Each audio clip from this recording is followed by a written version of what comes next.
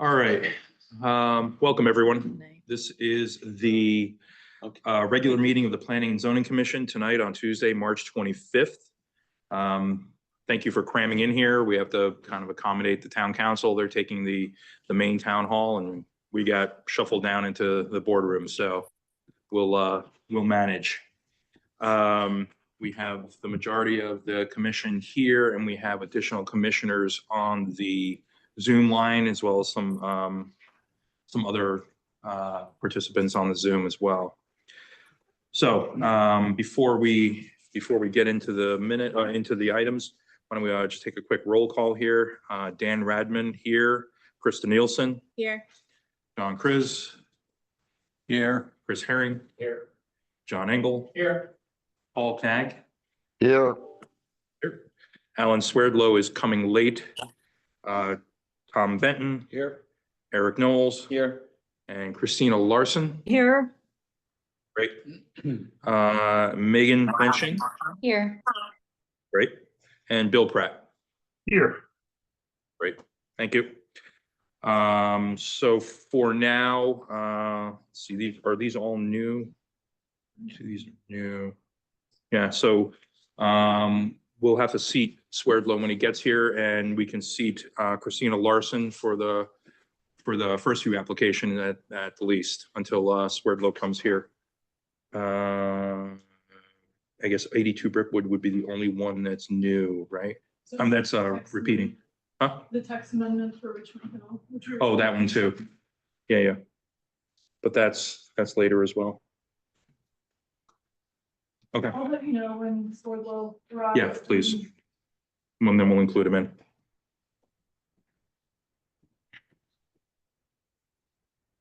Great. All right, first item on the agenda. This is our regular meeting. Is 91 Main Street upon application of Tyler Rogers, authorized agent for Cody Real Estate LLC, owner for a site plan approval pursuant to section 4.2.c.1 to permit a change of use from a food shop to a retail store for flooring products in the retail A zone at 91 Main Street, map T, block 43, lot 826. Hello, everyone. You just turn on your mic. Yep. Introduce yourselves, give us a name and address and how you're associated with the project.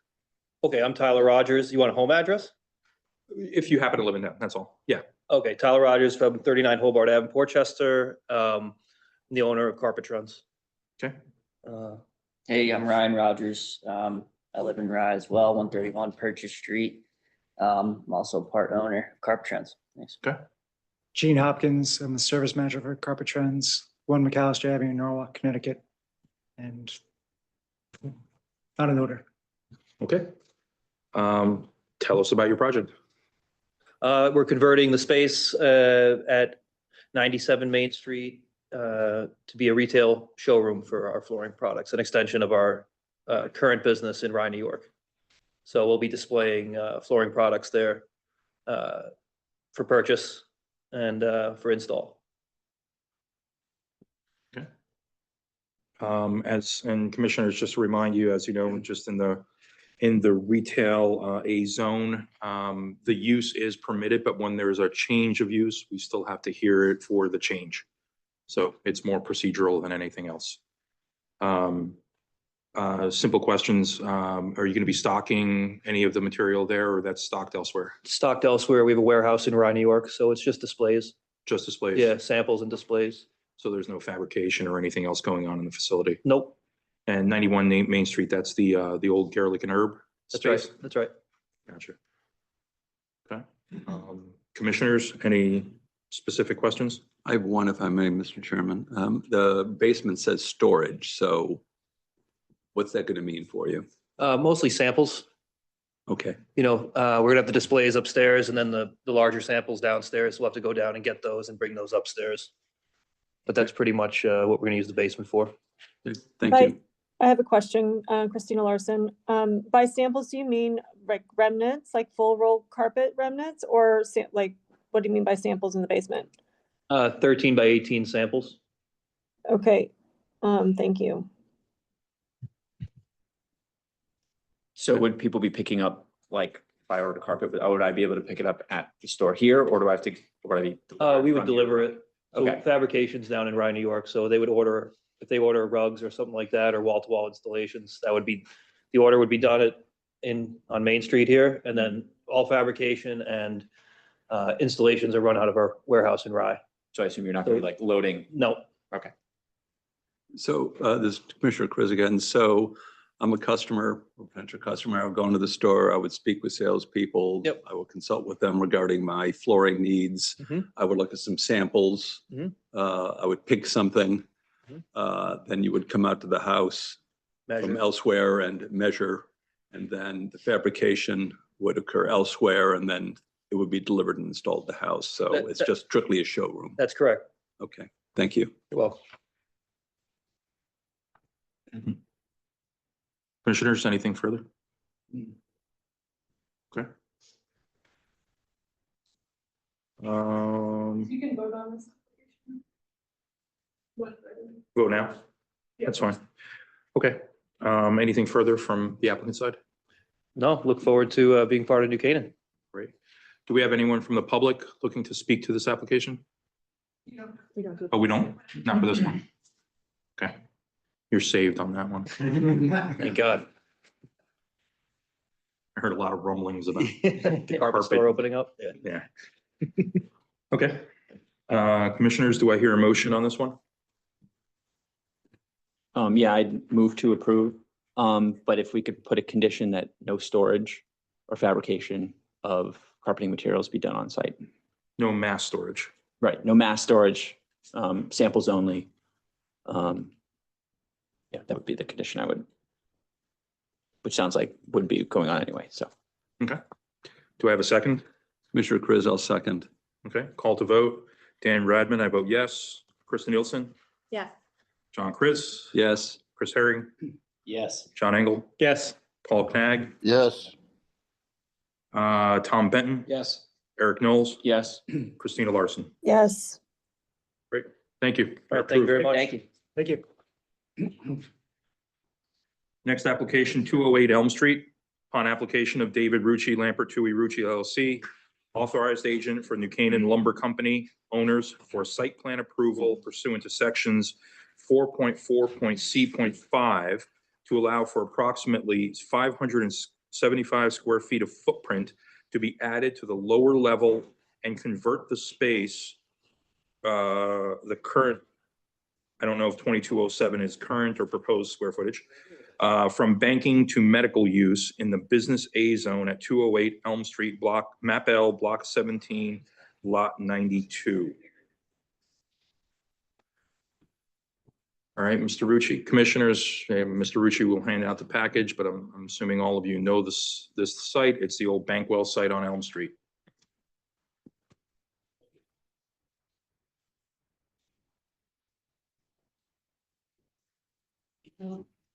I want to be the office supply company that supplies Rucci's office. Get a color printer. Huh? I had to get a color printer. I bet you did.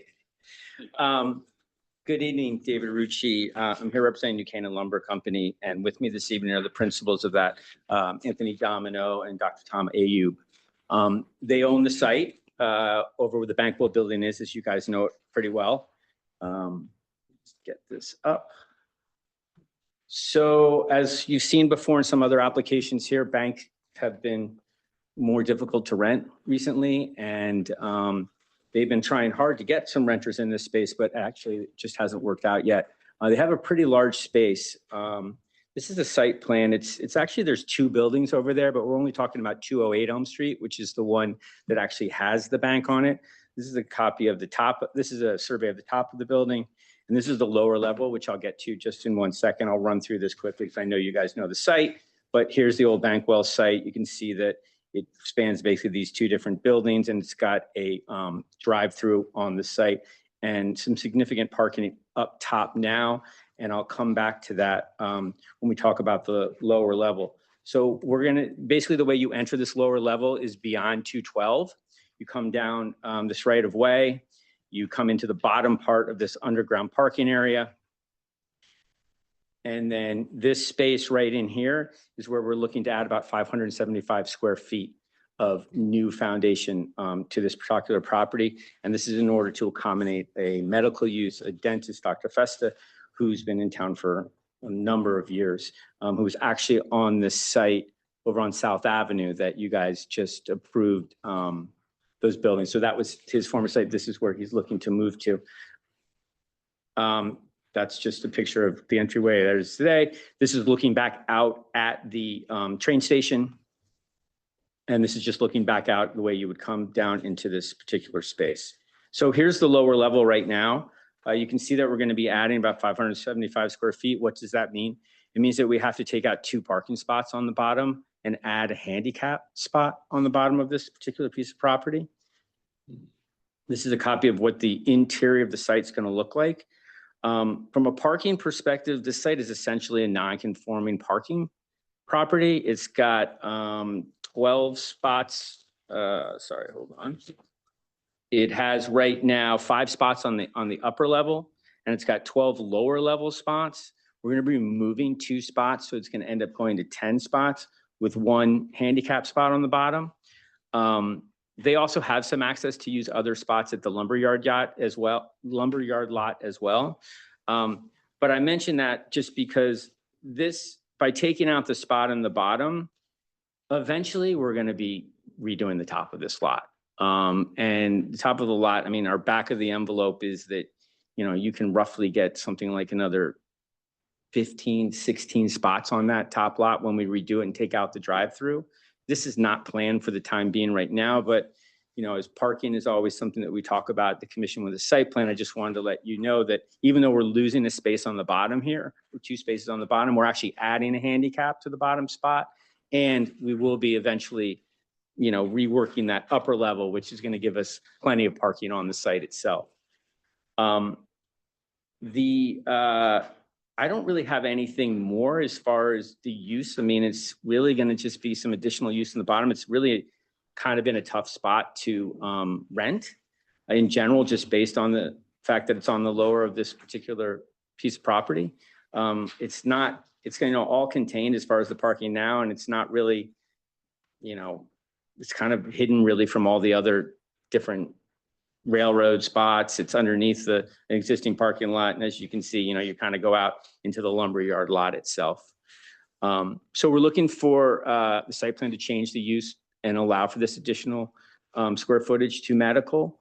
It's going essentially from banking or office to medical, which is a higher standard for the parking in and of itself. So that's kind of all I have with this. The principal for Dr. Festa is here. Obviously, our principals are here. If you have any other questions, there's nothing in the pipeline right now as far as what we're doing with the top part of the property where the bank is right now.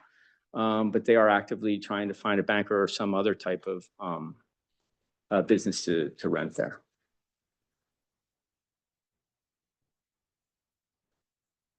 Commissioners, questions? So just to recap, I know you're losing some parking. How many parking spaces would a medical use require? The medical use on the bottom floor would require 1 per 200. So it is about 15 spots on the bottom. And you will be providing on the bottom? On the bottom, we're gonna have 12 spots and a handicap spot, but we do have access to parking in the lumberyard lot as well. I don't think we're ever gonna use all of that space. I don't know that. I mean, there's only, you know, a couple of doctors, a couple of staff and patients. So I can't imagine we're gonna be using all the spots at that time. But we do have spots at the top as well if we needed some, at least at this particular moment. Right now, your parking plan shows 10 spots on the lower level, We have, including the I'm handicap. sorry, right now, the proposed is 10 spots. I'm sorry, we went from 12 to 10. 12 to 10. I'm sorry, yes, 12 to 10. And then is there a plan currently for the upper 2 levels? There is not. We don't have any plan for the upper 2 levels other than just our back of the envelope when we were looking at this particular use, knowing that it was going to require more parking, that we have the ability to actually get parking on the top of this lot. But we haven't done it because we don't know what But we're the going to upper have. tenants are going to need parking too. Of course, and we're going to have to work that through with them as well, depending on who it is and what type of use they're going they're going to use for it. I mean, you can only have, you can't have more than 10,000 square feet of medical. So that's probably not something that we're going to be doing in this zone. But if we did, we'd have to have more parking. We have access to 28 other spots in the lumberyard lot as well. But we share that also with 212, who has no parking, on-site parking for the most part. Mhm.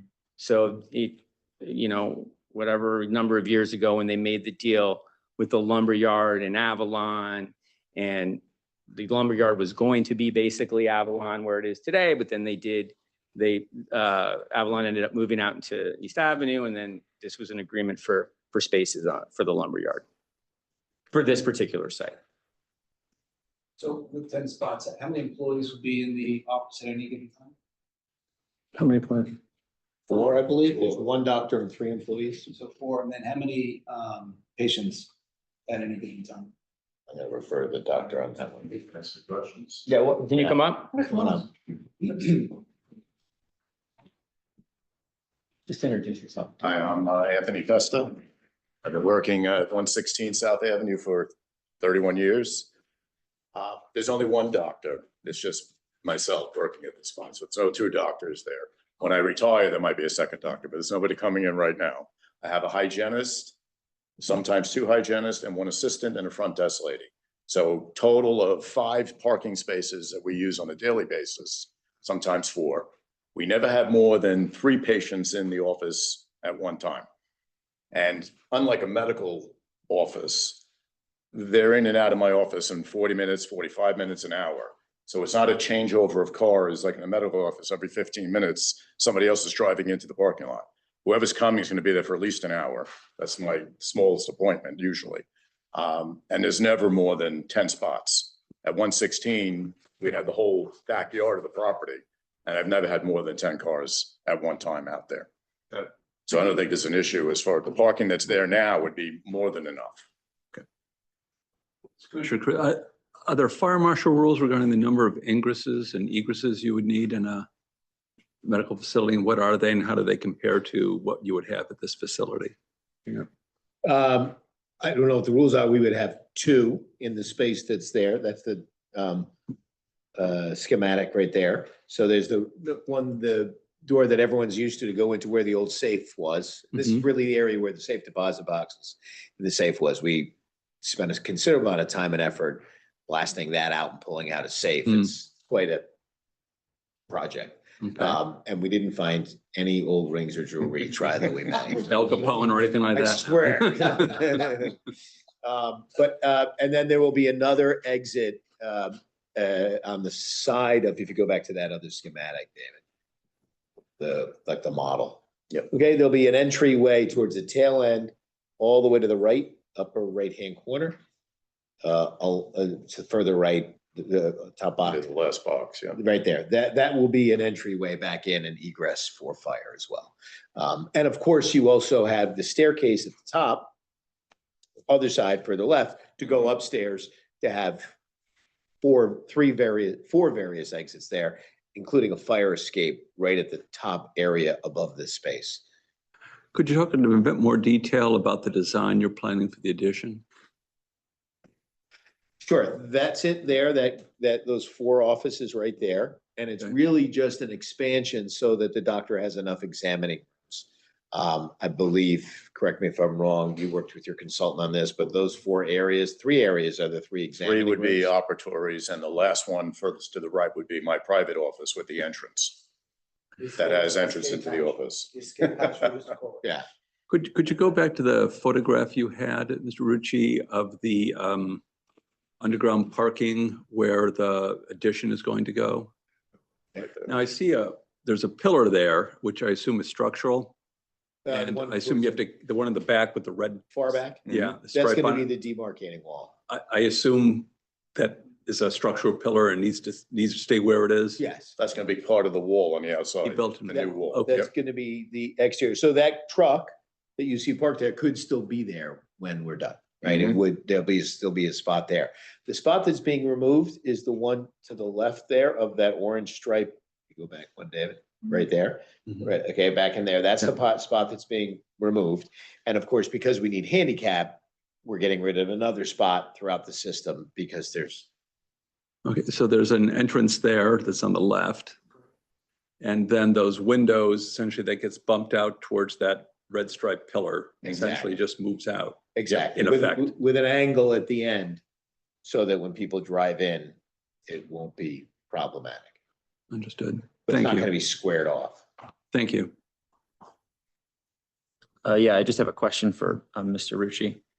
Would you be here if you weren't, but for the change of use, or is the change of use the only? Change of use is So what if we this have was to still a bank and you were just enlarging it and modifying the parking, there's no reason for you to. I don't think I would have to be here now. I think you could probably approve that.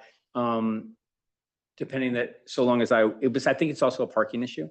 Like we have to basically, if it was a bank and we were losing parking, I'd probably still have to be here. Okay. Just for the site plan review. I mean, it would be kind of up to the town planner as to whether she wanted to send that through or not.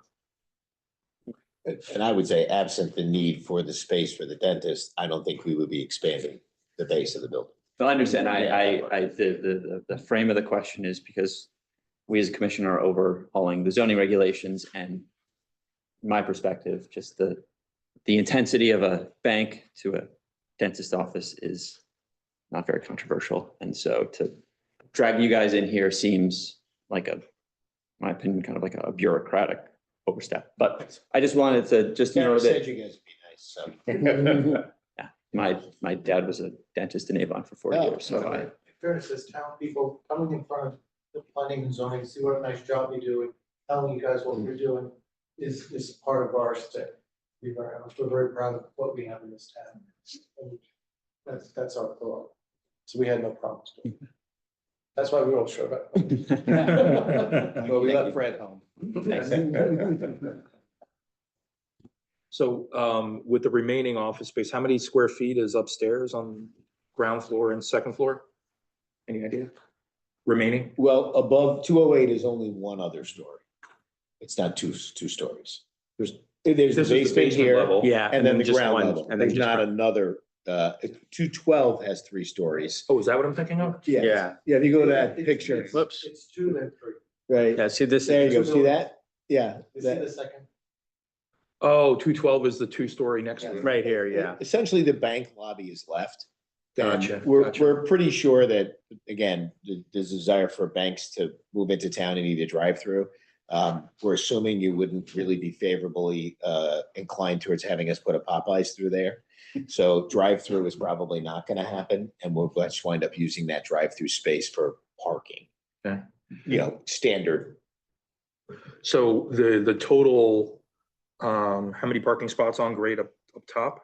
Just 5. 5. Yeah. Now, but that because of- includes the ramp and the drive-through. and Right, the overhead. whereas if that was reconfigured, it'd get bigger. Much. So you have 5 upstairs, 10 downstairs remaining, and that location is supposed to satisfy both 208 and 212? No, just 208. Just 208. Yeah, So where does 212 park? Only in the commuter? yes. 9 of which are right behind the building, adjacent to the train station.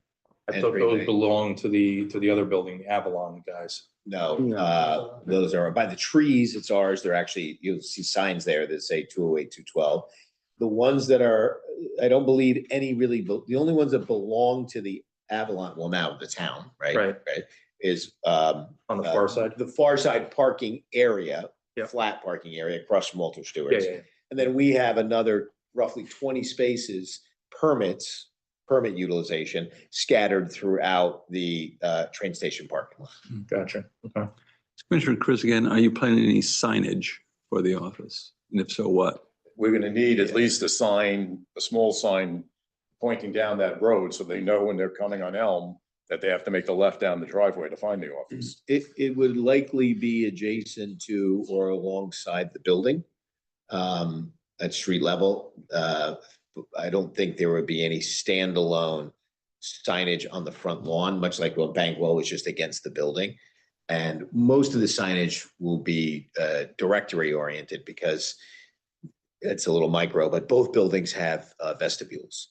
So you're just gonna have to know which one's 208, which one's 212 in terms of where you're going. As Mr. Rucci no doubt informed you, there are separate signage rules and you would need to run that by Ms. Carey. Yes, and I think that's been drubbed into the tenant as well, right? Mhm. So, Can't be neon, it's not neon flashing light. Just checking. Can be 2 feet high, but, No neon. um, one comment, I know this is kind of a schematic plan and I'm assuming you still have architectural plans to put together for building department and everything else. You want to be careful of your clearances and that outside corner of the addition. If you want to go back to that site plan, one page, yep, there. My recommendation would be to take the handicap spot and the crosshatched discharge area and flip them. Put the discharge area closer to the building because it'll give whoever's parking in the handicap better maneuverability. good point. And then the other recommendation is there's currently a line of 8 or 10 bollards along the bottom floor. Obviously, this is going to get even tighter down there for maneuvering. So look to see if you can get bollards along the outside corner and, the vulnerable portion of your new addition, because you just don't want people running into your building. No question, no question. And Thank you. my guess is we'll have to do something with the dumpster that's there now and things like that, just to clear everything in. Yeah. Good points. Yes, thank Yeah. you. I mean, talk to, your architect and they might have a more creative way of just creating a barrier so that your Yeah, and I think building in, doesn't get damaged. in fairness, we just had RKW cite this, so this. Yeah, that's fine. Yeah. Understood. Lighting isn't changing in the garage? Correct. It's older, so it might be a little brighter.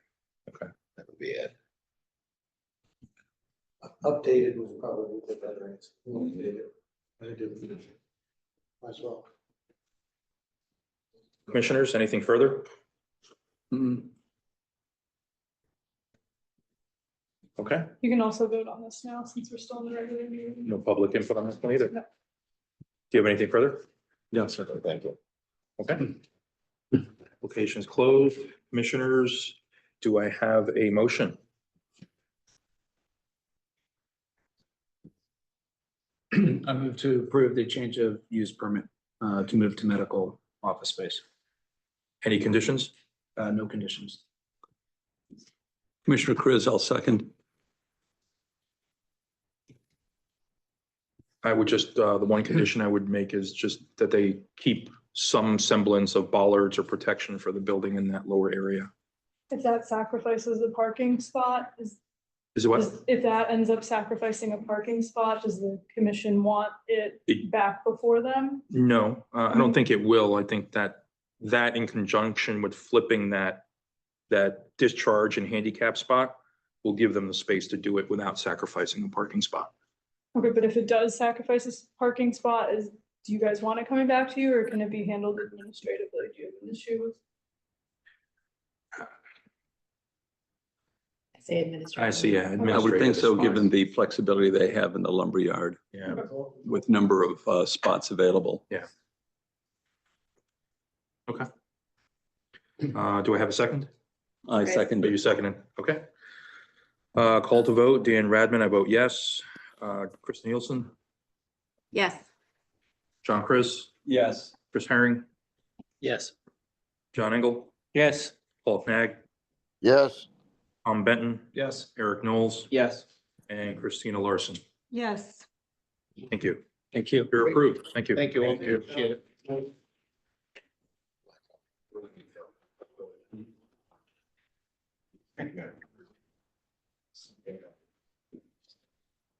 All right, next application, new business, 31 Oak Street.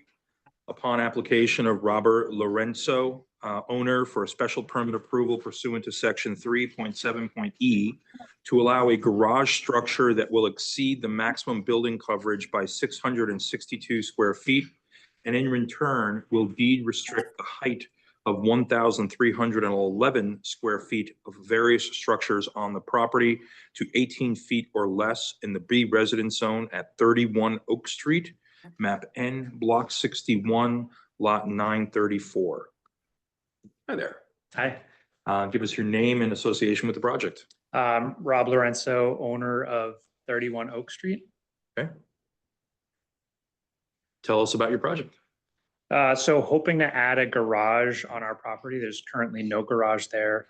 It would put us over, as you mentioned, the lot coverage limit. So the garage itself, we've designed at 18 feet, and then we already have two parts of the house that are just single story. So that would cover us for that 2x requirement. The structure itself is, from the street, would look like a 2-car garage, and then it's essentially tandem, so just longer.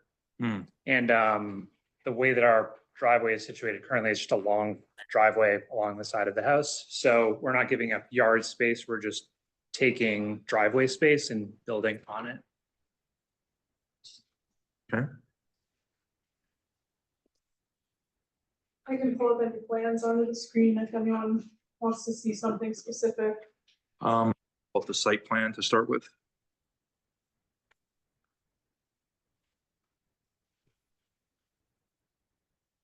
So currently that driveway does exist all the way to the back there, is that right? Yes. And there used to be a garage back there, right? Prior to us buying the house, there was a small 1-car shed / garage, but it was gone by the time we bought the house. So will the new structure be connected to the house? No, it's separate. There's about 4 feet at that corner. So that back corner of the house structure is a mudroom with a little bit of a covered porch. And then it sort of opens up where that patio space is.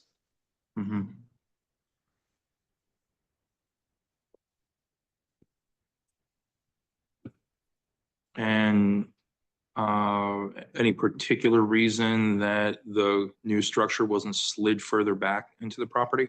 Yeah, so there's kind of like a funny property line that juts out. You can kind of see a bottom left corner of the screen.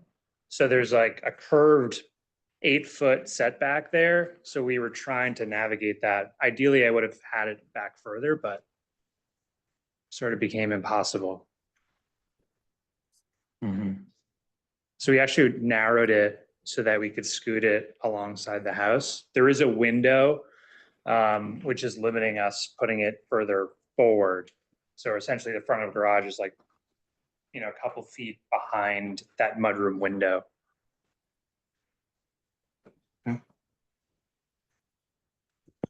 There's any other questions? This Commissioner Chris had a question on the hedge along your property line. Does it go all the way back to the back end of the garage, planned garage?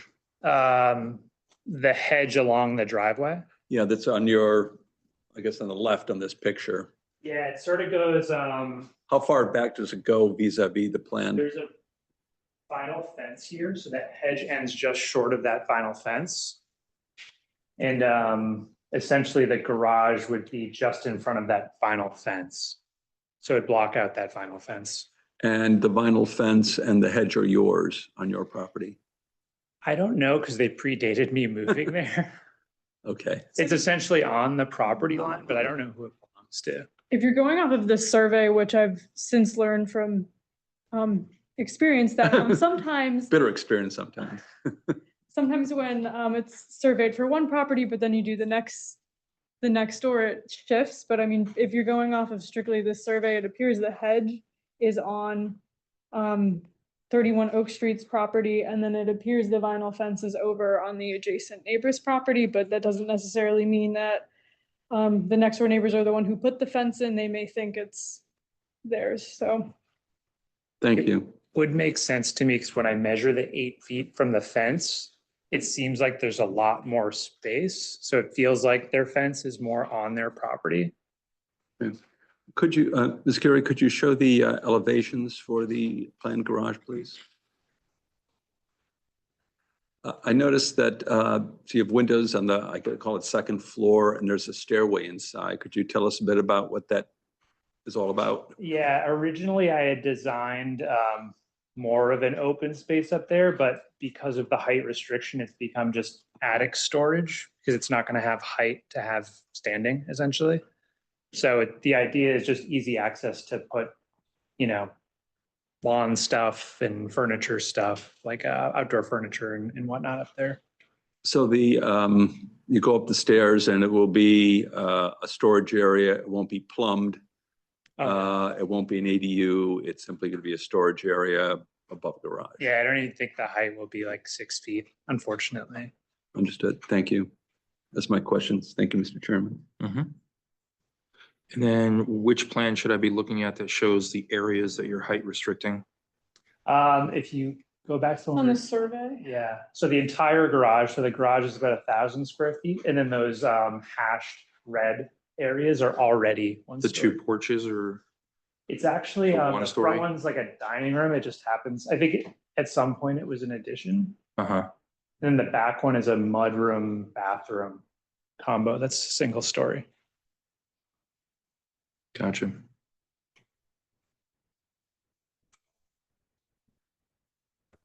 I see that you had a drainage report done. Sorry, I didn't see it on there, but I'm assuming the town engineers approved the Correct. drainage. She didn't have any comments on the submission. Okay, thank you.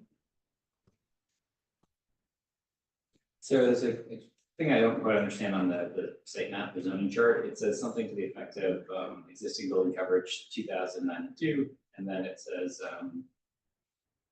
coverage excludes the porches because they're less than 24. Is that right? Building coverage includes residents, and that includes front and rear covered porches. It's the overhangs. So whenever an overhang is less than 24 inches, then it's not counted toward coverage. So if a roof overhang is 28 inches, that entire roof overhang will count towards building coverage. So it's, but for covered porches, they do not count for building coverage for the first 10 feet out. So their front stoop, which I think they're calling a porch, that doesn't count towards building coverage. And then the rear. I thought it did if it was higher than 36 inches. Correct. If it's higher than 36 inches. And so this one is lower. Is lower. Honestly, we really rarely see any porch be over 36 inches because it's 3 feet, like that's very high off the ground. So it's very rare that we see those. And when you say maximum allowed at the exemption of 140%, what exemption are you talking about? So you get additional building coverage if you deed restrict portions of your home or accessory Right, structures okay, so and that heights. exemption is this. Correct. I And just the wanna make sure I maximum, understood what you mentioned. yeah, and the maximum is 140%, which is spelled out in the regs. And so Commissioner, Sorry, go ahead. It's Commissioner Chris again. Could the applicant talk a bit about the building materials to be used on the outside and the roof and so forth of this intended structure? Yeah, so the idea is to match the house. So we have siding, RD siding. So we'd match same color, same finish, same roof finish as well.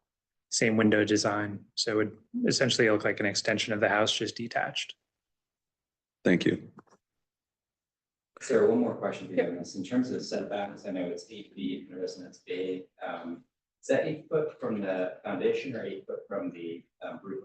So the roof overhangs are also allowed in encroachment, so it's from the foundation. Okay, got it. So the reason I ask is that in this one being tight to the line, so the roof overhangs over. It's also a 24-inch encroachment.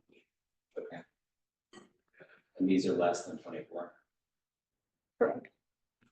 One thing we'll need to have this RKW survey. And this is on Brodigan. Okay, so Brottingham, they need to update this because their legend is identifying 159 square feet to be deed restricted. But you actually are looking to deed restrict 1,311 square feet, which is the garage plus the 238 square foot portions of the existing building. So they're hatched differently, but they're noted correctly, meaning, you know, the garage is noted as being deed restricted. We just have to clean up the legend on the left so it's the proper amount. So do you need, I think we need 159 of those 2 spots. Do I need to mark like? I don't know where the 159 comes from, but what your application is asking for is to deed restrict 1,311, which is the sum of those 3 areas. Yes. So okay. that has to be reflected on the left side. Understood. Okay. Not the 159. Seems like it's just a typo, so. we'll It might make be. sure that- I can ask them. It might be.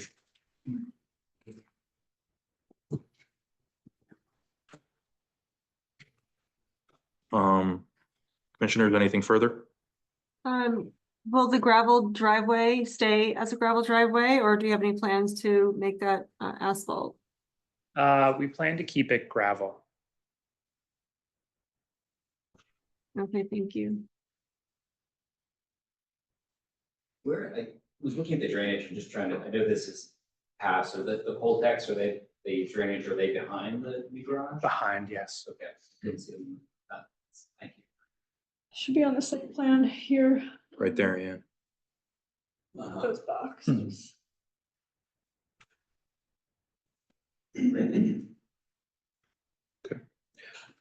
Commissioners, anything further? Okay. Anything else from you? No, thank you. Thank you. Anyone from the public want to speak to this application?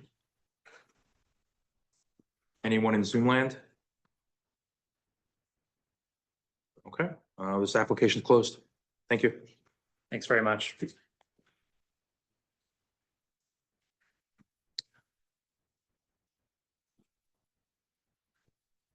All right, next application, 89 Chichester Road.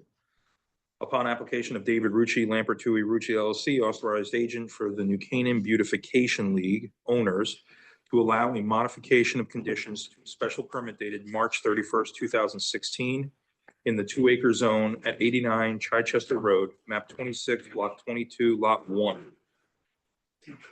Wow, has it been that long since 2016? I know, right? None of this original. I do too. Yeah, Okay. you heard the word yourself. I'm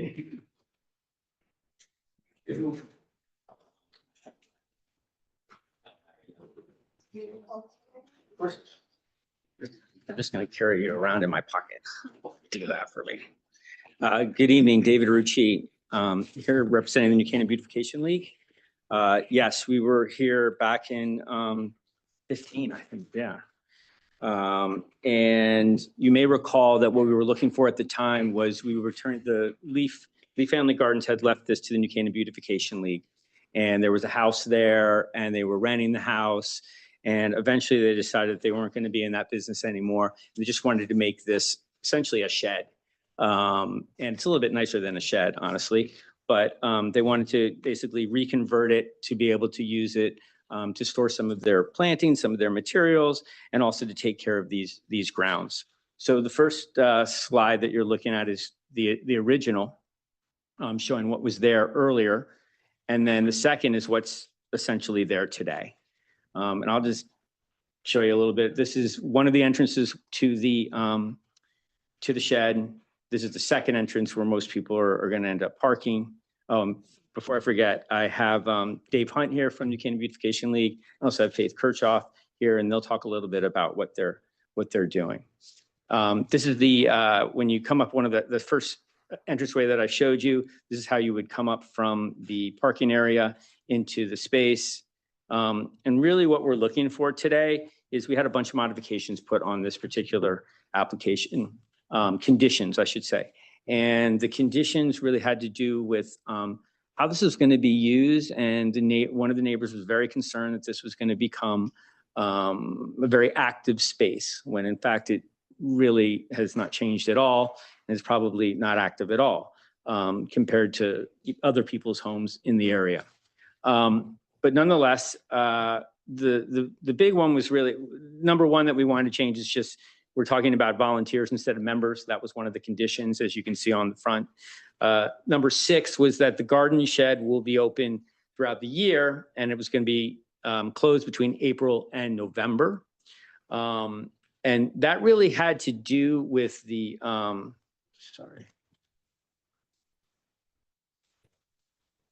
the shed was only gonna be open for that period of time. And really that doesn't include the grounds itself. So the grounds are maintained throughout the year. The shed itself, though, has not been open. It's been closed from April to November. And what we're really asking for is that this condition be removed so that when people are on site, they can actually use, honestly, the bathroom in the site. That's really the main reason why we're here. And they didn't want to run afoul of that.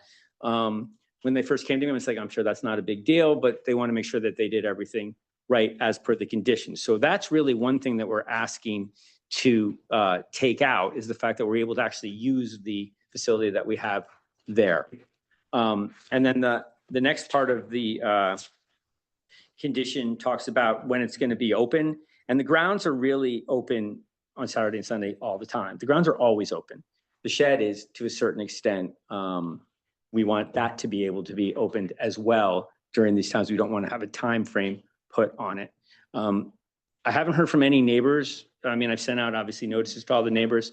One neighbor did call me about something completely different, but had nothing to do with the conditions itself. He just was, somewhat concerned about safety and locking the gates and making sure that people couldn't get in at night, really. So we're discussing that now. We've put some security cameras up there, and we're going to put some signage up indicating you're being watched, and hopefully that will be enough to keep people away from the site after hours. The next condition that we were looking to sort of clean up more than anything else is that initially we had this garage / part of the property that we said, well, we're just going to have the basket materials for the actual New Canaan Beautification League, when in fact we have lots of different materials in there. It's not just the baskets. So we're just asking that condition not be so limited to just the baskets on the property. And then the other things are just things that have already been satisfied. I mean, I don't care whether they honestly stay on the conditions or not, but they've already been done. So they seem to be, since I'm here anyway, that we ask that they be taken out. This is what I was talking about, just to give you some idea. This is the shed area that holds the baskets. And you can see it's a very small site. This is as you come up on the side and you enter in this small little door here. And you can see it's got, it's been upgraded. It's got a little table there. And it's got the all-important bathroom, which is really why we're here this evening. I don't know if you have any questions about these. Sure, go ahead. I have a question, if I may, Mr. Chairman.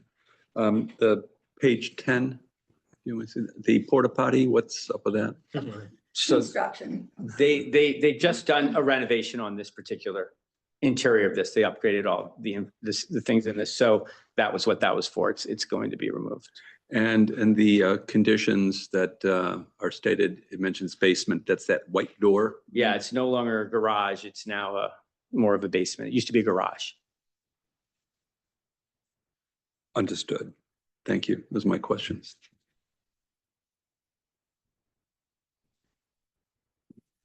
What happens in the off season? What's happening in the house? I'll let Dave. Go ahead. There are still things to do in the garden until it snows or until the snow melts. So we do work in there. We have meetings, plan our work, plan our activities. We have a library in there with reference books and a big garden library. The biggest thing too that Dave said is that we're a dawn to dusk operation. There's no lights there. I mean, we do have the safety lights that are motion activated at the garage and on the patio, but other than that, there's no lighting. Right. So there's no activities after sunset. Gotcha. Okay. Yeah, I mean, frankly, it just really is more than anything, it's a place that the ladies can go in. Almost all the volunteers are female. Yeah. So having a bathroom facility is practical. Our tools are there. Further question, if I may. If I remember properly, the automobile entrance to reach this includes an easement on the neighboring property. Mhm.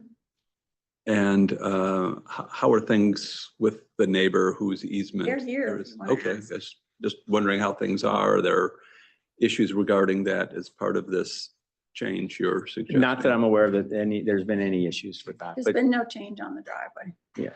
So the driveway was changed, my understanding of in 2018, which was discussed back in 2016. And then if you look at the as-built from 2018, which is provided, it shows that it is no longer on the property.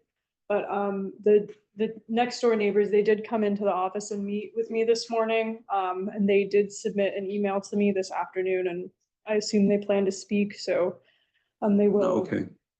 You will hear from them soon, I assume. So it was changed. I couldn't remember saying going back in old information, but the vehicular entrance to reach the shed is entirely on your property? Yes.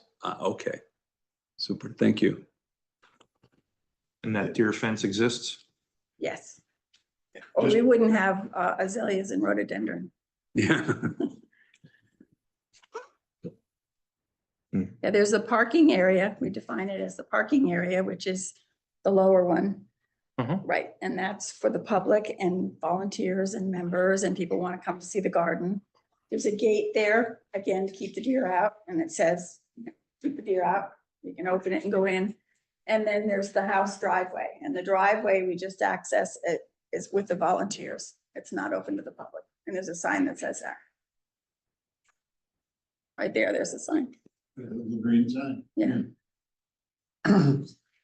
As a practical matter, there's really only room for 2 cars up at the top unless, well, you can block somebody in by putting a 3rd car, but somebody's got to move if there's more than 2.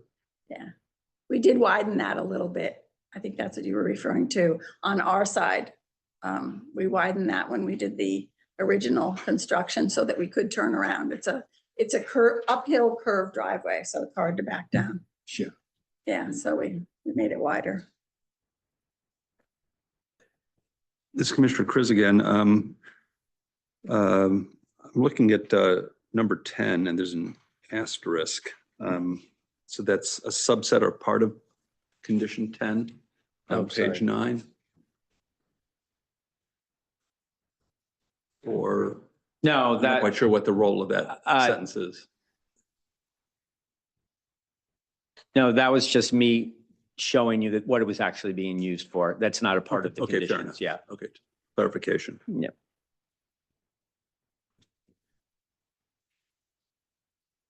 The baskets that are referred to in that are the hanging baskets from all the lights and lighting posts. But we're actually not using that anymore because we're now buying things each year. And so we no longer store those baskets at all. So to cut it down, there are 3 things you're asking for. One is drop the word members and it's volunteers. 2, I think at number 10, that you can store various things used by the league in the basement. And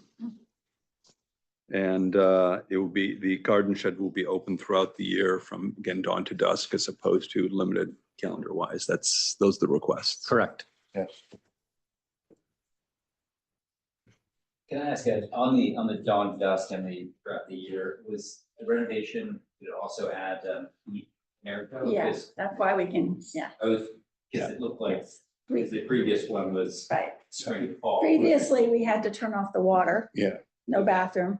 So now this is a year-round So facility. now we can have the bathroom year round, as in any house, and heat. Okay, so it's really about this becoming like a year-round center Yeah. for the beautification league for planning and of course during the dawn dusk period, but Yes. turns into a year-round facility. Okay.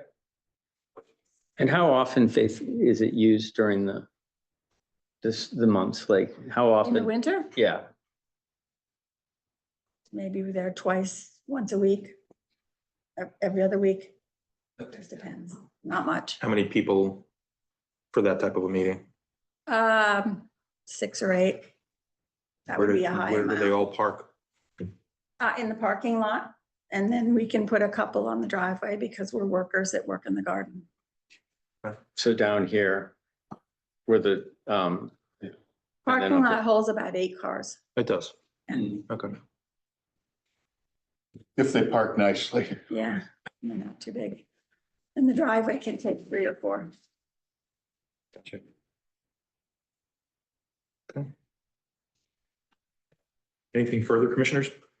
So I'll just note for clarification, there is condition 5 just says no monthly New Canaan Beautification League general membership meetings will be held in the gardening shed. So I know you're talking about planning meetings, but I just want to clarify that Yes. condition does exist and that you're not. We're changing limited that. with space, so, I mean, our monthly meetings are held like at the nature center or other places where we could have 40, 50 people. We just don't have the space for that, or the parking.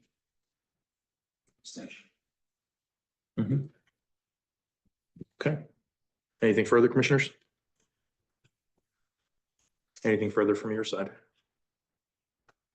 No. Can you clarify how many volunteers, just from a volume perspective? I know it's a wonderful organization, curious. How many At the volunteers? garden. We probably have a list of about 20 volunteers for the garden. But at any given time, and it's usually mornings and midday, 6 or 8 people. So. Very small one. Okay, thank you. Yeah, membership exceeds 200. Yeah. And some of the volunteers may not even be members, but. Yeah, I would say they all are. Yeah. And we don't have any volunteers that aren't members. Okay. All right, thank you. Is there anyone from the public that would like to speak to this application? We had submitted a letter to Sarah, so. I Okay, don't know if you want us to read it, or if you were gonna read it, or if you gave it to the members. the members have access to it online. There's from Matt and Mary Verton. Yes. Yeah, it's already posted online. Commissioners, if you've had a chance, but if you're here, if you'd like to speak to the letter and Yeah, there is one. just come up to the microphone. And this is the biggest point. I mean, as the letter says, this has been a pretty extensive renovation that seems to have drawn a crowd to the facility. You know, the New Canaan Beautification League is not in compliance and hasn't been in compliance with the stipulations of the special permit issued in 2016. There's mostly workers there throughout the year. They constantly use the driveway. And I know this is not a planning and zoning commission issue, but she stated that when they redid the driveway, they put it onto our property. Absolutely. No, that was always there. The part of the driveway that we changed was towards the garden to make it wider so that we could turn around. Faith, you know that part of the driveway is on our property. Yeah, there's an easement. There is not an easement. Can you show me the easement? Sure, Sarah can show you. So. This is, okay, so there is a license that was from Jens Rism to, and this is what the license says. This is .4 of the license. Sorry, to be clear, you're the neighbor to the north? Yes, 103.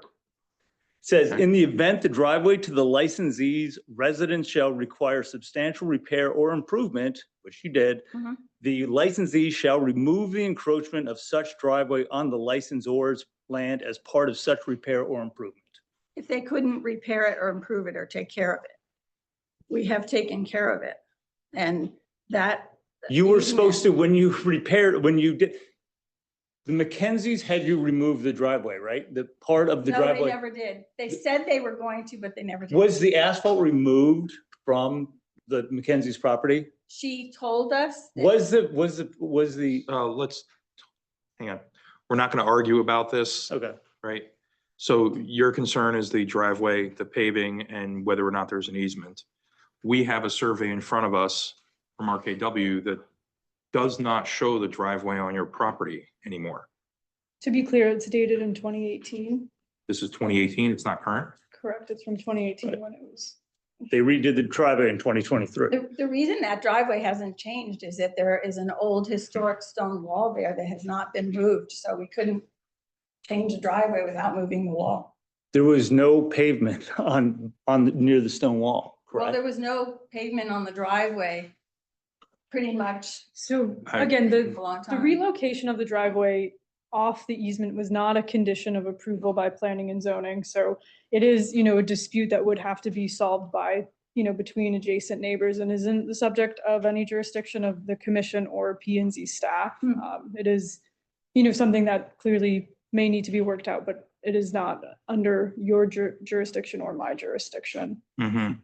And the language you were just reading was from what? From a, Well, they say, I guess she's called it an easement, but this says revocable license. It was submitted in the 2016 special permit application that, This is between Jens Rism and who was the owner in 1996 when this was entered into, and the Garden Center of New Canaan Incorporated. I see. Make But, your- and that was with the previous owner, but that was not carried through as part of the previous approval? Is that correct? it just wasn't, it's, you know, an agreement between two neighbors, so P and Z didn't speak to it in 2016 because it wasn't, you know, we weren't a party to it. Right, because when we approved it in 2016, it was still encroaching across the property line. It was still an easement.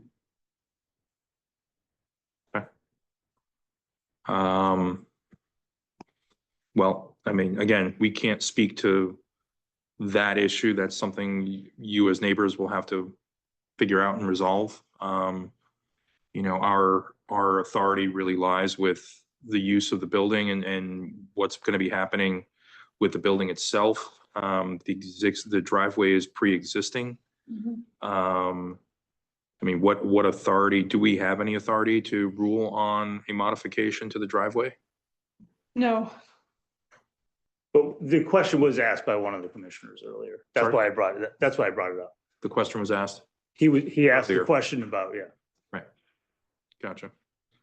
So, I mean, we would recommend that you guys discuss this offline to try and resolve this amicably, you know, whether it's, you know, validating an easement condition, or an encroachment onto that property, or modifying the driveway in some form or other. I see the pictures, with the asphalt curb that's going up that hill. Is that all new as part of this new construction? No, It was put in 2023. in 2020, 23, 2020, 20. The new driveway was put in 2023, 23. Gotcha. fall of 2023. The curbing was put to keep water from going onto his property. Yep. Yep. Makes sense. Has it been staked and all that? Yeah. Survey? Mhm. so I mean, It's, not for this application, obviously, because they're not proposing any site work as part of this application, Right. but But in 2016, we had it staked and we had the maps done. yep, and I mean, to issue a permit and then to get the CO for the building in 2018, the surveyor would have had to verify everything, which is, I think, when the survey they've submitted for this application is from So I'm curious, this survey's from 2017, 18? 2018. 2018. And what I'm hearing is that the driveway's always been encroaching over the line. Mhm. Why wouldn't this survey show it accurately? I It think- seems like it may have been I think it relocated. is. Yeah. Can you So- show- Can you show the map? David, did you See, either oh, show it or so stop David. sharing your screen?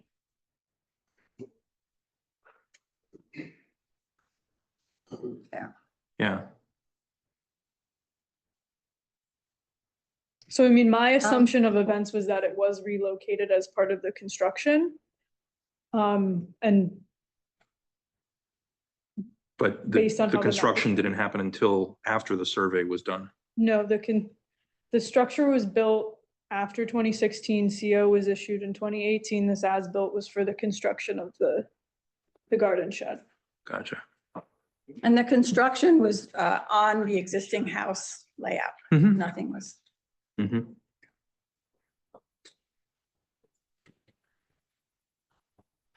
Is that, it seems adjacent to the new building, there's a little squiggle that goes across the line, that wall. It's an existing retaining wall. Yeah. And So is the- that the retaining wall, we can see the picture, that's the pavement goes up to? Yes. Okay, so it does look like the pavement goes like.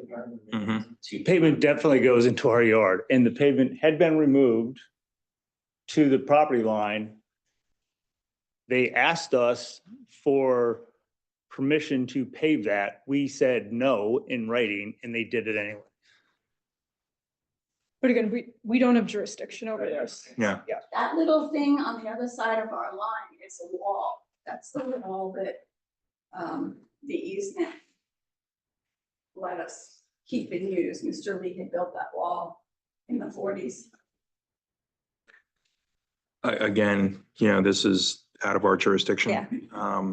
You guys are gonna have to you know, work with Mr. Rucci and try and figure out how to amicably come to an agreement on this, whether it's, you know, some sort of a paper agreement on the existing driveway the way it is right now, or modification, whatever you guys choose.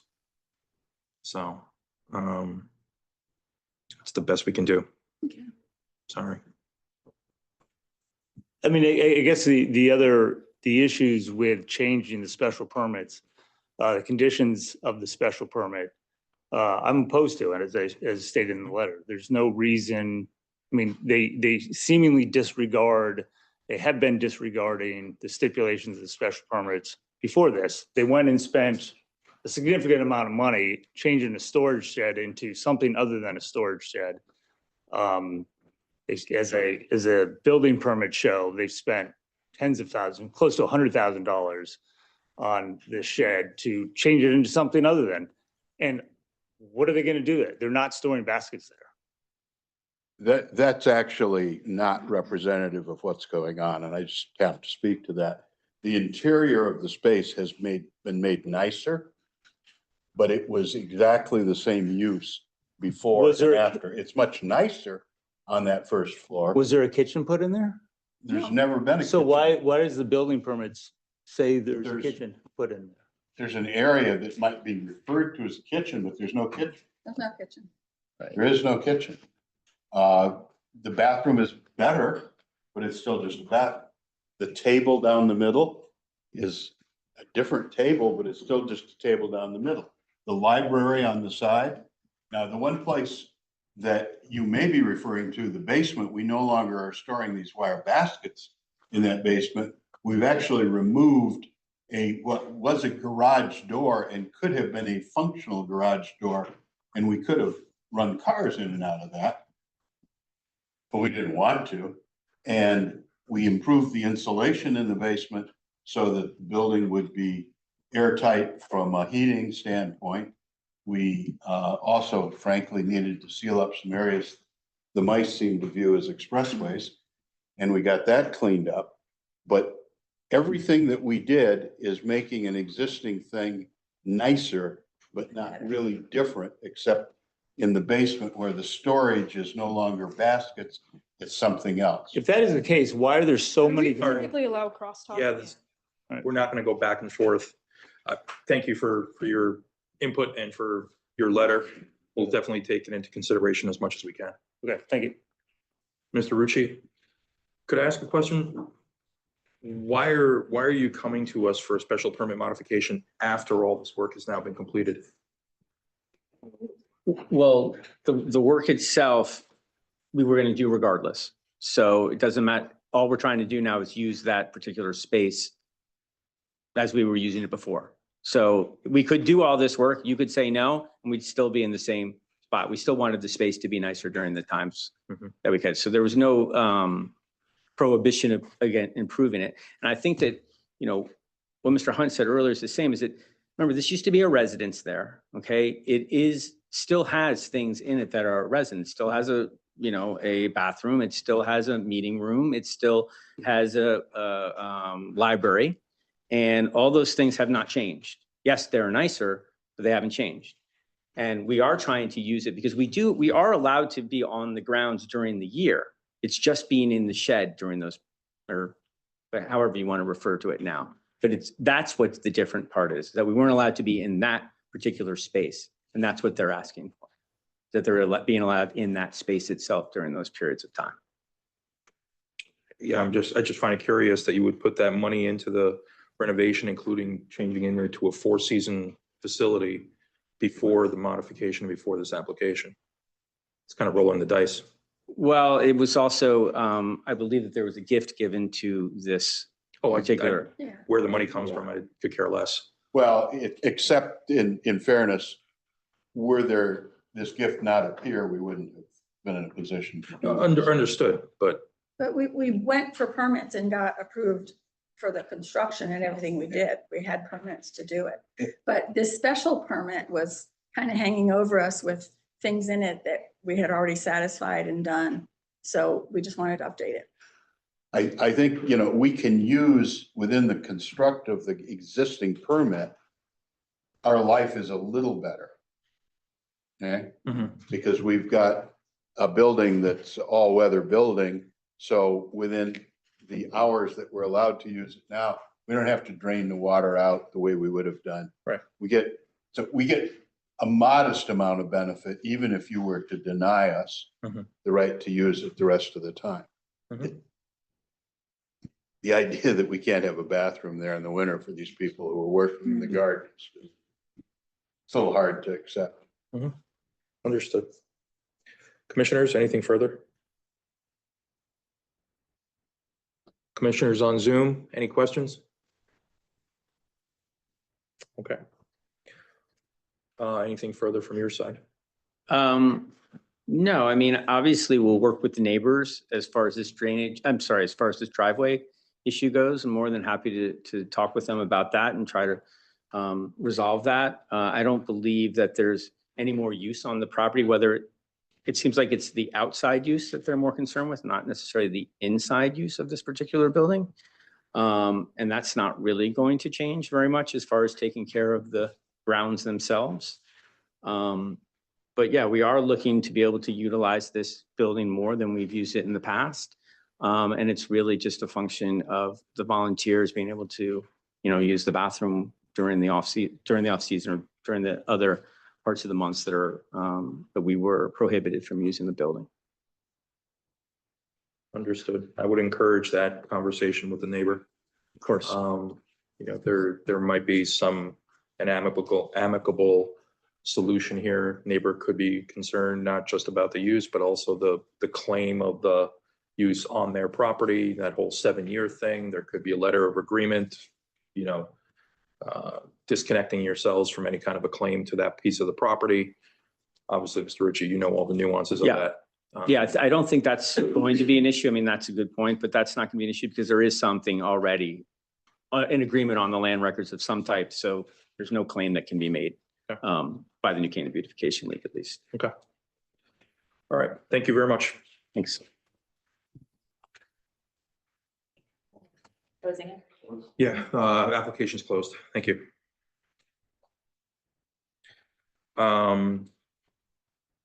Should we continue into Richmond and Brookwood or deliberate on the two applications we just No, we heard? should continue on. Continue on, okay. All righty, next application, 14 Richmond Hill. Discussion and consideration of the request of David Rucci, Lampertui Rucci LLC, authorized agent for 14 Richmond Hill LLC to amend the zoning regulation dated June 16, 2007, amended December 6, 2024, to amend section 54C to allow the Planning and Zoning Commission to reduce certain requirements for legally non-conforming lots in order to facilitate the redevelopment of these lots and housing in the apartment zone. I have to recuse myself from this application, so I'll let Ms. Nielsen steer and I'll quietly in the back.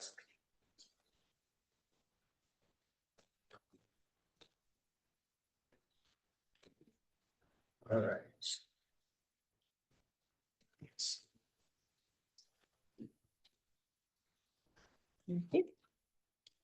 Color codings.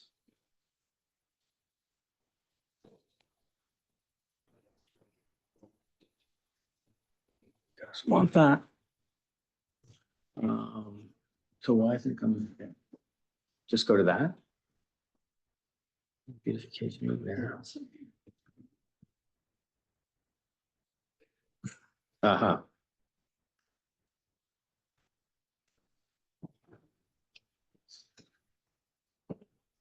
And that's. There you go. Okay. Thank you. Good evening. Again, David Rucci, Lampertui Rucci. I'm here tonight with Joe Bavona and Ed Zilis.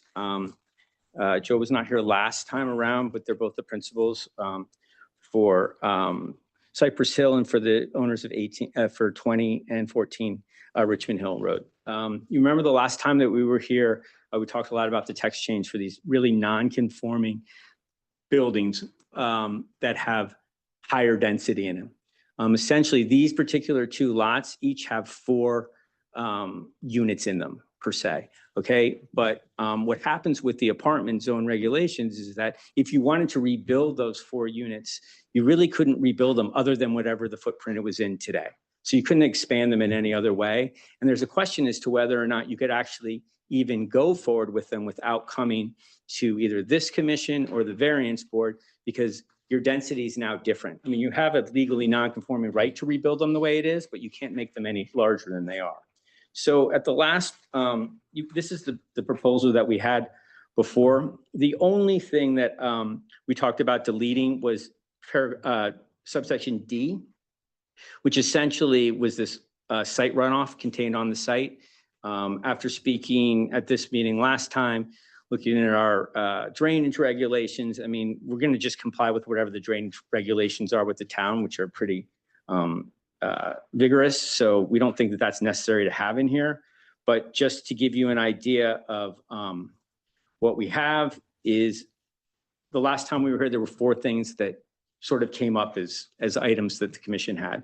One was allowing the increase in building coverage from 25% in this zone to 35% on non-conforming properties. Second was the development of the apartment zone. Would this have an effect on the development zone? Question as to whether really you guys should be looking at smaller size units and not the units that we had before, and then the timing of the text change. And I think those were the 4 that identified that were on everyone's mind at the time. Started with sort of the allowable building coverage.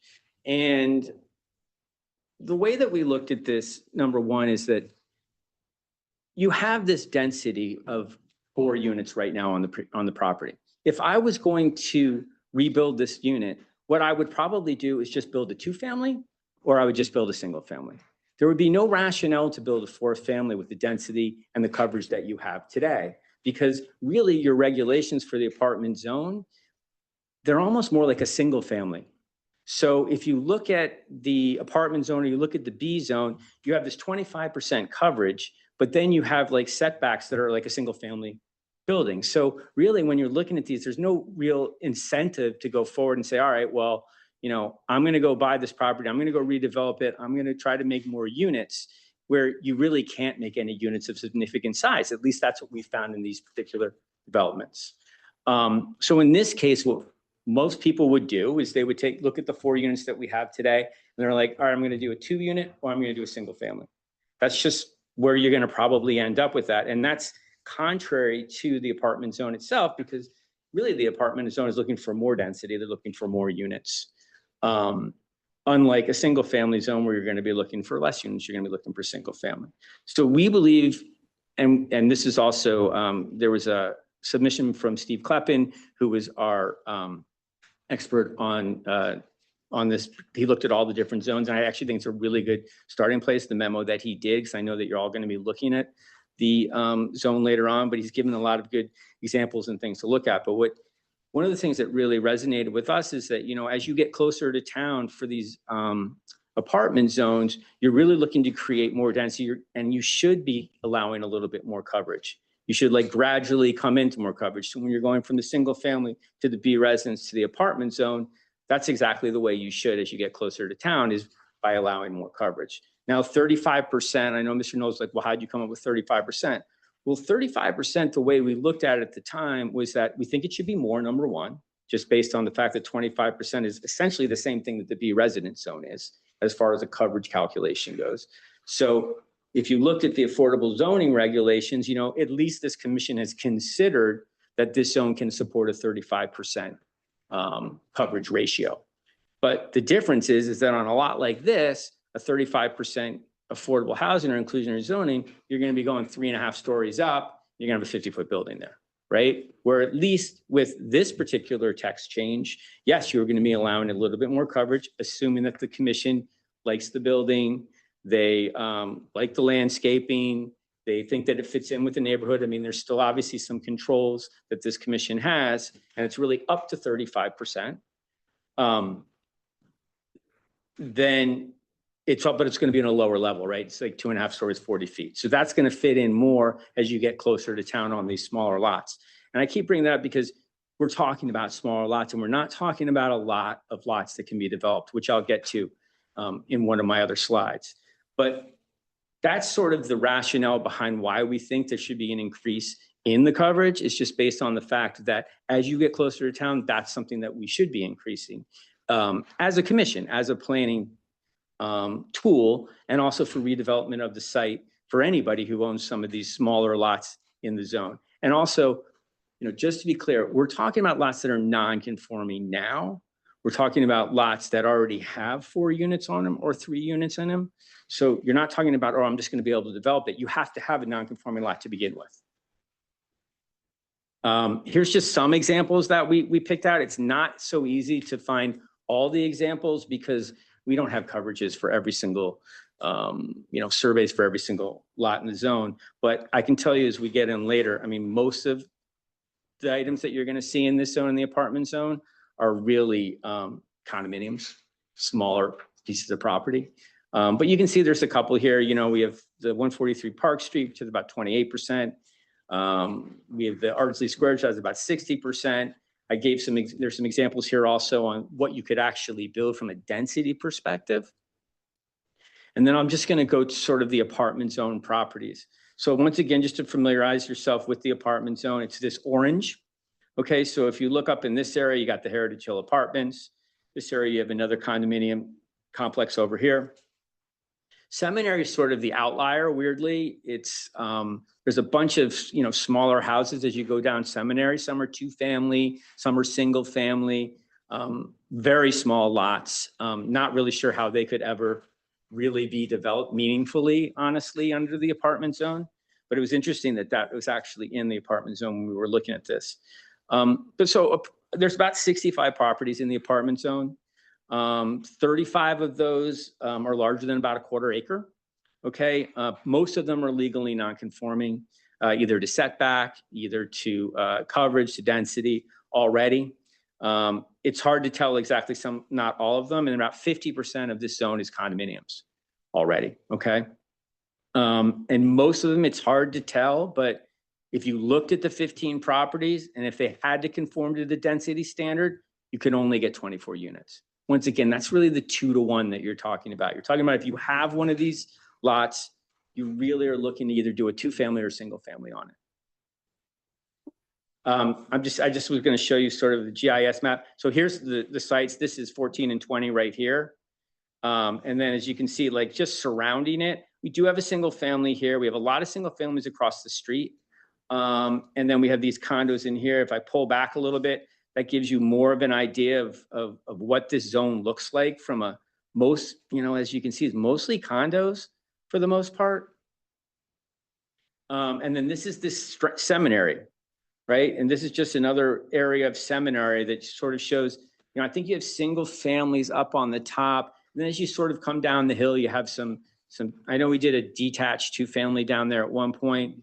You have these condos in here that are for mostly 2-family, mostly rentals in this area, older homes. I don't think there's more than 2-family in these. There may be a 3-family down in this area, but most of them are 2-families after you hit right here.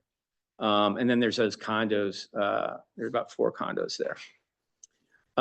Unit size was a question that I know came up, and I know there was a comment like, hey, maybe we should be looking at just much smaller units, you know, and make it more affordable for people to come into town. And, you know, while that's certainly a perspective and a point, I think it's very difficult for the zoning board to basically say, listen, you know, let's incentivize people to make smaller units. I think that it's not really what zoning has done in the past. Like that's not something that you would really do as a zoning commission. And even though it may be, you know, a great idea. I mean, we all think that it'd be greater to get, you know, affordable housing in town for people that can move in and, you know, not have to spend $2 million for a house no matter what. We'd love to see these smaller units. I mean, I actually think that this text change will help that a little bit because in our particular case, at least, you know, if our client has to build only 2 houses, you know, if he's going to do a detached 2-family, those are going to be larger and they're going to be more expensive. If he's able to do under our text change a 3 or 4 units, those are going to be a little smaller, but they're going to be more affordable. So I think you actually have you will have people that, they're not gonna be able to sell a smaller unit for X number, that's gonna have to be lower, and you're also gonna have more units in town and closer to town. So that's sort of the way our clients have looked at it, as well.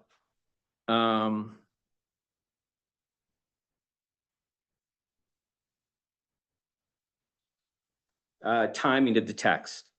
So it's true. I mean, obviously, we know you guys are all going through, you're about to go through these text changes. We don't believe, and our town planner who helped us with this, essentially has said as much as well. And I'd love to hear Sarah's thoughts on it as well, because obviously, she's going to be the one working with you in, getting these text changes done. But this particular change, if the commission believes that we should have more units closer to town that are denser with a little bit more coverage, with or without coverage, this text change is going to do nothing but support that. So there's nothing that's changing with this text change. You're going to be like, oh my God, we should have never approved that. It's not what we want.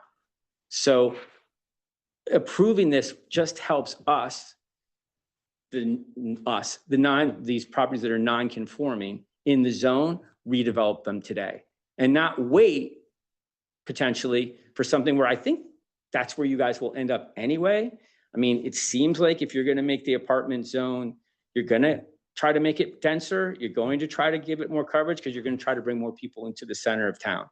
And they're going to be smaller units. And you don't want more single families popping up, and potentially maybe you don't even want two families popping up this close to town. Although that's what's happening today, but I don't think that's really the purpose of what the apartment zone is for. I think the apartment zone is for more density, for a little more coverage, and to bring more people in. Whether those are going to end up being, 3 families, 4 families, et cetera. That's where I think the commission would be, because if not, then you're really just the B residence zone. There's no real distinction between the B residence and the apartment zone under that scenario. So this is what a detached 2-family might look like on Richmond Hill, is the sites that we have right now. So this is the front. This is what it would look like from the side. Once again, they're going to be larger units to a certain extent from a 2-family perspective. We also looked at what this might look like from a 3-family or 4-family if we were able to, if text change goes through. Obviously, everything that you're looking at today, we have not brought an application that shows what we're actually looking to approve. Now, in fairness, we do have an application that's actually on hold where we wanted to sort of see how this was going to go. And then we would modify that application depending on whether this commission was going to look favorably at some sort of a text change as to what we've proposed or something that's close to what we proposed. So this is, there were some comments last time about putting a porch in the front, which is what they did here. But once again, this is just an example of what it may look like. And does that conforms with the height? Yes. Okay. Yes. This would conform with the height, correct? And we gave it the frontage on Richmond Hill with the porch and the front entrance, based on the comments of last time. So I'm sure you have questions, but I just was gonna, maybe we'll just go to the question. I mean, our whole point is that we believe that the apartment zone in and of itself, you need a little bit more coverage in this zone. 25% is the same thing that you essentially have in the B residence zone. And then you have setbacks that are also the same as a single family. So there's no real distinction between the two. Now, maybe that's what the commission wants, but I don't think so. I mean, that's not really the way. If we were going to do that, we might as well just make it all B res, when now all of a sudden we also have like a ton of apartments and condos already in that zone to begin with. So you're not going to see like a heck of a lot more development in this zone, even if you approve this text change, just based on the fact that you mostly have condos anyway in the zone or single families in the zone. There's very few actual lots like these two that at least we've been able to identify. We haven't gone to every single one, but we have done a pretty good analysis to what's sitting in this zone right now. And we don't believe that there's really any harm as almost like a placeholder. I think that's what Town Planner Carey said, this particular regulation as a placeholder for the time being while we go through this. Well, you go through this, not me. Text change or zoning change. But I can answer questions now. I know like that was a lot to begin with, but I think we had talked a little bit about it. So, but I know that Mr. Knowles had a question too. Yeah, I mean, I had a bunch of questions, a lot about this, and so right now, the two buildings that are on the site, it's only the density that's on it, right? There's no other bulk. Well, it's over the setbacks too. It's over the setbacks. Yes. So you, if say, for example, you were, and I don't know specifically if the regulations that you can demo 100% or you have to, preserve a wall, you could maintain theoretically in renovating the building, the non-conforming density and the non-conforming setback. I mean, I don't think so. That's how we started. That's how this started. This whole application started this way. Where I landed reviewing case law and our regulations is that they could rebuild in the exact same footprint, but if you're expanding it, you would likely need a variance, which then you need a hardship. Even in a conforming. It's a non-conforming use and there's no as of right approval to expand a non-conformity. You need a variance and there's no hardship. In my opinion, there's no hardship. Other than the change in the regulation, but they don't like that one. No, they don't. The upzoning. The upzoning of the regulation is sometimes considered a hardship, but it's not. It's frowned upon. So to build in place, to rebuild in place, I guess you theoretically just have to build some structure in place, right? That's your reading. How big are the units in the building as it is today? About 500 to 600 square feet per unit. Okay. And I'm just playing this out. So, because I'm sympathetic to the proposal for maintaining the non-conforming density. I think that's important. I think that's to do the one wall or the, post sort of thing. I don't think it makes sense. I think rebuilding and building to modern standards and better mechanicals, better HVAC and better insulation, I think that's positive in rebuilding in place of me. But my concern is the bulk waivers that come along, right? That the lot coverage and the setbacks, right? You have this beautiful thing that is a vested right in a non-conforming right density that doesn't seem like a lot of people if I was a property owner and I was to go there and buy a vacant lot, I couldn't get this benefit, right? Which is kind of like, well, I don't want to buy I don't want to comply with zoning. I want to find something that doesn't comply with zoning, which I think kind of is counter to in my mind, to the theories of like why the regulations are what they are. And so I'm struggling with being in favor of the added kind of the bulk waivers that go along with the maintaining of the non-conforming. Yeah, and I think that, and I understand that. I just think that practically speaking though, in this zone with this type of a lot and what you have there, you're just not going to do it. You're just not going to have the 4 units anymore. There's no rationale to try to make 600 square foot units on the property and to do all these upgrades and do that without expanding the footprint to a certain extent. So to go back to what you were saying, I understand why you wouldn't want to do that. But if you're looking at the apartment zone and you're looking at these small non-conforming lots, then what this developer will do, and what I think most developers will do, is they're going to say, well, then I'll just do the 2-family and I'll use the B resident zone for it, where I get the same setback that I got, and I'm still building at the same number, but I'm making bigger units. And yeah, I'm going from 4 to 2, but that's really going to be, that's the only reason why I'm really going to make that investment to do new HVACs, to do, new screening, new board, whatever. Like that's where you're going to end up. So I think that's the rub to your point. When we look at it, we're like, well, I maybe just wants more coverage. Well, but there's a point to that. The point to that is that you're going to get more units. And the commission's going to get more units by expanding the coverage, which you're not going to get the way the regs are written today. That's just the position that we have based on the fact that in theory, that's what's going to end up happening. And when you have regulations that are so similar to the B resident zone, in fact, this zone lets you use the B resident zone regs. The only thing they limit though is the coverage, the 25%, which is odd because that's the same thing that you get in the B resident zone anyway. So I don't know what the point is to limit the coverage, to limit that coverage, honestly. I think that if you had a nice enough design and you have good landscaping and, if you're going from 25 to 35%, I mean, what's that square footage anyway on a lot like this? I think 900 square feet. It's like 900 square feet of coverage. I mean, it's not, you're not looking at a huge number as far as what your footprint looks like on a lot like this.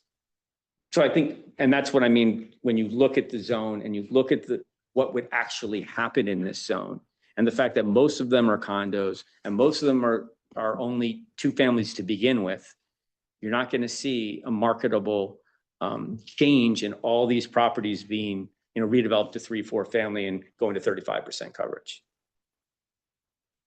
I have a question if I may. Hold on, Mr. Knowles, are you done with your line of questioning for now?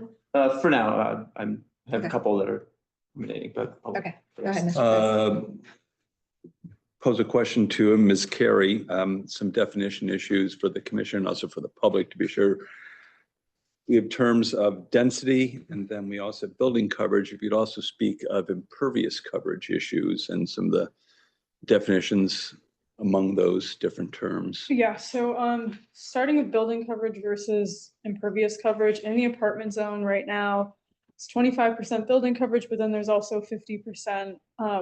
I don't know if we call it impervious coverage or landscaped area. I don't remember off the top of my head, but so basically that means right now in the apartment zone, quarter of the lot can be building footprint, no more than a quarter of the lot, basically no more than 50% of the lot can be impervious / building coverage. So then 50% of the lot has to be landscaped area. So, and I believe with this text change, that 50% rule is still in effect. So you're not actually changing the amount of impervious area, you're just adding to the bulk.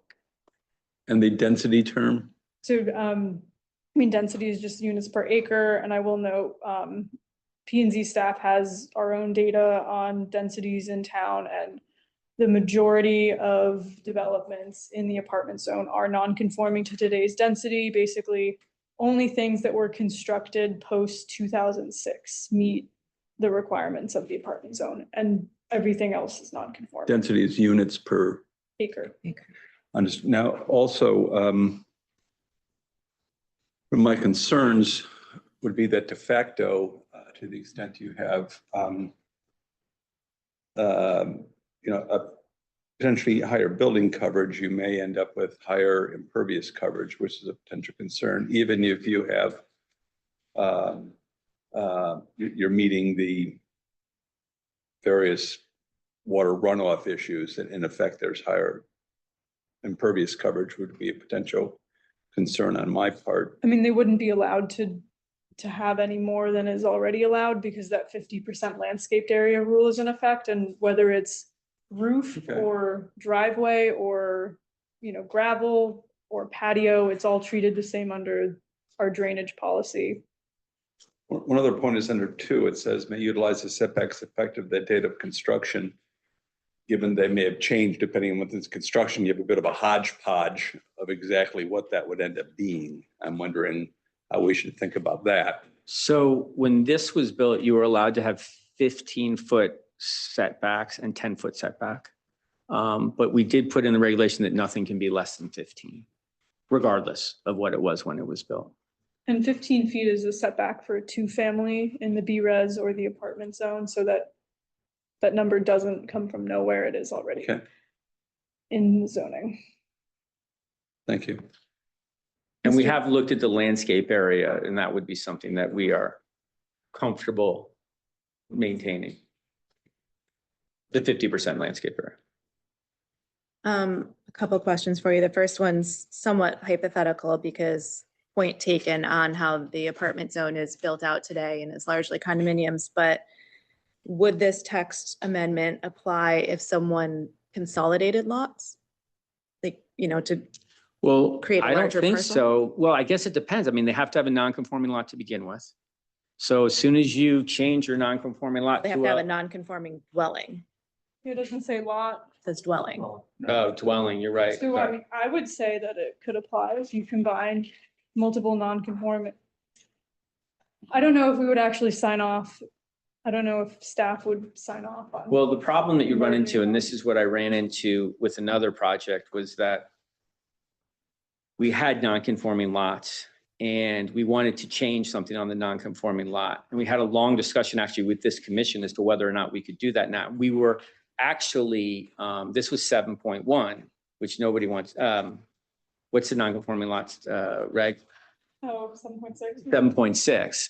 And there was a question as to whether or not we could use that. And this was on the forestry project where we were making it better. We were actually adding to one non-conforming lot and making that a larger lot, but we were taking away from a lot that was already non-conforming.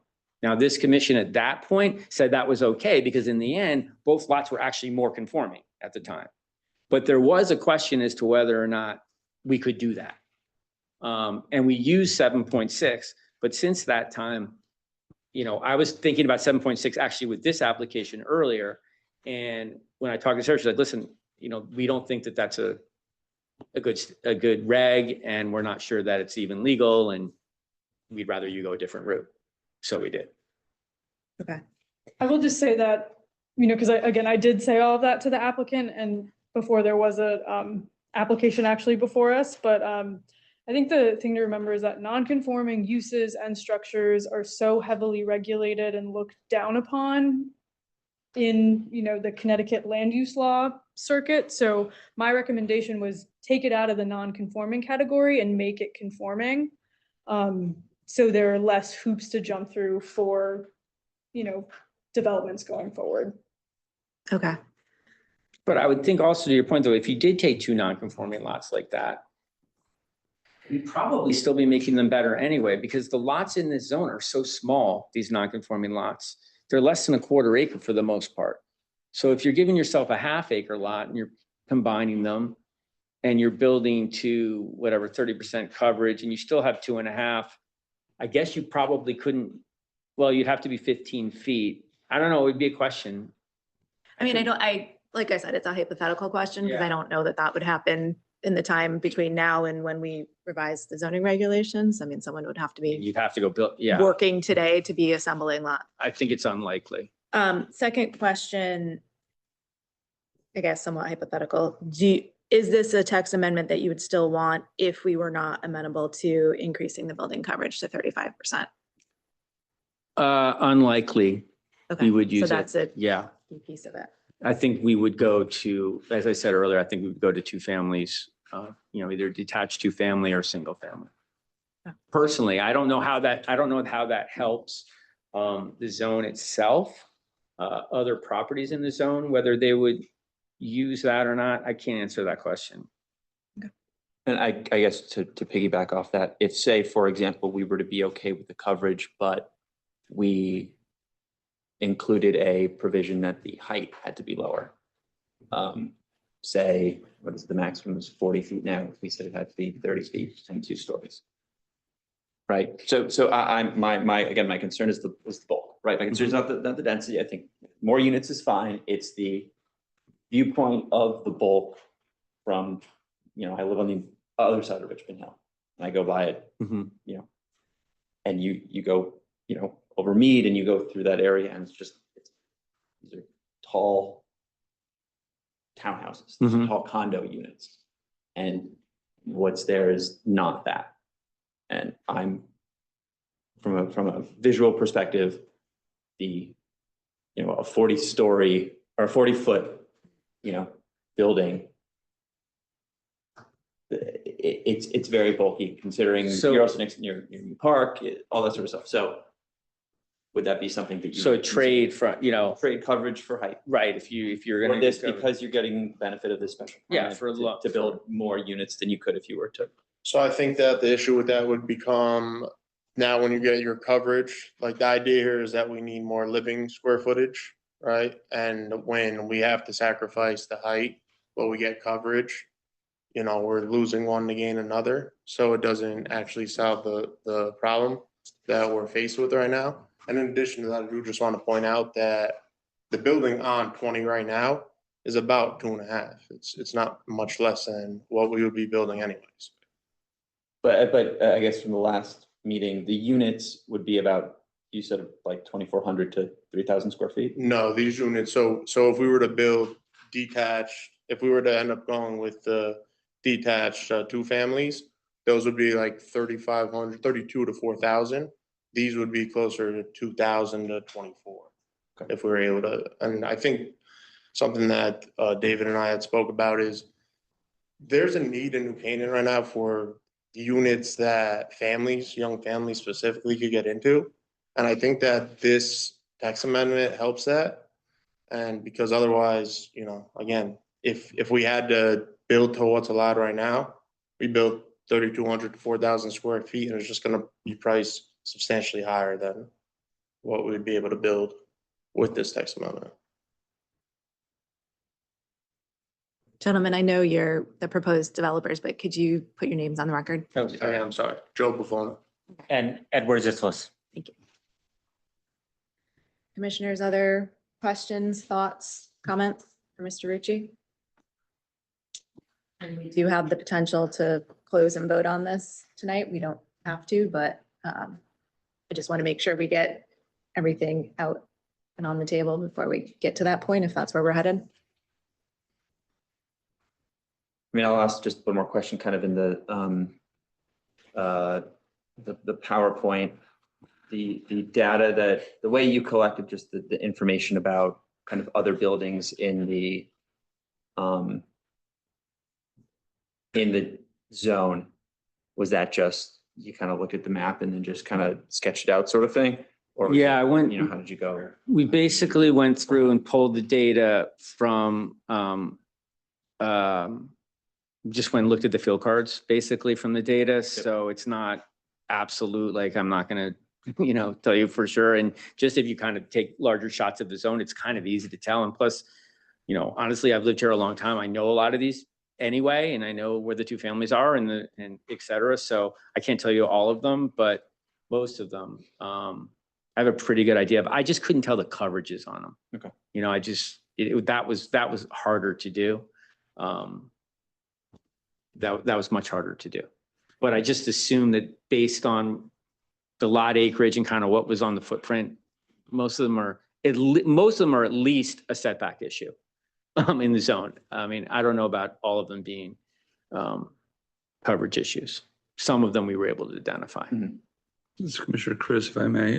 So, Mr. Rucci, if I boil it down, essentially your clients are requesting two things. One, probably less setback, probably, depending on circumstances. And second is higher building coverage. Essentially, those are the two big things. Yeah, I mean, the setbacks, we can build to 15 feet anyway on the B residence zone. So remember, in this zone, the apartment zone, if you want to build a two-family or a detached two-family, you're allowed to go 15 feet on the sides. So that's where we came up with that number of 15 feet. Okay. So yes, so that would be one of the issues. We would comply though with the other setbacks within the zone, the front and back. Yeah, front and rear. It's just the sides really. And then yes, for the coverage, I mean, that's really the big thing. That really makes it between, you know, whether we're going to do a two-family or put an extra unit, a three-family in there. I mean, that's essentially what it comes down to on ours. And I think that when you look at it, I mean, I believe that it's a good thing for there to be more coverage in this zone. So I know that when you look at it, like the way we're approaching it right now, like, oh, they're just coming in and they just want extra coverage and they want to build, you know, whatever I'm saying. I get that. But if you just look at the way that the zone works, apartment zone should have more coverage. I mean, it shouldn't be set to 25% density. because that's the same as B residence zone, or maybe B residence zone should be something different. You know, I guess you could look at it that way too. Maybe B residence zone should be, you know, less dense than this particular, I'm sorry, less coverage than this zone. So just to repeat, front and back setbacks would remain as is. Correct. Side setbacks could be shifted depending on circumstances. But that by increasing the building coverage, there would be a greater capacity to put let's say a two-family, single-family or zero lot line product and maybe a standalone, or maybe two families with a zero lot line, or maybe stacked product depending on the exact dimensions of the lot you got. Yeah, it would be more than two family. So it would definitely be. A 2 and a 2, or it could be. No, a it'd be 3 like a 3 family or a 4 family potentially. in a but single building. Yes, in a single Okay. building. It would not be. Because the picture I saw looked like two families. Maybe I didn't see it. One of them was two families. Ah, okay, That's what, that's that's right. what. If we weren't allowed to. Yeah, so that's That's what I what, was thinking. Sorry. Okay, so sorry. this is the one, that's what we would, something like this was what. And we the would other do. picture? That's a 3. So it's a 3 in front, and then the back is another 3? I think that's another 3 in the back. Okay, so it's 2 separate buildings. That was. Correct. Well, remember, couldn't there's tell 2 it was lots 3 in the here. back. There's 2 lots here. 2 lots. Oh, that's all right. True. Okay. And I think to the point, Mrs. Nielsen brought up was with, if you have lots that are adjoining that are non-conforming, if, you know, and this is an issue, I think I've heard in past meetings that there's not, you know, not everyone loves the single families being detached on, or what, you know, live as single families being detached on these lots. If you were able to combine these lots and build to the density, then maybe you avoid something like this as well. So this looks like a de facto merger of 2 lots. But they just happen to be. They just happen to be next to each other. Yeah. I mean, they're not, It looks like a de facto as Yeah. far as. the person walking by wouldn't know that, but. Yeah, no, I. But they already share a driveway. Yeah. So Yeah, there's already a driveway that's shared here and This then next door. particular. in this lot. situation. Yes, no, understood. No, fair enough. I just had 2 more questions. Did you consider 30% in terms of coverage? Because that would match what you can do in the multifamily. I don't recommend going off the multifamily zone requirements. Sorry? Because I don't recommend going off the multifamily zone requirements because that was a zone that was created in 2005, just as kind of like a blanket zone for properties that were built to basically these B-res standards that they got rid of. And the 30% coverage wasn't actually reflective of what was permitted when those things were developed. Nothing has ever actually been built to the multifamily zone standards that I'm aware of in New Canaan. so that was just put in to reflect what was the existing conditions? I'm not sure. I'm not sure about the, as far as coverage goes, because as far as density goes, basically every property in the multifamily zone is non-conforming and over the density limit. Okay. So I wouldn't use that as a measurement tool. And I also think that it's important to note, and I think the town planner, Carrie, can also talk to this, that you're not talking about this affecting a lot of different properties. You're not going to see this like huge influx of, you're going to go up Richmond Hill now and see whatever, you know, 3 family, 3 family, 4 family, 4 family. It's just not going to, it's not going to happen. I mean, most of the people up and down that street have, you know, actually really great single family houses. Even in the beginning part, I mean, I know Mr. Engel he built a great house over there. There's another nice big house over there that they have, and then there's a condo, I think, on the other side of the street too. But that's what you're gonna do. You're gonna build a single family. I mean, I think that makes the most sense for a lot if you're not going to be able to get the right coverage or density from a particular lot. And I think that's sort of where, like I said, where the rub is, like, what do we want the apartment zone to be? Do we want it to have more density? Do we want it to give it a little bit more coverage, to have that gradual coverage get higher and higher? Because right now you don't have that. If you have the apartment zone right next to the B zone, they're the same. So there isn't a gradual, you know, get a little bit more coverage, a little bit more coverage. And then also you already have this zone with so many condos in it already. So it's not like so out of place that you may see a 3 family building. and we have a 4-family building right now, but I mean, unfortunately, 600 square feet, it's just not, it's not really manageable in the sense that I don't even know if you'll have people, maybe you'll have people that would rent that. You're certainly not gonna have anyone who's gonna buy a 600 square foot apartment. One of the, that large empty lot on the north side of Richmond Hill, is that? would That's that fall into this? B-res. That's B-res, okay. Doesn't fall into this, okay. No, B-res is like right at the top of the street there. Okay, no, fair enough. And then up the street after the train tracks, I think that's B-res.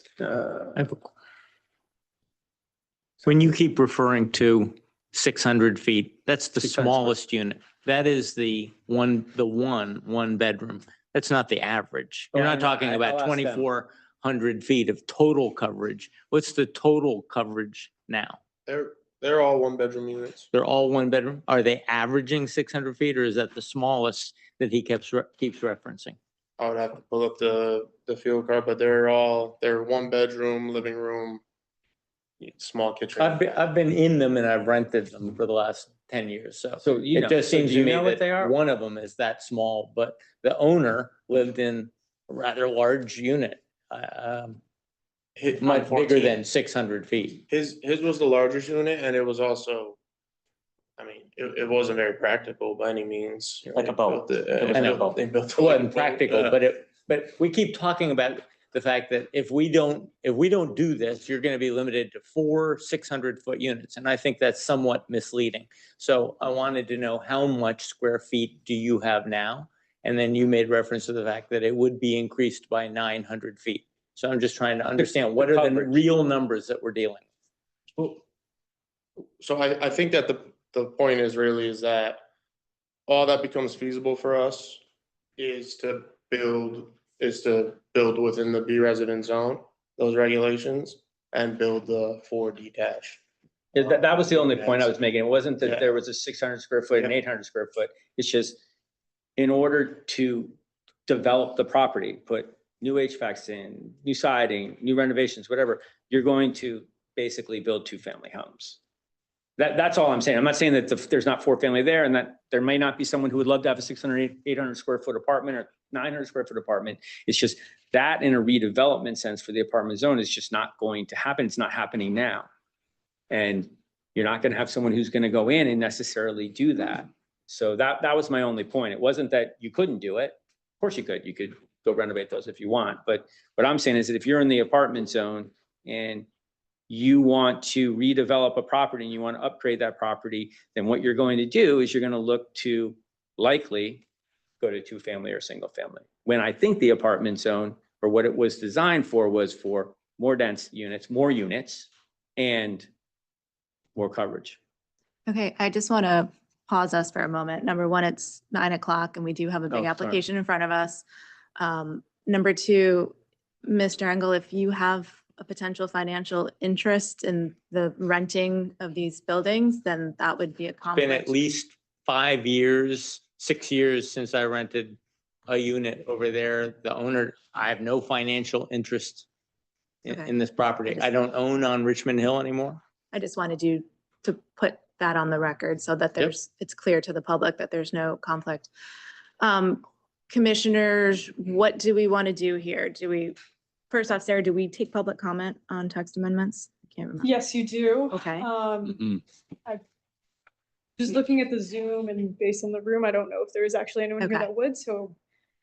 So did we ask if there's any public comment and then decide if we want to make a vote on this, close this for tonight? Close this and vote on it tonight, or if we want to continue it? Does that sound like a good plan? So close it and not vote on it tonight as well, so. Okay. Are there anybody either in the room or on Zoom that would like to comment on this potential text amendment? No one's raising their hand on Zoom. Okay, well, that solves that. Commissioners, I don't want to shut down the questions. I think these are good questions and things we need to think about, but we do need to be mindful of time. So if we have more I think questions. we've collected all the information from the applicant. We still have the right at 11 or midnight tonight to discuss this between ourselves, but I think we've collected everything we're going to collect. Okay, so you feel good on closing it? Are we allowed to close and keep the record open for paper submissions? So you can, once it's closed, you can change the text amendment, but you can no longer speak to the applicant, ask them And questions. they can no longer provide information. to Correct. our Yeah. So what's the advantage of closing it? None. I mean, if you feel like you have enough information, you just don't have the bandwidth to actually vote on it tonight, then I would close it so you don't overcomplicate the situation if you feel like you have what you Yeah. need. But if you feel like you need more, keep it open. I feel I have enough information. I would be hesitant to vote on tonight. I think these are fairly deep issues. I like to be able to let it marinate for a while and then discuss it fresh at another meeting. It'd be my recommendation. Yeah, I mean, I would ask for more, but I don't want to belabor the point. Mainly about the data collected from the apartment zone, because this is a zone-wide text amendment. This is not, it's like we've seen in the past where basically applies to one site. I don't, the report, I would be. But I think I don't know how much that would change my kind of conclusion on this. So, I think I would be okay closing it and then having a discussion later. Okay. Anybody not in favor of closing this evening in either? I mean, I think it's going to get to be late tonight, so we may, to your point, may not be a great night to have this conversation. I don't know if it'll be a great night in April either, but we'll have to have it then. But does anyone have an issue with closing it? Okay, Mr. Ricci, anything more before I do I would close it? just, in conclusion, I know I've said this before, but I'll just go through these last points on my missions that, we believe it provides relief for the non-conforming property owners whose property are unable to develop, in our opinion, today, without some sort of density or with not requiring variance of some type. We don't believe it'll have a significant impact on the apartment zone. That's been both what Mr. Kleppen said and even what the town planner said in her memo to you, that she doesn't see it having a significant impact on the apartment zone or some sort of increased development that is going to occur. And we believe, as I said a number of times, that increasing coverage is consistent with these developments closer to town for the apartment zone. And right now, we don't think the current regulations incentivize anyone to do anything other than a two-family or single family. And it is consistent with the POCD as to providing more units closer to town, closer to train. Hopefully you get younger families in here to live in these particular units. And it's very consistent with what you have in the B zone now, for better or for worse, but there's no real distinction between the two. So I know that the apartment zone will be looked at later on, and I don't believe that this particular text amendment, if approved, is going to negatively affect anything that you all are going to do in that particular review of that zone, because I think that you will be looking for more density and a little bit more coverage. I mean, my opinion, that's what I think. And can I add something just before we wrap up? To your point, Mr. Knowles, as far as being concerned about the height and how dense it feels, how dense this text amendment might feel or development within this amendment might feel, if we were to have to build within the BRES regulations, the development that we proposed would have the same 2.5-story building within the same setbacks of the street and the side setbacks. So with what's currently allowed, it's the developments that we would propose on these lots specifically would be very similar. You wouldn't really be able to tell the difference from the streetscape. All you would be doing is getting less units. And then just one other thing, we just sold a few townhomes down the road, and not only would this give an opportunity for younger families to get in. I mean, I know, the numbers we're talking aren't exactly cheap, but they're cheaper than what might be able to provide otherwise. But we sold to empty nesters as well. And what that does is, it gives empty nesters an opportunity to stay in the area, and it opens up some inventory for, the younger families to get into properties that might be a little more dated, and they could get in at a cheaper price point. Commissioner Cruz, I take the point on the empty nesters or older people because it's not just younger couples that may have small children, but let's say you have a stacked product, maybe the grade property may be very appealing to an older couple that's empty nesters, and they can walk to town and, very, fewer stairs to deal with. I can see the appeal there. So it wouldn't limit it to particular one demographic, at least in my own mind. And in some of them, we're actually putting elevators in True, that can certainly is an option. I know, for example, in Ardsley, there are elevators in all those, and there are often elderly people who live in those. We would be proposing elevators in actually all of them. But you could probably do a 2,400 square foot new build under this text amendment and 6 of them. We wouldn't, I think with the attics and basements, I think they're like 2,200. All right. Just want to ask one question. My only question is, why would we not increase the number of units beyond in the current residence day, it's just 2 units. So they're looking to provide more units. I don't see anything in the ultimate text amendment that would promote the idea of having more units, unless I'm missing. More than the existing number? Right.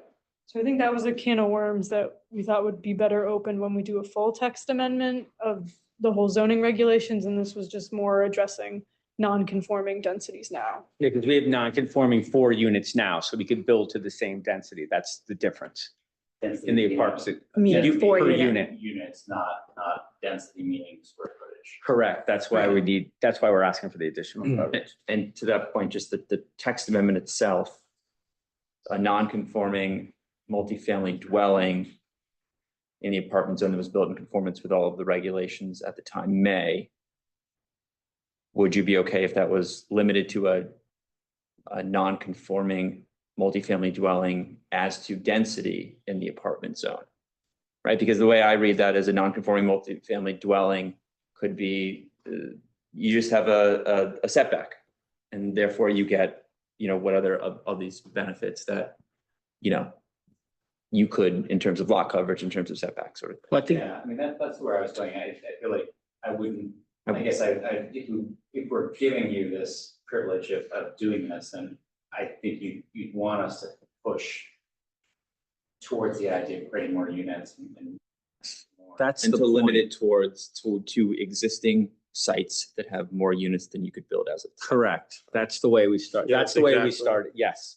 That was the This- way this- actually my first one said, but that's This what seems we're more looking. all encompassing the way that it, at least. the I have no preface issue into with okay. any sort of change to that, because that was actually the point.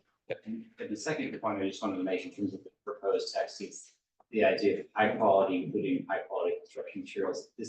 That seems all like if they're gonna build the code, it just creates more administrative hassle for you to say, what is high quality, what is any of that? I mean, to be frank, it is vague, not particularly enforceable, and But it comes to the Planning It comes Zoning to us, Commission so because we it's get a to special make that. permit. So it's not Sarah making that decision, it's us. So it's just another reason for us to ask what stone materials they're using. Absolutely. We would not be doing our job if we didn't. All right. Thank you Thank you. so much. Thank you so much for your This time. application is closed and we'll continue on.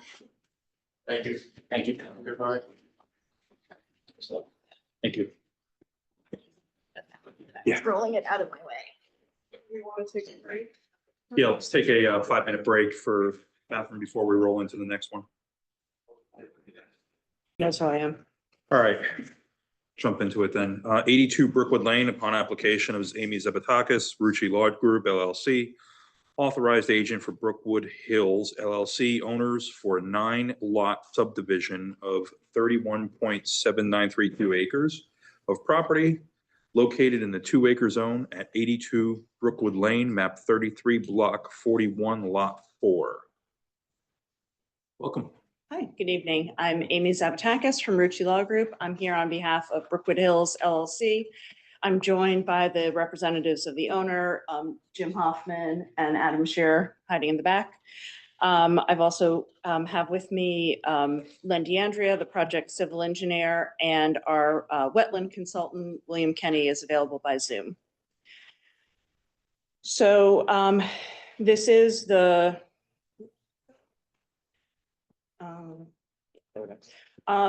so I did come before you with this application before, and I know most of you were on the site visit, so hopefully you're somewhat familiar with the site, but this is a just under 32-acre parcel on Brookwood Lane in the 2-acre residence zone, particularly since the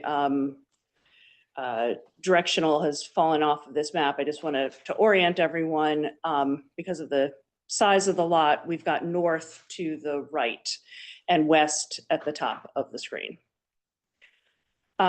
This property is currently improved with 2 homes and a number of outbuildings and an extensive driveway system. Approximately 19.1% of the site is considered wetlands. We're proposing to subdivide the lot into 9 single-family residential lots that vary in size, from the smallest being 2.155 acres, the largest about 4.79 acres. So all will be over the minimum for the zone. Most are substantially over. Lots 1, let's see, where'd my cursor go? 1, 2, 3, and 4 will be accessed off of Brookwood Lane. And then lots 5, 6, 7, 8, and 9 will be accessed off of a shared driveway that follows the existing driveway that now exists on the property. And well, Mr. DeAndrea will get into this a bit when he goes through the lots in more detail, but when I say that those lots will all be accessed off of the shared driveway, that's their physical access. You will see an access way off of the end of Brookwood Lane. That is the legal access, so that lots 5 and 6 are conforming, but we are not proposing to have any driveways or anything in that legal access. We'll call it a paper access way. The physical access will be off the shared driveway. The proposal also includes just over 2 acres of open space on the eastern side of the property, along with an additional 1.2 acres of protected conservation easement area, which exceeds the minimum set aside that is required under the town's subdivision regulations in section 3.04. I would also note that this lot did qualify for a free first cut. We didn't take advantage of that, so we're even more over the minimum that would be required. The location of this proposed open space does protect the neighbors along Smith Ridge Road and Norholt, which are built rather close to this site. It also just provides some valuable open space adjacent to a number of the wetlands on this property as well. The wetlands are an important thing to bring up. So as I mentioned, the site itself is approximately 19.1% wetlands.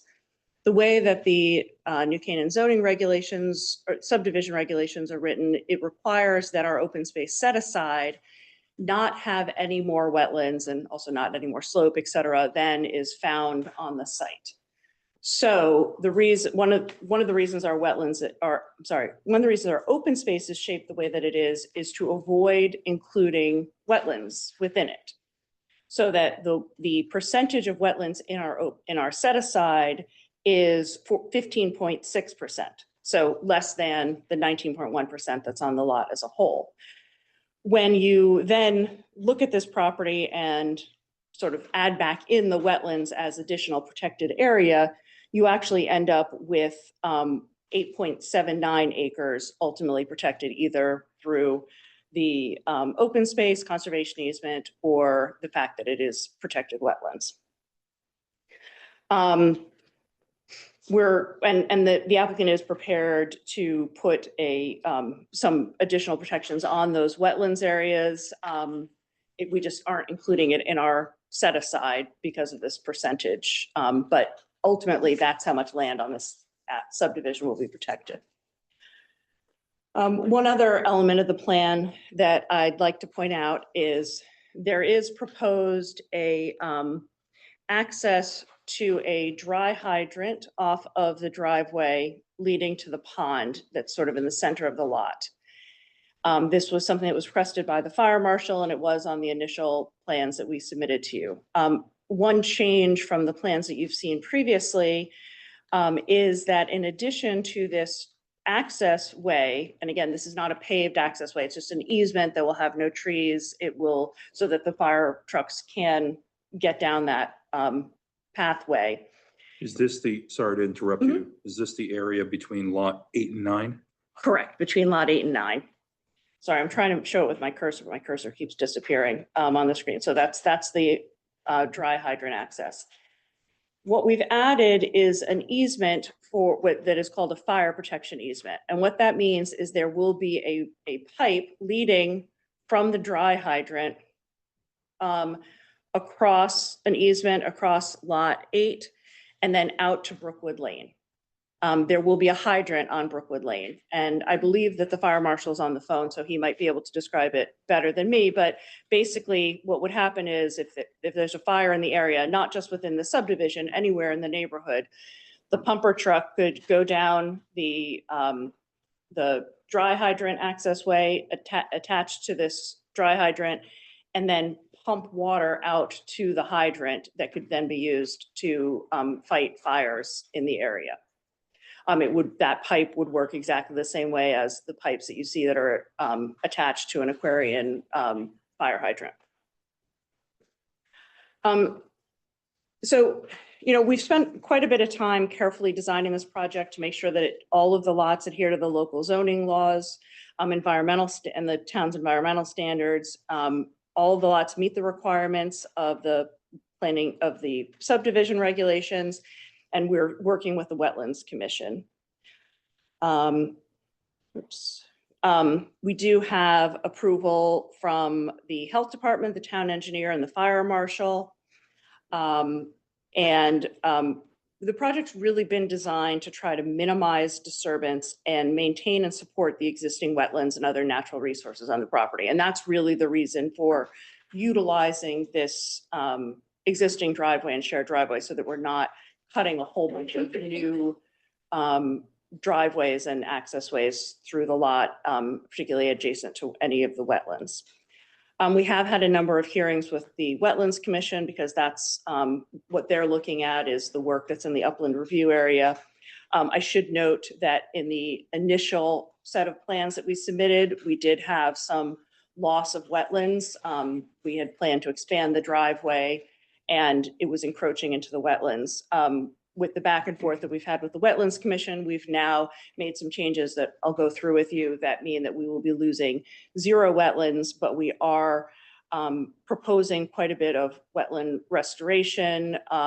It ends up being over 17,000 square feet of wetland restoration. And if you're interested in hearing more about that, Mr. Kenny's on the phone on the Zoom, but like I said, we've been going back and forth with the Wetlands Commission on that. We did have a hearing last night that the hearing's been kept open with the Wetlands Commission. There was a little bit more information that they wanted. So it is my anticipation that you won't be able to close with us tonight. We need to get that decision from them first. So talking about the driveway. So in our initial submission, the proposal was to expand. So the existing driveway along the east side of the property is currently 14 feet wide. Our initial proposal was to widen the driveway to 18 feet for its entire length, which, as I mentioned, ended up encroaching into the wetlands at certain points. We now have, we do still propose widening the driveway to 18 feet as you enter off of Brookwood Lane.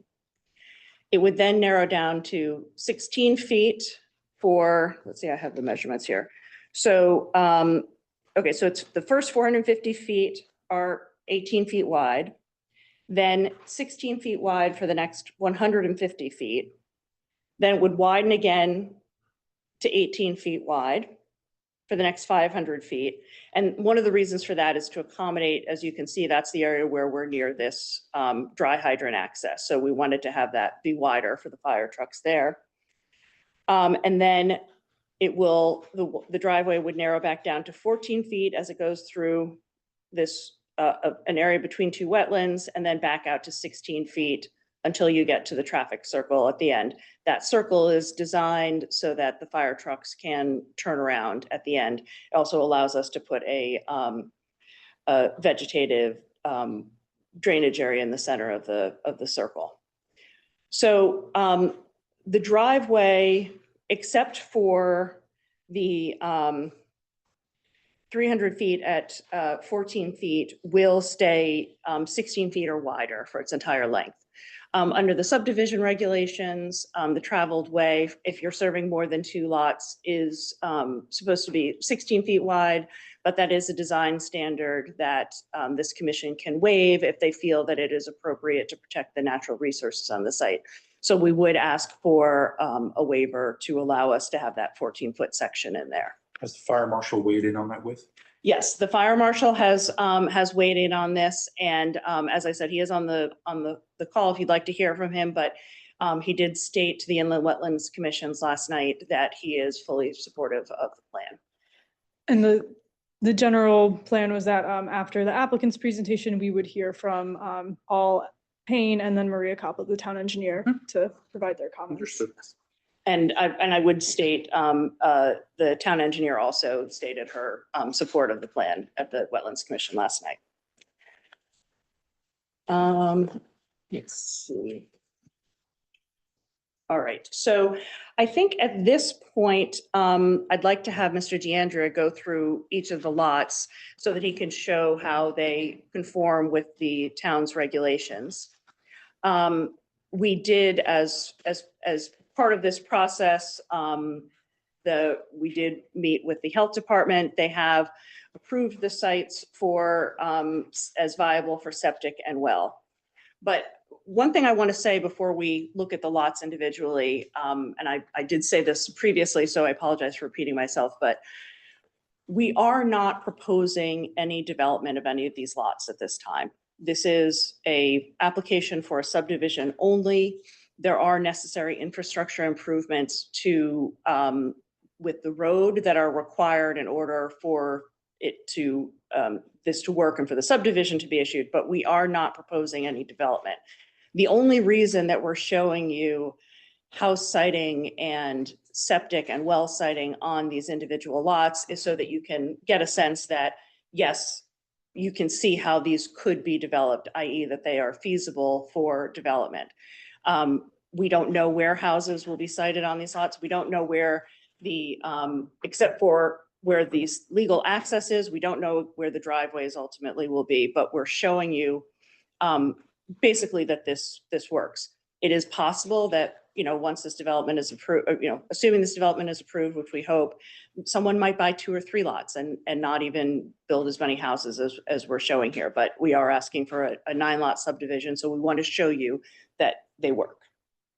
And to be clear, if 9 are approved, then it would, and obviously Mr. DeAndrea is going to go through each lot to explain the validity of that particular parcel and infrastructure associated with it.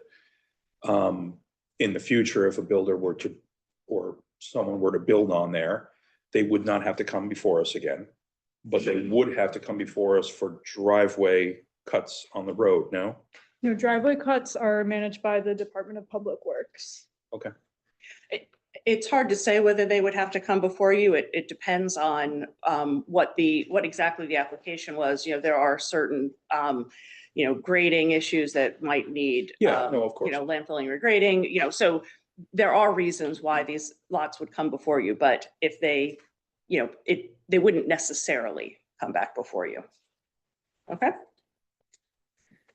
All right. You want to take it from here?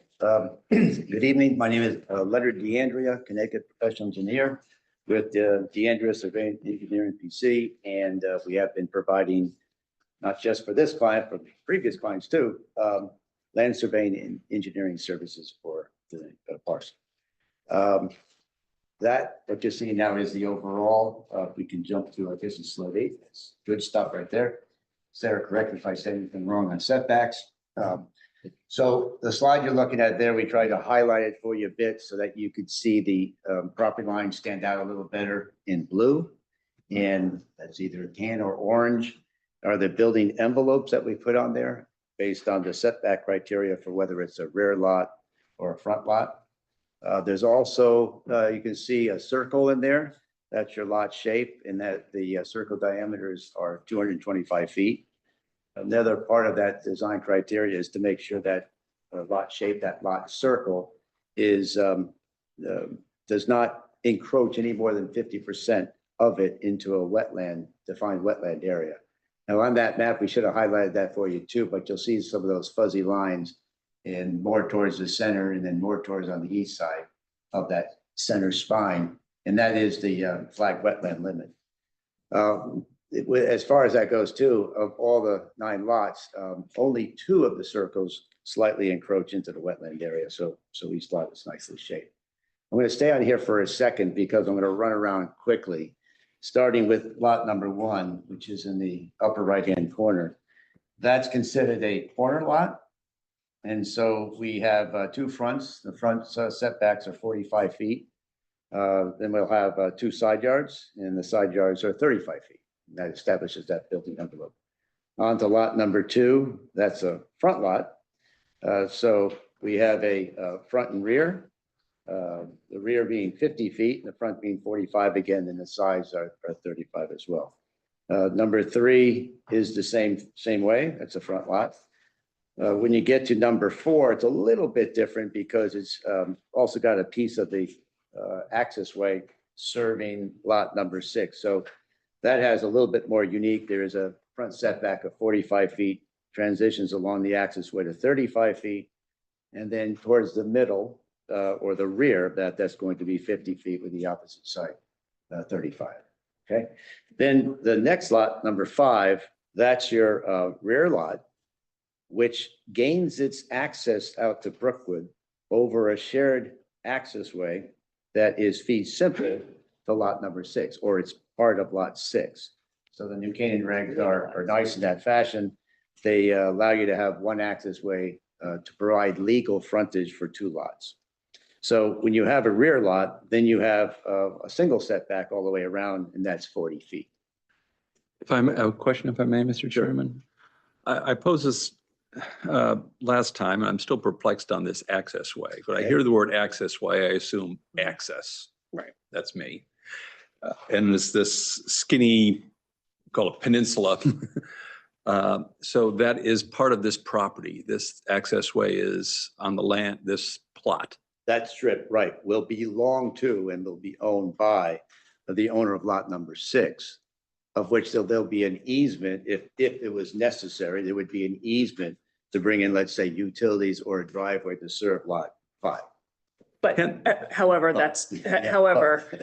that is not where we would propose to bring in the driveway. The way that this subdivision is laid out, that area will stay as it is currently with a dense forest area, and the physical access, I'll call it that. The physical access will be off of the shared driveway. What Mr. DeAndrea is showing you with the access way, I agree, I wish I had a different word for it, is what gives us the legal frontage so that it is a conforming lot under your zoning regulations. Further on this, how would it be possible to have essentially a curb cut for those 2 lots through the access way onto Brookwood? Because if I remember correctly, Brookwood, there you can see at the very end of the access way, there's sort of a half circle, which, as I remember, is sort of a turnaround at the end of the Brookwood, and then there's several lots beyond that to the south, and that there's a southish, and that it's a private shared driveway, if I understand it correctly, or what exactly is it? Brookwood is a public road. I got that. Up to the turnaround circle. Up to the, so yes. That circle, half circle I see here. You see part of it, Yeah, so Brookwood Lane is a public road up to the circle. When you get to the circle, what used to be, go into a little bit of history, there used to be a road that went all the way down past this lot, down, I think, past the New Canaan Field Club. It was actually called Old Kings Highway because apparently every road is called Old Kings Highway. That road was ended at the circle, and the 2 halves of the road were deeded to the property owners on either side, half and half.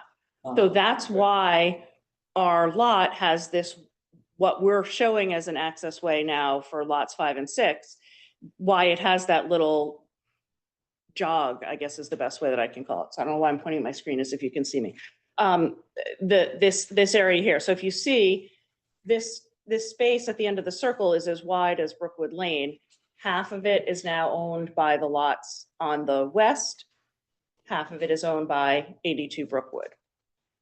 And so there is a driveway, private driveway, on to the west of what we're showing as our paper access that serves these lots down, that are to the west of 82 Brookwood that have addresses off of Brookwood Lane. Some of the rest of these down here actually are off of a different road entirely.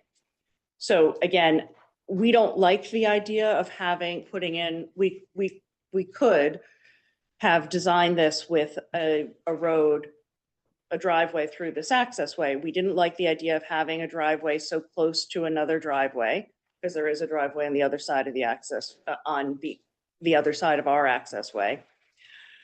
We didn't like taking down all those trees. There's approximately 90 trees in that area that would have to come down. And we have this existing driveway on the east. So that is why this design is the way that it is, so that we have our physical access off of the existing driveway. But in order to make the lots conforming, we do show this legal access strip. So if you were to use that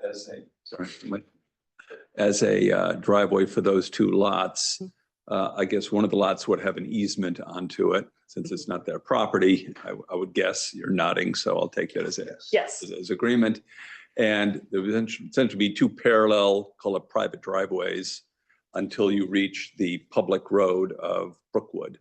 And then you would egress that. When you say two, you're referring to the existing driveway that's serving those other lots there already. Yes, Yep. they would sort of be parallel to those. That's correct. If you did that, it's just a matter of, just to be sure I'm understanding it, the, about half of the internal, call it shared driveway, you could probably get rid of, since the lot at the bottom, which is, I can't see it now, it's, We got a lot by lot.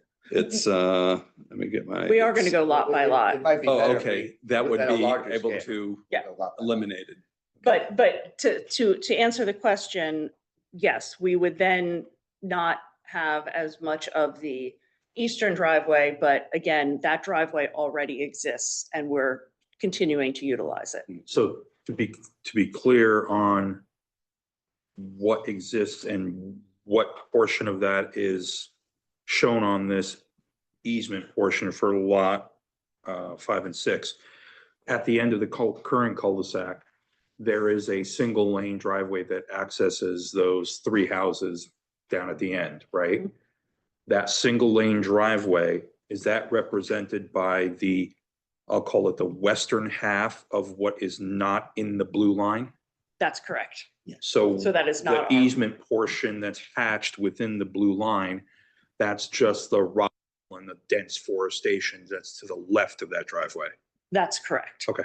And that hatched area exactly is the dense forest area. That is what we're showing as the legal access, but is where we would prefer not to take out that forest and put a driveway. So provided the new private road, private driveway goes in, which would provide access for 7, 5, 6, 7, 8, 9, 7, 8, 9, 5, and 6, right? Correct. And again, provided that we're able to continue to use the existing driveway. That would not be a new driveway. Sorry, yeah. Yep. You phrased it that way. Then that western edge where that easement is, that would go unchanged. It would be broken up as shown here for purposes of frontage and paper. Correct. But it would go unchanged in terms of any development. That's correct. Okay. Yeah, my question was, what is it? What does it do? And why is it there? And you've answered my question. Okay. Since And it most says of it at a access larger way, scale. I assume access is going to be used. So you've explained. It's not. Stated another way, because this is also, for me, a major question. there are no protections after you've gotten your subdivision, and this is owned by the owners of 5 and 6. There's no protection on those 90 trees. There's nothing to prevent them from paving the balance of the western road all the way and having access to the fronts of their properties and to the rears of their properties. So it occurs to many of us that developing the western driveway and cutting down the trees, which will probably happen in the future anyway, we could give you the western driveway and we could eliminate a lot of the pavement on the interior of the property, especially since it's close to the conservation easement and going through a sensitive wetland area and is in the wetter, lower portion of the property and is not near any of the houses. So it seems to make sense intuitive sense to many of us, which is why you're getting so many questions from the commission, to develop the western driveway. Brookwood Lane, you're calling it frontage, it should be frontage. Why not let it be frontage and eliminate half of the asphalt in the interior of the property? So let me answer a couple of different points that you've brought up there. You raise an interesting point about the fact that the way this is presented currently, there's no protection for those 90 some odd trees. That's something I've discussed with my client, and we would be prepared as either as a condition or perhaps it would make more sense as sort of a private restriction within the subdivision that area be protected. And as well as, a restriction that requires the physical access for lots 5 and 6 to be off the driveway. We really do feel very strongly, and I know most of you did get a chance to see the property, that taking out the trees and disturbing the environment on that side of lots 5 and 6 is just not the best use of this property.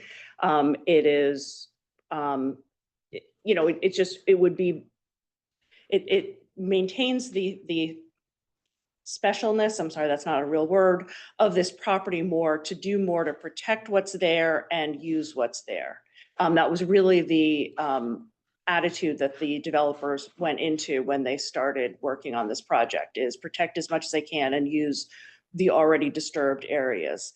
As part of, and this really gets into what we've presented to the Wetlands Commission, there's a lot that we're doing to improve the wetlands and that we're doing with stormwater management along the driveway that will actually help the wetlands on that side of the property. So there's a lot of benefit to what we're doing down on the eastern side, and a lot of reason not to just go in and start building new, very long driveways and access ways. Again, along that western edge, and especially, again, you also then bring more traffic down Brookwood Lane. The way we've proposed it, most of the traffic leaves Brookwood Lane early on.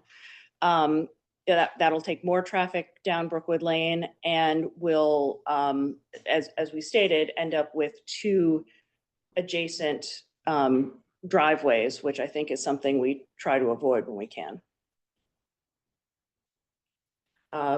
So you want to go through the lots individually? Okay. Let's just finish. Are there any more questions before Mr. DeAndrea continues? We'll get on a lot by lot. Yeah. So we ended up, I think, in lot 5, and then the next lot is lot 6. And again, that's a rear lot. So that does have the 40 feet all the way around as far as setbacks go. And yes, the zoning frontage is provided by the accessway or the strip, and that would be owned by lot 6. In this case, we plan no development on that strip, no removal of trees. Continue on, we'll go all the way to lot 7, since we're trying to keep that in order.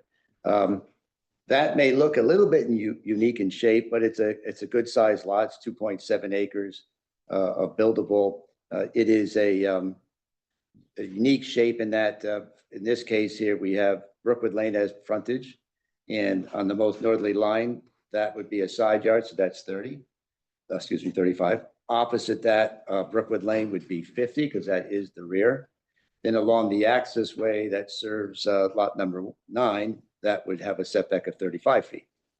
One thing I'll just note about lot 7 is we are proposing that there is a house on that lot currently, and we are proposing to keep that house. Right, and then lot number 8 is a rear lot because it does not have direct frontage. So it would share its access with the strip that would be owned by lot 9. And therefore, that's a 40-foot frontage all the way around. And then you can see cutting through that is that easement that's going to be there for the fire service. And I'll talk about that when we get to that lot. Then number 9 is a large lot. It's 3.6 acres, circle fits without encroaching into the wetland. And this again, being a rear lot, is a 40-foot setback from the various property lines. And then on the east side is where the a large strip of the conservation easement has been proposed. Open space. Oh, the open space, right? Open space. Going to, well, let me step back. I might as well take care of the fire issue right now too. So that easement that we talked about earlier, that's a pipe that will be placed in there and it will run out to a hydrant that will be proposed in a location that satisfies the DPW and the fire department. And what they do, again, they bring in their pumper truck. If we didn't agree to do this line for them to fight a fire, they would come with a pumper truck to this hydrant, fill up, take off, go to the fire, get rid of the water, turn around, come back and do it again. By going out, by providing this line directly out to Brookwood Lane, that's a live hydrant now. So what happens is they have these pumper trucks that will sit there and can pump 1,000 to 1,500 gallons per minute and feed the hydrant out in the street as a typical live hydrant that you would see on your street around town where there's water service. That was a great benefit to them, was encouragement on our side to do that. We walked this route.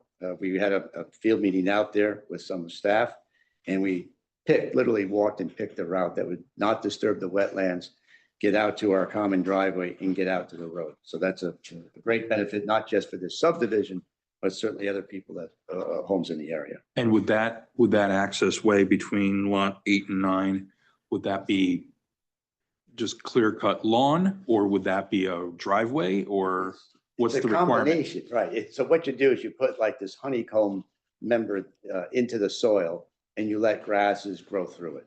So it's to be maintained and not perhaps cut a couple times a year. You do have to provide the width of it. So if there's some trees in the way, they would come down. But it's not something that's obviously used often. They will probably come down and check the dry hydrant from time to time. So it's not going to be paved. It will look green. And is the owner of lot 9 responsible for maintaining it? That would be true.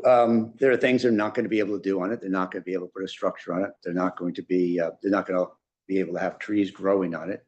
That's certainly an easement that we have to maintain as being protected in perpetuity. We do anticipate that we'll have to have a homeowners association for this Mm. subdivision because we do have this shared driveway. We have open space, so we could certainly put some of those, we would plan to put some of those maintenance obligations in the homeowners association. It'll be very clear to all property owners what these requirements are. Next slide, please. I'm sorry, just one question on that, if I may. I'm sure I get it. So the line cutting through the middle of lot 8 is a buried pipe? That would be a buried pipe. Buried pipe, which would then come out at the shared driveway and then. Follow along the driveway out to Brooklyn. Buried. Yeah, so it's you can see the buried bit there across lot, it's again, number 8.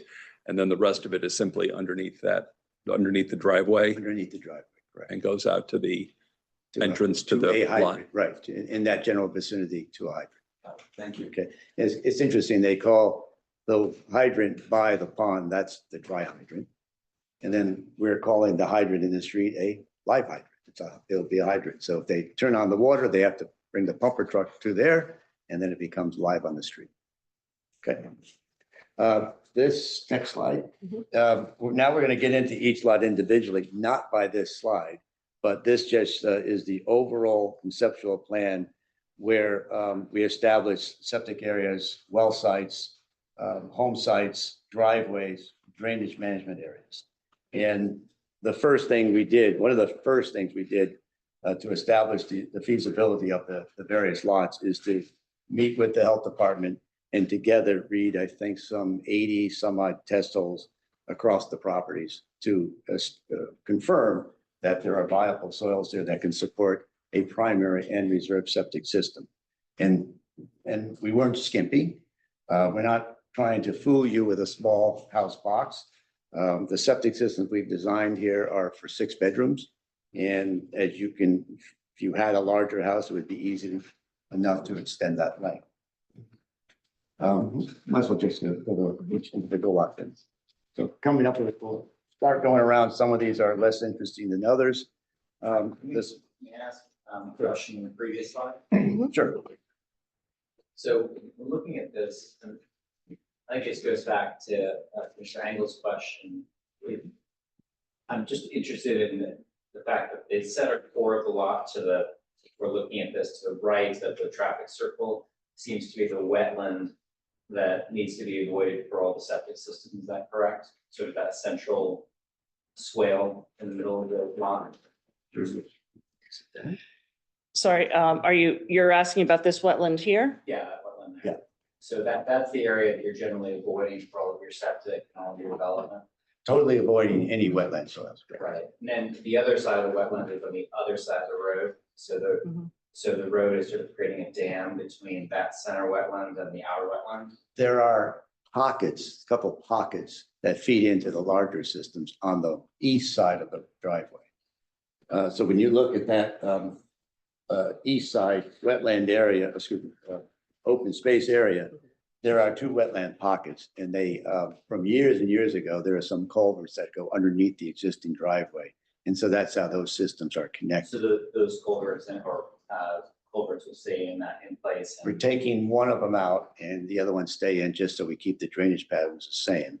And then we'll get into that. The roadway itself is introducing drainage management measures that don't exist at all today. Right now, the driveway just shuts off. So, yeah, so the driveway shuts it off today. So if you were to, for example, remove the entire driveway from the lot line on the right, all the way to the traffic circle, then you basically be able to create a central undammed reserve area. It would still be dammed because there is a bit of a bed there already. So, Right, so if you took the bed out, yeah, it's a lot of disturbance. but then you'd have the central area. There's a central area now. If you, as we get into it, I can discuss it more. This is not a barrier by any means. Just curious, because I feel, because you basically bifurcate the wetlands on one side and the other side, and a lot of the concern has to do with the idea of it being a linear strip and like the dam that you're describing, and a lot of disturbance in terms of creating a bigger road there. And I'm just trying to balance that disturbance with the idea of having a 60-foot access from the top here. You can call everything temporary, but that's a lot of disturbance. And quite honestly, there are many, many homes that do quite nicely next to these type of natural environments, and it makes you good stewards of the wetland areas. I know, but you just said that you're going to remove one of the culverts, so you're actually reducing flow. Well, So I'm just understanding. say that again, by reducing. You said you're removing one. There's of the one that's culverts. unnecessary, that's redundant, so we would remove that. But this is shallow. This is barely has a foot of cover. But again, just to remind the commission, that question that you just posed, Commissioner Herring, is something that the Wetlands Commission is grappling with, and they have more authority than planning and zoning to make that decision about what disturbance should or shouldn't happen adjacent to the wetlands. And you will get their report before you have to make any sort of decision. So totally understand asking the question, but remember that there will be another party coming in with their 2 cents that has more jurisdiction than we have on the matter. But it's still a valid line of questioning for us to understand the wetlands and how it's being impacted in a subdivision. Yeah, I mean, if they're gonna come and present to us, that would be great. And I'm also So they looking at- won't come to present, they will provide a written report with their recommendation. Look at the letter that the Conservation Commission submitted to us tonight. Did you see that? Yes, of course. And what was the line of questioning on that? The line of questioning in that conservation letter that they submitted tonight to us was there wasn't a significant grouping of wetlands or conservation land together. And That's exactly my line of questioning. I'm just making sure that you're, fully aware of our jurisdiction versus the wetlands. I'm not saying any of the questions you asked were wrong. I'm just reminding you that That's their opinion. If you go to our subdivision regulations, that significant grouping isn't the only requirement. It's one of the criteria that they can meet in terms of being allowed to do the subdivision. But there's other criteria, and they don't have to meet all of them. They can meet one of them. Yeah, or they can. But Or they can meet all of them.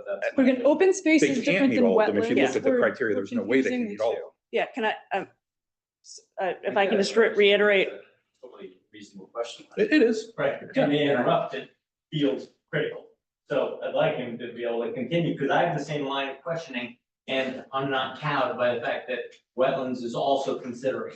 I still have to get my questions and his questions asked. and That's fine. answered tonight. I don't think that was an interruption. I think it was just so clarification. She was If just clarifying. I do, if I can clarify just 2 points on that. I'm not sure that I know of the letter that you're referencing, so hopefully we'll get a copy of that. But as far as discussing the open space and conservation easements, that is very different from wetlands. And as I discussed, we can't put the wetlands in the conservation easement. So having a connected open space conservation easement area doesn't do anything to protect the wetlands. Those are two separate things. So we do have our wetlands consultant, Bill Kenny, on the Zoom. So to the extent that we do have additional wetlands questions, we definitely would like to answer them, but I would prefer if we could direct them to him rather than to Mr. DeAndrea, so that he can just talk about the sites for now. And then we will definitely turn to that.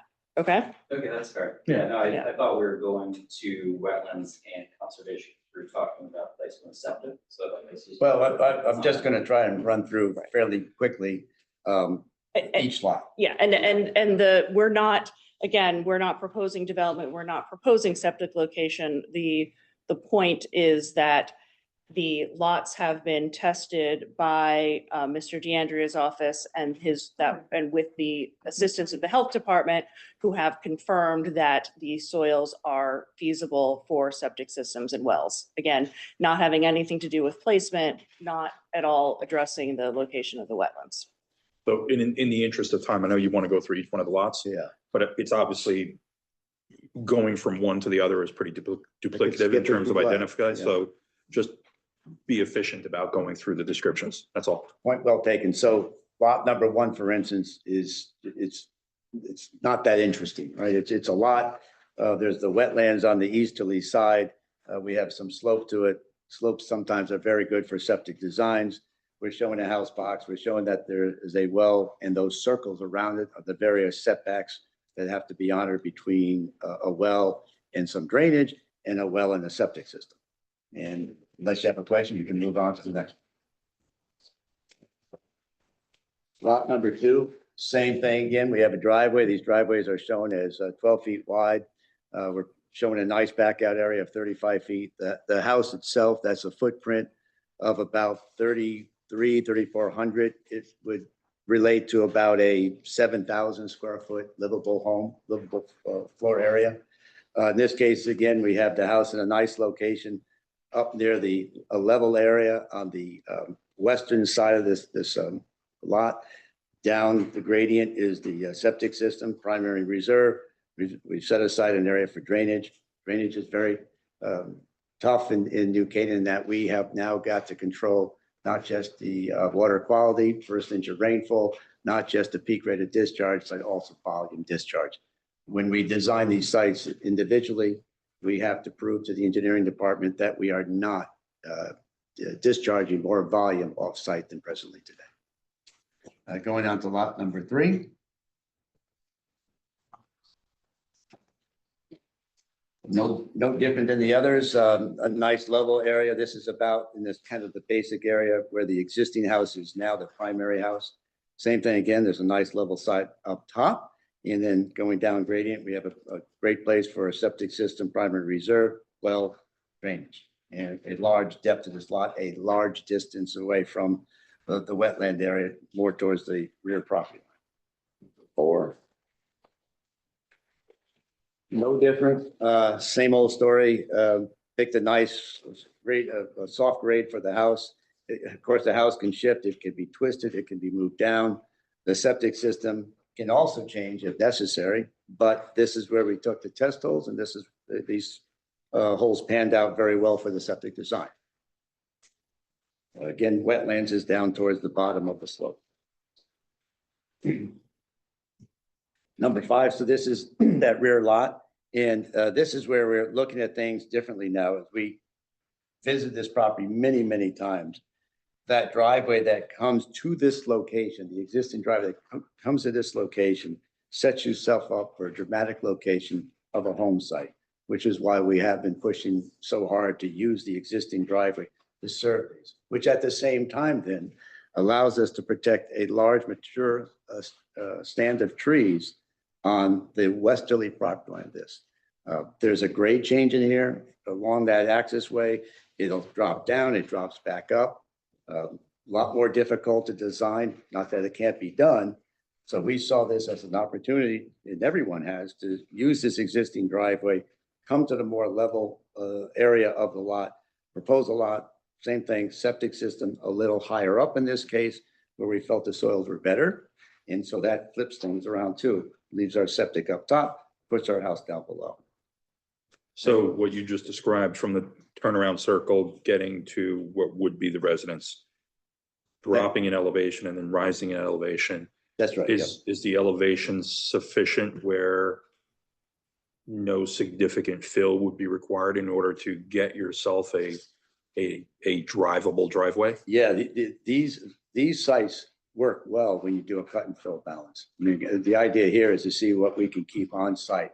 So we are on a bit of a slope. We'll do some cutting and we'll do some filling and level this out a bit more. The septic systems themselves, you'll bring in some of the septic soils that you need, but there's minimal disturbance for those areas. When you said up and down, you meant along the. Yeah, the up and down part is if we were to put a driveway in, we would have to start obviously taking all those trees down. If we were to put a driveway in off of the end of Brookwood Lane into the legal access way, that when Mr. DeAndrea was referring to an area where there's a lot of grade changes, he was referring not to where we're proposing the driveway, but if we were to put a driveway in and come from the what we're showing is the top of this map from the west. Oh, okay. Yeah. And also that's a lot more asphalt in a different location.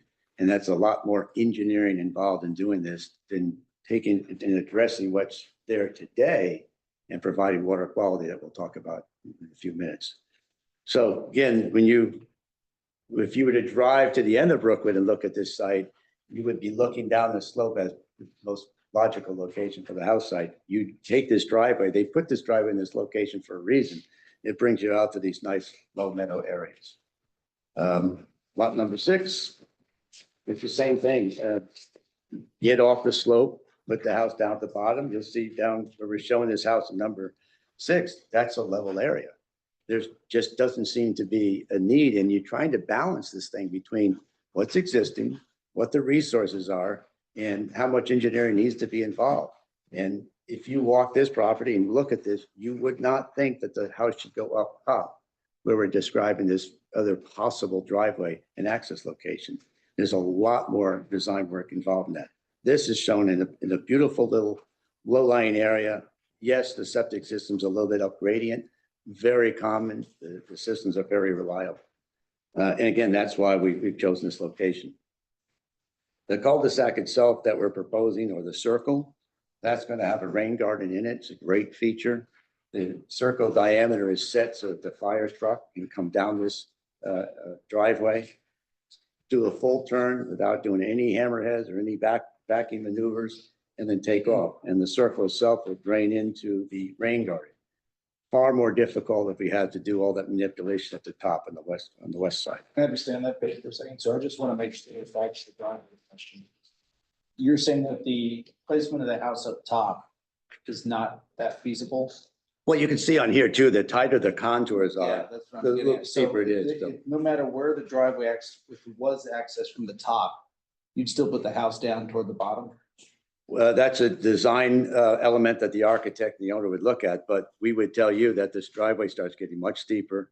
There's a larger cut and fill balance that would need to be done to put a house in this location, in the higher part. It just, this lot especially just says this house needs to be down the lower end.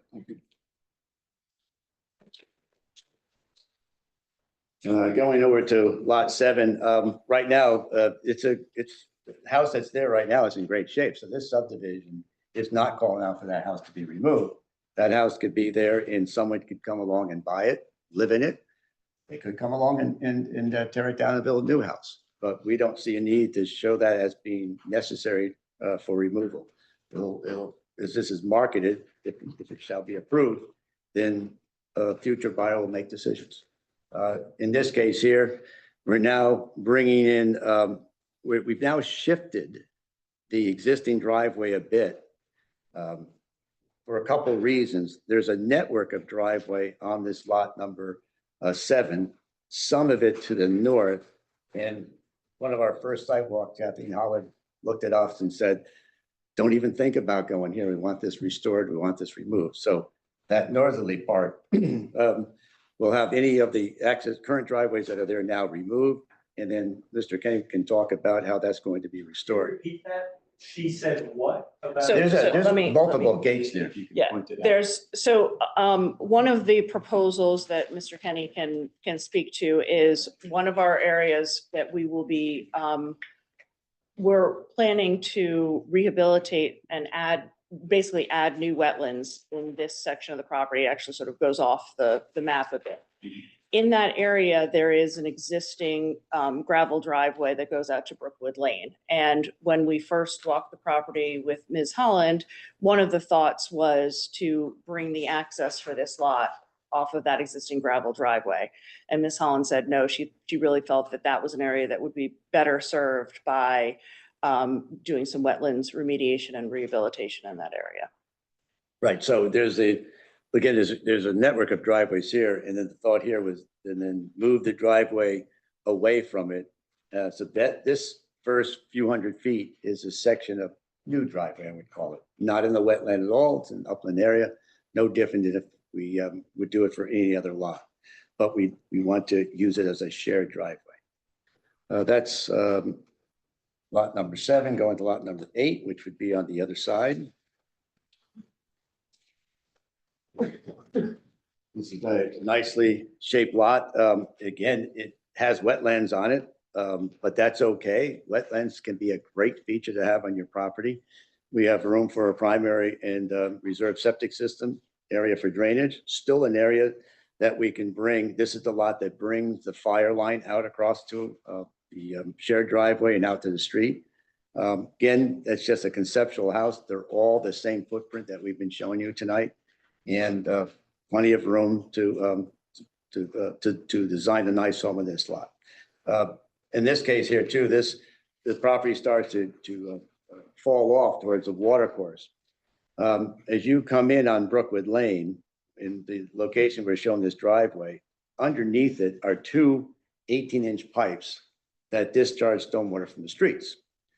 So if we talk about, what are our concerns here, we're not nearly as concerned about taking care of our new development, but we also have to continue to receive the water from the street. And those are 2 twin 18-inch pipes that discharge and form this water course that then meanders through from north to south to the opposite end of the property. It also goes into the pond that's just off the screen here, and that's the source of the firewater. So you would not be able to build on the easement for the pipeline? Well, we weren't going to be that close anyway. So that does have that wetland system in there, that wetland pocket. Yeah. You want to point that up there? So when we walked this, Kathleen Holland with us, the wetlands were well identified, and we picked a location that would be outside of it. And so along that would be like a buffer strip that would be planted with like meadow grasses. But so you couldn't build over it, is my But we would point. not build over that pipe. And where does that dry pipe go out to? Where does it end? I'm trying to follow it on this plan. But we're not showing the pipe on this. Those 2 dashed lines. Yeah, the that 2 would be- dashed lines. So in the middle would be a buried pipe. And that Right. would be, when the pumper gets there, he's going to pressurize that line. And then it would continue underneath the driveway. It's not really shown on this map. Well, it is. It kind of meanders underneath the Correct. driveway and looks like That's it right. ends at the entrance at Brookwood Lane at the gate. Is that right? So currently, that's what we're showing. That is because the actual location of the hydrant is something that we will be deciding with the fire marshal and public works. So they've agreed that the hydrant itself will be on town property. So we will connect I it see. to the hydrant on town property, but where exactly the hydrant will be has not been determined by the town. There's also too, they have this in the packet. Right. There's also a set of plans, should be in your packet. It's 16 sheets altogether. And if you have that, if you go to sheet 12 of 16. Not in what you have in front of you right now. Yeah, not what we're displaying. That's what I mean. There's far more detail. And those, the sheet I'm referring to right now, that's part of our plan and profile that shows the existing driveway that's there now and showing all the improvements we're making for drainage, et cetera. That then shows this line more pronounced for you to see.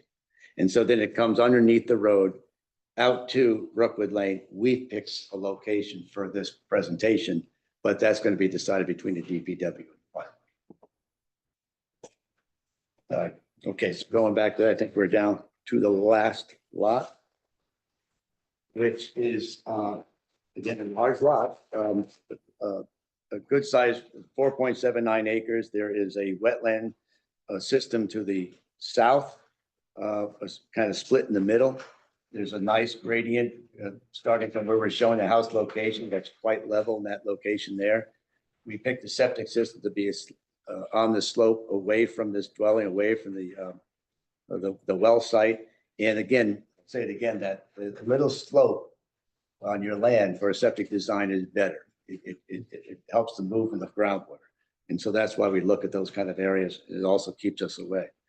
And that's it. But now talking about the driveway, and I don't know how much detail you'd like to get into it. We spent a long time with it with the Wetlands Commission last night. But I'd say it this way: we're doing low impact development design techniques. And that means we've gotten away from digging out and doing these infiltration arrays in the ground. So let's take it again. We have an existing driveway, but right now all it does is sheds off. It's been used as a farm road and an access road for, I think, decades. What we're introducing now is to go along the road, and we're going to put in 4 sets of catch basins for a total of 8. The catch basins will have deep sumps as typical with outlet traps. But because we're in a sensitive area, we're going beyond what's normally required. And these would be retrofitted with inserts. And the inserts have filters in them. So it takes out 80% of suspended solids, hydrocarbons, et cetera.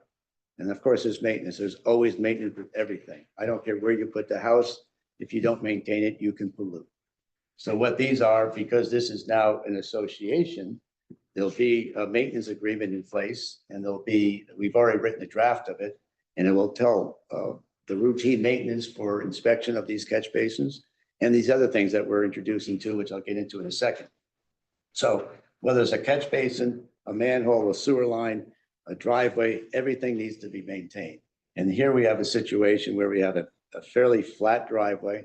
I think the greatest grade we have here may be a section of 5%. It's maybe a 1 to 2%. We start in the beginning where we have a little bit of a low point in the road. We have 2 catch basins there.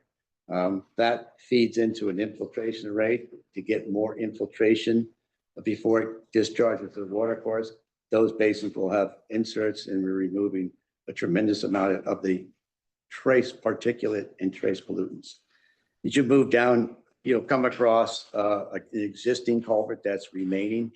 And then we move down to our next set of catch basins there, which is about 550 feet in. Should we be looking at this? No, I don't. No, if you look at We the, have these slides. you told me No, not, but we don't. Okay. if you look, So- actually look at this lot. Yeah, so that's good. You can If you go look down at, if you to- look at the lot 8 slide, you can see the roadway.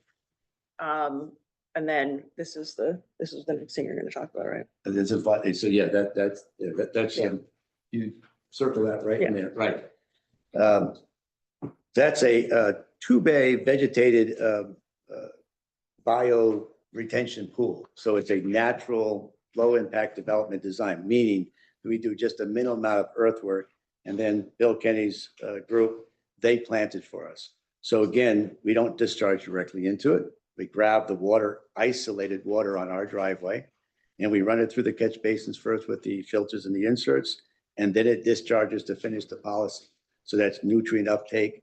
It helps to hydrate the wetlands. So this is on the southeastern corner of lot number 8 is this bioretention area that Mr. Leandro is discussing. And then, yeah, then the next one's here. Okay, so let me get to that next one. Here, okay, now we're about 1,150 feet into the driveway. So about halfway along lot number 9. Right, and that's a micro detention basin, same theory behind it. First, we capture the water. And again, when I say this, we've designed this so that the water, the rain that sheds on the water, which washes the driveway, is collected by itself. We're not taking water from off-site locations because that it comes to the area on the east side of the driveway and works across to the other side via existing culverts. Here, we want to polish the water. So we're picking it up again with 2 catch basins, same story as before. It's got the inserts with the filters and traps, discharges to this micro pool, works its way out and discharges. Same thing again, it's going to be well vegetated. It's going to be maintained, has to be maintained a couple times a year. Removing leaf litter is the main function of the maintenance. And it's a natural feature. Then we're getting down near the end of the existing driveway, somewhere around 1,400 into it. So at the southernmost end of lot number 9. Yep, and that's the same deal. In this case here, we have a, what's the term we like to use in this one? Vegetated stormwater swale. And same thing again, we pick up the water that were collected. Same thing, traps, filters, deep sumps, discharges and cascades down this bioswale. And then after it's been well polished, it's all vegetated, then into the wetland system. And finally, the last is with that circle, it pitches into the center. It's a vegetated circle and it does the same thing. It treats the water, it infiltrates the water and it controls runoff. So to us and what we see here is we have an existing disturbance. And is it a significant impact? We're demonstrating to the best that we believe our ability is to demonstrate to the Wetlands Commission it's not a significant impact. In fact, between what we are doing to keep this driveway and what William Kenny Associates is doing to enhance it, this we think is the best approach for the development of this parcel. The other question, if I can look at slides, what are they, 19 and 20? So in addition to, call it managing runoff, which is, I guess, what you were talking about, if I understand you correctly, there's natural water courses too that are running or flowing water, and I just want to be sure I understand them. So the pond, that is stream fed or not? It's not, Bill Kenny should speak to it. I don't call it stream bed. It's a water course, but it's certainly not the level of a stream. And it discharges. If you go there today, you'll see that twin box culvert discharging a small amount of base flow water. So that tends to. So the pond, So go the ahead. pond is sort of a headwaters for a stream. Man-made. Man-made, but And still a recently head, dredged. but it's a headwaters for a stream. I think. Because there is a stream. You Yeah, so let me just say 2 things, and I think I would love to get Mr. Kenny on the conversation. What you're seeing, if you're looking at what's labeled as slide 20, the slide that I have on the screen right now, is that what you were referencing when you said? Well, 19 and 20, but Right. yes. So pretty this much the same thing. area is one of our wetlands enhancement plans. So currently, when you leave the pond, there's some an open water course, and then it is piped through this area. This is an area, and again, I don't want to step on Mr. Kenny's toes, but this is an area that is a degraded water wetlands area because of all of the actions that have been taken by prior owners. This water course is currently piped. part of what we are proposing as a wetlands enhancement is to actually remove the pipe and make that an open water course. An but- open water course that would flow from the pond Mhm. south. South. So to answer your question, how that pond is fed, since I happen to have lived next door to this property 15, 20 years ago, I lived at 44 Brookwood, which was the property just to the north of Lot 7. And that had a substantial amount of wetlands and a seasonal stream in the back that was a collector for the entire neighborhood. That when it did rain, it would turn into a flowing stream that would feed through Lot 7 and end up in that pond. And then eventually that pond would flow further south. Yeah. And this has groundwater as well. Like, again, you said it, this is a wet meadow. And so that does have a high groundwater. The pond was dug out, form shaped, and recently dredged, and it is an important water supply. So we don't want that pond to dry out. And we also want to protect it. If you look at the topography also on the existing condition slide, you can see that this lot really is a low point from both sides. So there's everything, a lot of the lots in the area are draining into this property. So a lot of what is being proposed as far as the wetlands remediation, as far as the stormwater retention that's being proposed by Mr. DeAndrea will actually assist, obviously not just this lot, but also the neighborhood as well. The another comment is this is part of the 5 Mile River watershed. Yes. The 5 Mile River watershed is about 8,000 acres. And this is on the fairly extreme north end of this, of the whole watershed. The offsite contribution into our site of that watershed is about, I think it's 31 acres. And with about 32 acres here. So what flows through here or out the south end is about 60 some odd acres of watershed. So this pond and that stream that you're, I guess, planning to restore, that eventually ends up in the 5 Mile River that exists off-site, and that ends up in Long Island I Sound. think it's 1,500 feet or so. It may even be more than that. It's about 1,500 feet or so before it can get to the 5 Mile River. And so in this drawing you have here, there would be, I guess, piped underground culverts where the water ends up is taken off-site to somewhere. There are pipes, it feeds into pipes underneath the traffic circle, and then there's another open water course on the other side. Existing. We're not touching. Okay, got it. Thank you. But why don't I let, since we're on his plans, why don't I let Mr. Kenny speak at this point? I think would be the most helpful. Yeah, let's do that. Bill? After Mr. Kenny, what other presentations do you have? I think really just from us, we can just summarize where we are. That's fine. Okay. Good evening. I'm Bill Kenny. I'm the principal of William Kenny Associates in Fairfield. I am a professional wetland scientist, soil scientist, and landscape architect. We were retained to help with this project in a number of ways. Initially, we went out and determined where the wetlands were located and identified and field marked the boundaries of the wetlands. And later, Mr. DeAndrea's firm surveyed the flagging that we put out there along the boundaries and added that to the survey. And then we got involved with assessing the quality of the wetlands and looking at how they function and then taking that into consideration with the proposed access way and the subdivision as well.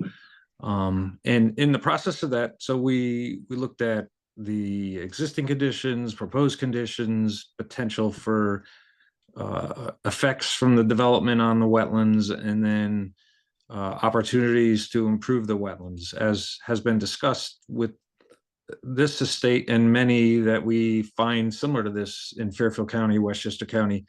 There's been significant alterations over the years, wet areas where landowners look to make wet areas drier and more usable, and they would do that in a couple of different ways. They would divert water away from a wetland, divert water out of a wetland, or raise the ground surface to make the ground drier. And in some places on this property, all three of those things occurred, to the point where they took wetlands that had been functioning and completely eliminated them. In other places, by drying them out, they still remained a wetland, but they lost some of their more significant and important functions, some of the reasons that the law was put in place to protect wetlands.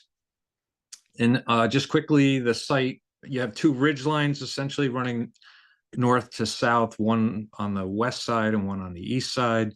And so we have this broad, somewhat of a valley down through the middle, and the drainage corridor that you've been discussing with this small stream that does make its way down through the middle of the property. It's relatively small, just a few feet wide in many areas, that easily to jump across. And then in addition, and on the west side, or the top of the drawing, and again, the north is to the right, you have a relatively dry hillside where the hill just comes down, and it's composed of primarily dry, non-wetland soils. On the east side, you have soils that in some areas are more compact, and you end up with wetlands on the side of the hill. And that's where there's more wetlands coming up the hillside on the east side of that valley, and where that existing driveway exists. So this drawing is showing some of the areas at the southern portion of the property, the southern half of the property, and we did identify, or I'll step back for a second and just give you a quick summary of the mitigation activities that have been proposed. As we work through the wetland permitting process and the process with your commission, there's been a lot of communications with town staff with regard to the wetlands, and also neighbors consultants, and our initial design for the project, both ours and Mr. DeAndrea's, there was initially some proposal to eliminate some wetlands, and it was close to 5,000 square feet back in December when we first proposed this project. And at that time, due to that, we also proposed mitigation where we would take wetland that had been eliminated years ago, and take wetlands that have been degraded and bring them back to a full functioning wetlands. And so we had over about 17,000 square feet of that type of activity where it was not functioning as a wetland, or had very low function as a wetland, and brought it back to life to create a high functioning wetland. So we tripled the area that was being proposed to be eliminated. And the area that was proposed to be eliminated was degraded to begin with.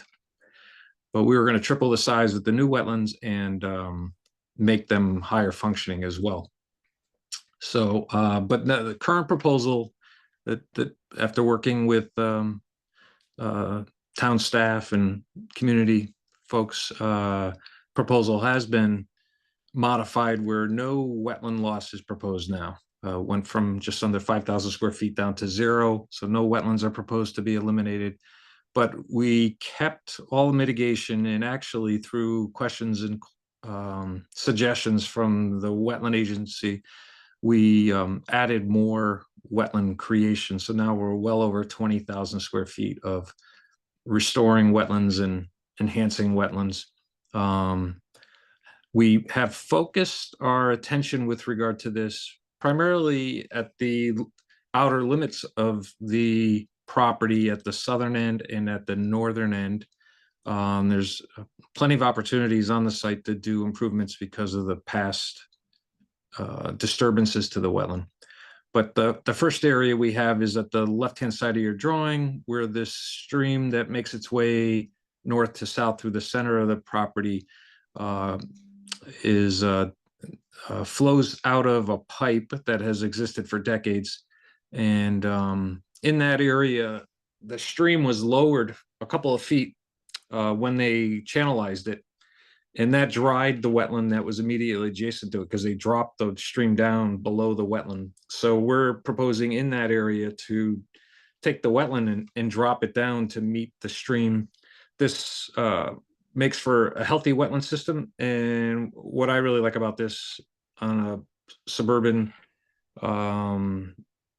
landscape like this, we're providing flood storage, increasing the flood storage capacity of the property by dropping this down. So this helps people downstream because we're going to allow this wetland to function at a much higher level to when we get larger storm events, the water will leave the stream and go into this wetland and sit there and hold back some flood waters. So that's really good. And then if we move upstream, there is this central area that's on the east side of Lot 4 and Lot 3. And you'll notice that wetland it's relatively level. The contours on the map are spaced quite widely. It does have a gentle slope from the north to the south. And that area, the previous property owner piped the water course through there. They put in a shallow layer of fill, and then they kept shade trees, but they maintained it as a nice big lawn for decades. But it still meets the definition as a wetland. So what we are proposing is to remove the pipe and restore 250 feet plus of watercourse in that area. So there's a short length of watercourse that extends out of the pond on the right, and another length of watercourse on the left. So we're just going to fill the gap between those two and restore and rehydrate this area wetland in that general area. This also helps to provide some additional floodwater storage. In a larger storm now, water just gets forced through the pipe and moves quickly through the pipe.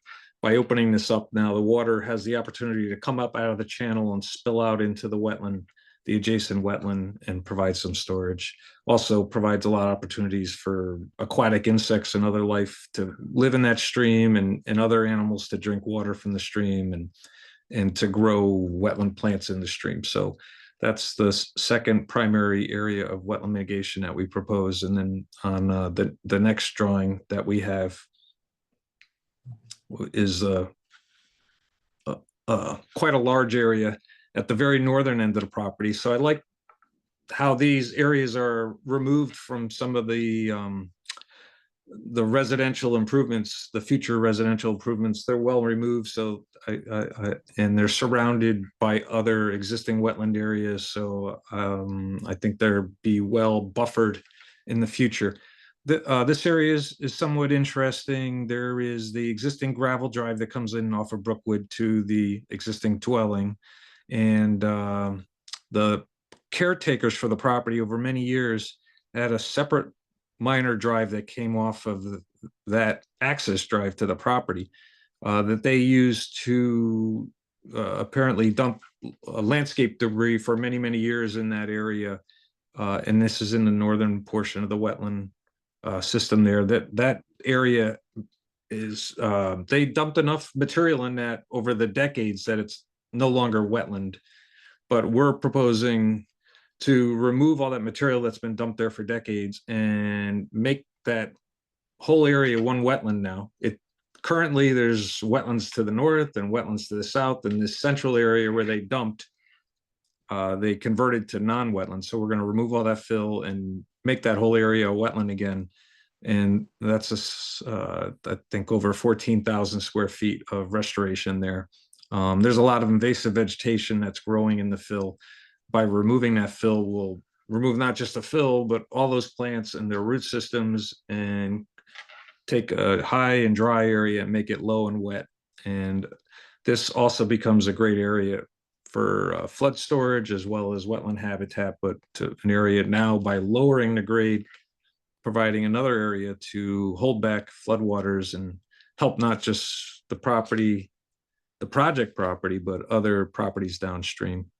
And then associated with this, we'll remove the gravel driveways that exist there and restore some wetland associated with the driveways and also restore the upland buffer that borders the wetlands in these areas where the driveway was. So those are the primary components of the proposed wetland mitigation, wetland and watercourse mitigation. There's also some native plantings, naturalized plantings that we are proposing along the driveway, in particular, some of the stormwater bioretention basins or micro pools that Mr. DeAndrea described, that we have native plantings proposed in those areas as well. So be pleased to answer any questions you might have. That's quite an abbreviated discussion of the topics. We went into it in much more detail with the Wetland Agency. Thank you. Commissioners, any questions for, sorry, Mr. Kenny? Mr. Kenny, yes. This is Commissioner Chris. I had one. It goes back to my question on the buried stream that you want to restore. I'm just wondering to what extent that may affect flooding, if there's severe rain or some other action, the stream spills over its banks, may cause, significant runoff somewhere that the wetlands can't absorb. Is that a water issue that we should be thinking about? I think in my professional opinion, the effect is to hold back, allow for the water to be held back, additional water to be held back. So the effect is to reduce downstream flooding. And to Mr. Chris, that piped water course goes straight through. If you're looking at this map, everything in green is wetlands. So there's significant land there for, if that stream were to overflow, for that to be absorbed. And as Mr. Kenny has explained, it actually will improve. Those wetlands are pretty degraded because they've been forced to dry out by the piping. So this will actually help the wetlands, and I think it will be a net positive if you're looking at it from a flooding drainage standpoint as well. Given the location in the upper reaches of the watershed, this is where you want your best to take. Okay, That fair enough. benefits the people downstream. Okay, thank you. I probably got the words wrong, but I think you used the phrase dropping the wetlands to meet the stream. And I'm just trying to understand what that means in practical terms. Does that mean for a guy like me that you're going to dig a canal? So it means to lower the ground surface elevation of the wetlands. Basically just excavating, lowering the surface by a 1.5 or 2 feet to get it down to where the water is now. That the water used to be higher. That stream channel was lowered over many years of manipulation. And when that stream lowered, the water lowered, and that dried out the wetland. And in that particular area, there was enough material, or that stream was lowered enough that the opportunities for that water to get to the wetland are far fewer. So we're going to drop, and it's really difficult to bring that stream back up once it's been lowered like that. So it's very easy in that area to just bring the wetland down to the stream to rehydrate it and make it a much higher functioning wetland. You do that with a bulldozer? Just typical backhoe or track hoe. The same type of machine you'd use to excavate your foundations for the home, or so they just pull up to the edge of it and excavate out. It's actually quite simple. Probably the excavation, or similar to excavating for a pool. But it's only we're talking a couple feet. This is Commissioner Cruz again. I would assume that any heavy equipment that would be in this wetland area to dig out the pipe and restore it would be something the Wetlands Commission would be thinking hard about, since it's sort of their turf, quite literally. They tend to be sensitive on those sorts of things. So That's correct. Yes, that's correct. That'll be part of, presuming that there's an approval, that those will be conditions of approval. But there will obviously be some impacts on the wetlands while we go in and do the work. But the ultimate result, those will be temporary impacts, and the ultimate result is to improve these areas. And just to be clear, or repeat it to be sure I got it right, is that the elimination of the buried stream and change it to a above ground stream, even if there may be some flooding, bursting its banks, that the wetlands around it is relatively large, and you're submitting that that wetlands is more than adequate to absorb the water as opposed to creating some new flooding issue that needs to be sorted out. But Absolutely, yes. we're lowering that so you get more storage now. Okay. You don't have as much storage now as we will have if we implement these improvements. I'm just saying that there is no unmitigated flooding issue here that we need to think about as far as Correct. this particular subdivision. Correct. This will be the cleanest water in town. Okay, you've answered my question. And so I just quickly in summary with past disturbances to the wetlands and the fact that the wetland and the driveway already exists, the fact that the driveway already exists and in its current form doesn't have the stormwater management features that Mr. DeAndrea is proposing. And then when you add the wetland mitigation, it's certainly my professional opinion that this maintaining the driveway as proposed, the wetlands with all the work that's associated with it will be much better, higher quality, and a net improvement on the environment related to that. Okay.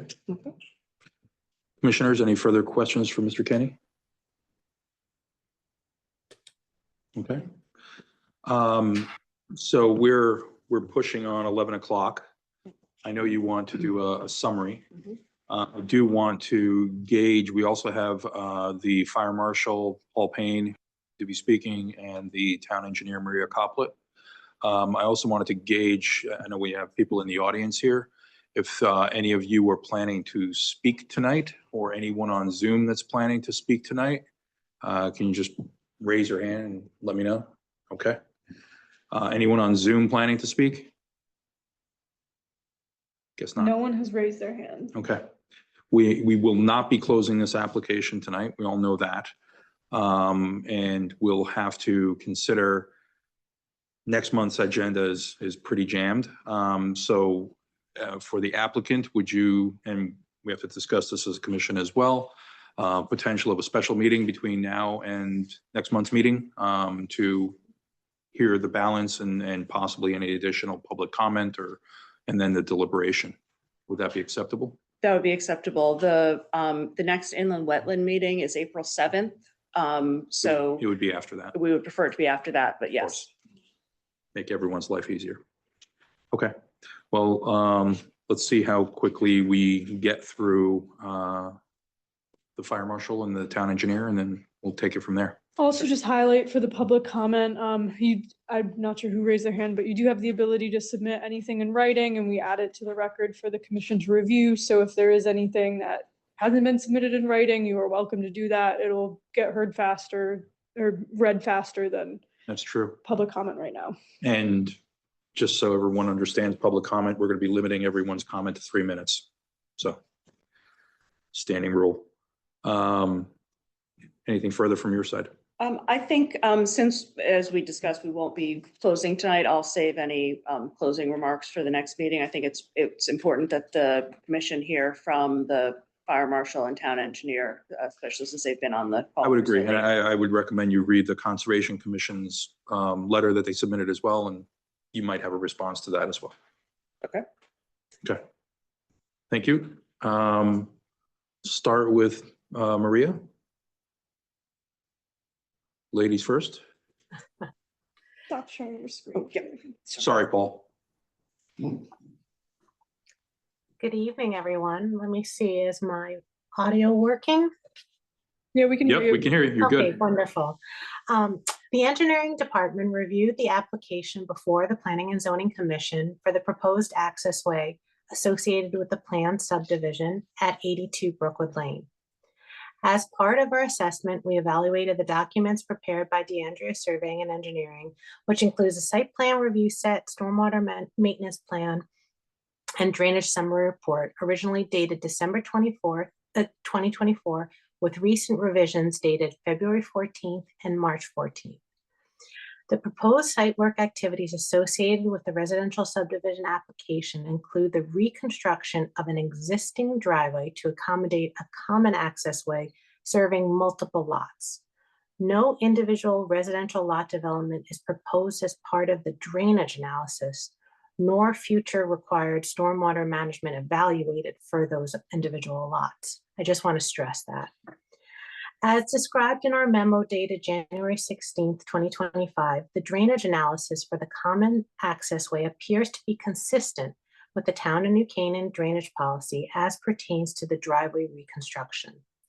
The applicant has stated a 56% reduction in impervious area across the subwatershed, restoration of the eliminated impervious area, and water quality measures for the remaining impervious areas.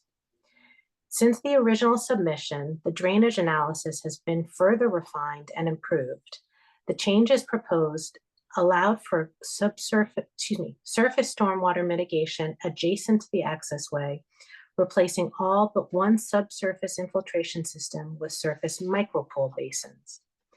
While considered an equal stormwater management practice to an infiltration system, the micropool basins have the added benefit of providing areas for supportive wetland adjacent plantings and wildlife habitats and allow for adequate separation from evidence of historic groundwater elevations, also known as soil modeling. In addition, catch basin inserts are now proposed, allowing for pollutant removals upstream of the micropools, swales, and wetlands, a pretreatment system. Regular maintenance of these inserts, along with the proposed stormwater management measures, are required to be outlined in the stormwater maintenance plan. It is understood that if the residential subdivision is approved, each individual lot will then be required to prepare separate drainage analysis for each lot. These separate analyses will be required to be consistent with the stormwater management rules and regulations applicable at the time of each building permit application submission.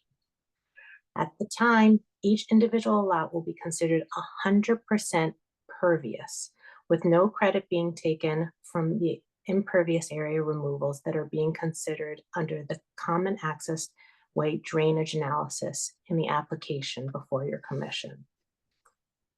And one last item I did want to note is that in the alternatives, the western driveway is not located within the main drainage area or subwatershed. Right, Maria, we don't have the alternatives in the Oh, record. okay. So I apologize. It was just in reference to that driveway section at the end of the cul-de-sac bulb. If that was extended, I just wanted to call out to everyone's attention and just reemphasize what was stated is that that would require separate stormwater management. You would not be able to apply because it's in a separate subwatershed, you would not be able to apply the credits that are being taken on the main site from the removals of existing impervious areas. Okay.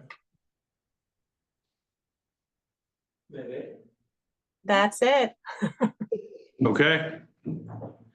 Commissioners, any questions for Maria Copley? Just a small question. I think what you just said was that your analysis is based on the common roadway and the fact that it meets all requirements. Can I assume that when a property owner buys one of these lots, that they cannot, therefore, they have to put in Coltex systems, they have to put in a system that keeps all the water on their property and does not take advantage of or make use of any of the common structures? Is that what you just said? That is correct. the design will be dependent on the applicant and their engineer, so I can't say that it'll be a Coltech system, but yes, all up to and including the 100-year storm event, all stormwater runoff will have to be maintained on site. Okay, so there was a letter submitted by the intervener from S.E. Meyer's office, which talked about that issue in terms of an aggregate benefit or a net benefit from the restoration of the wetlands and trying to take into consideration what the future development of each lot and how it would affect that net benefit or that increase in wetlands. And what we're hearing you say is that those will have to be designed in such a way as to not affect any of the wetlands or any of the restoration or the restoration of the wetlands that are proposed, correct?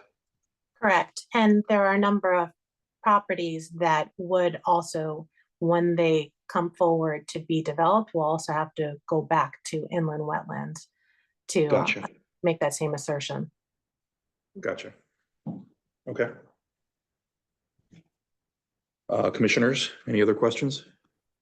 And just like one clarification, Maria, if I could. Can you hear me all right? Yeah. I was just looking at your memo and rereading it to make sure I understood. Your point number one, you said that the removal and demolition of existing features and the reconstruction of the driveway will result in a significant decrease in impervious areas on site. Does that mean basically by tearing down the main residence and removing the pool and the current dwelling that's on the property, therefore it'll have less impervious? Because I was unclear as to how They got there. how you got to having half less impervious. Yes, the applicant has asserted in their analysis that they are removing 56% of the impervious area, and that includes the house and the infrastructure around the house, which results in the largest part of the reduction in impervious area. And that's all within the sub watershed that drains down to the pond. Got it. And that was what was confusing to me. So, but when the lots are developed, they'll have houses on them and that will replace that. So I was just trying to do for like.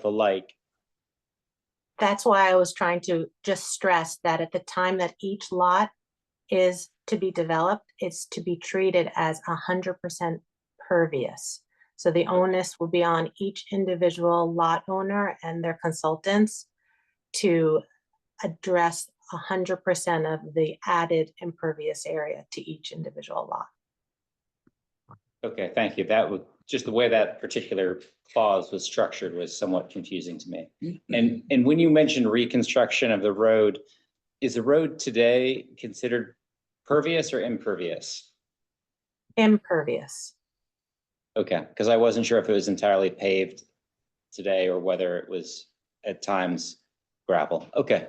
So it Well, was. just so you know, the town, our policy is that compacted gravel is also considered impervious. But in this instance, the driveway is substantially paved, asphalt paved. Okay, thanks for that clarification. Sure. I might be able to clarify a bit with the impervious that's being removed. If you look at the existing conditions map, which is the second slide, you'll see that we are keeping this eastern driveway, but in addition to the structures that we're moving, there's also quite a few other driveways on the property that are being removed. That is the reduction in impervious that is discussed when we're talking about the driveway, but as has been stated a few different ways, when these lots are developed, they will be treated as if they're open fields and all water will have to be retained on site.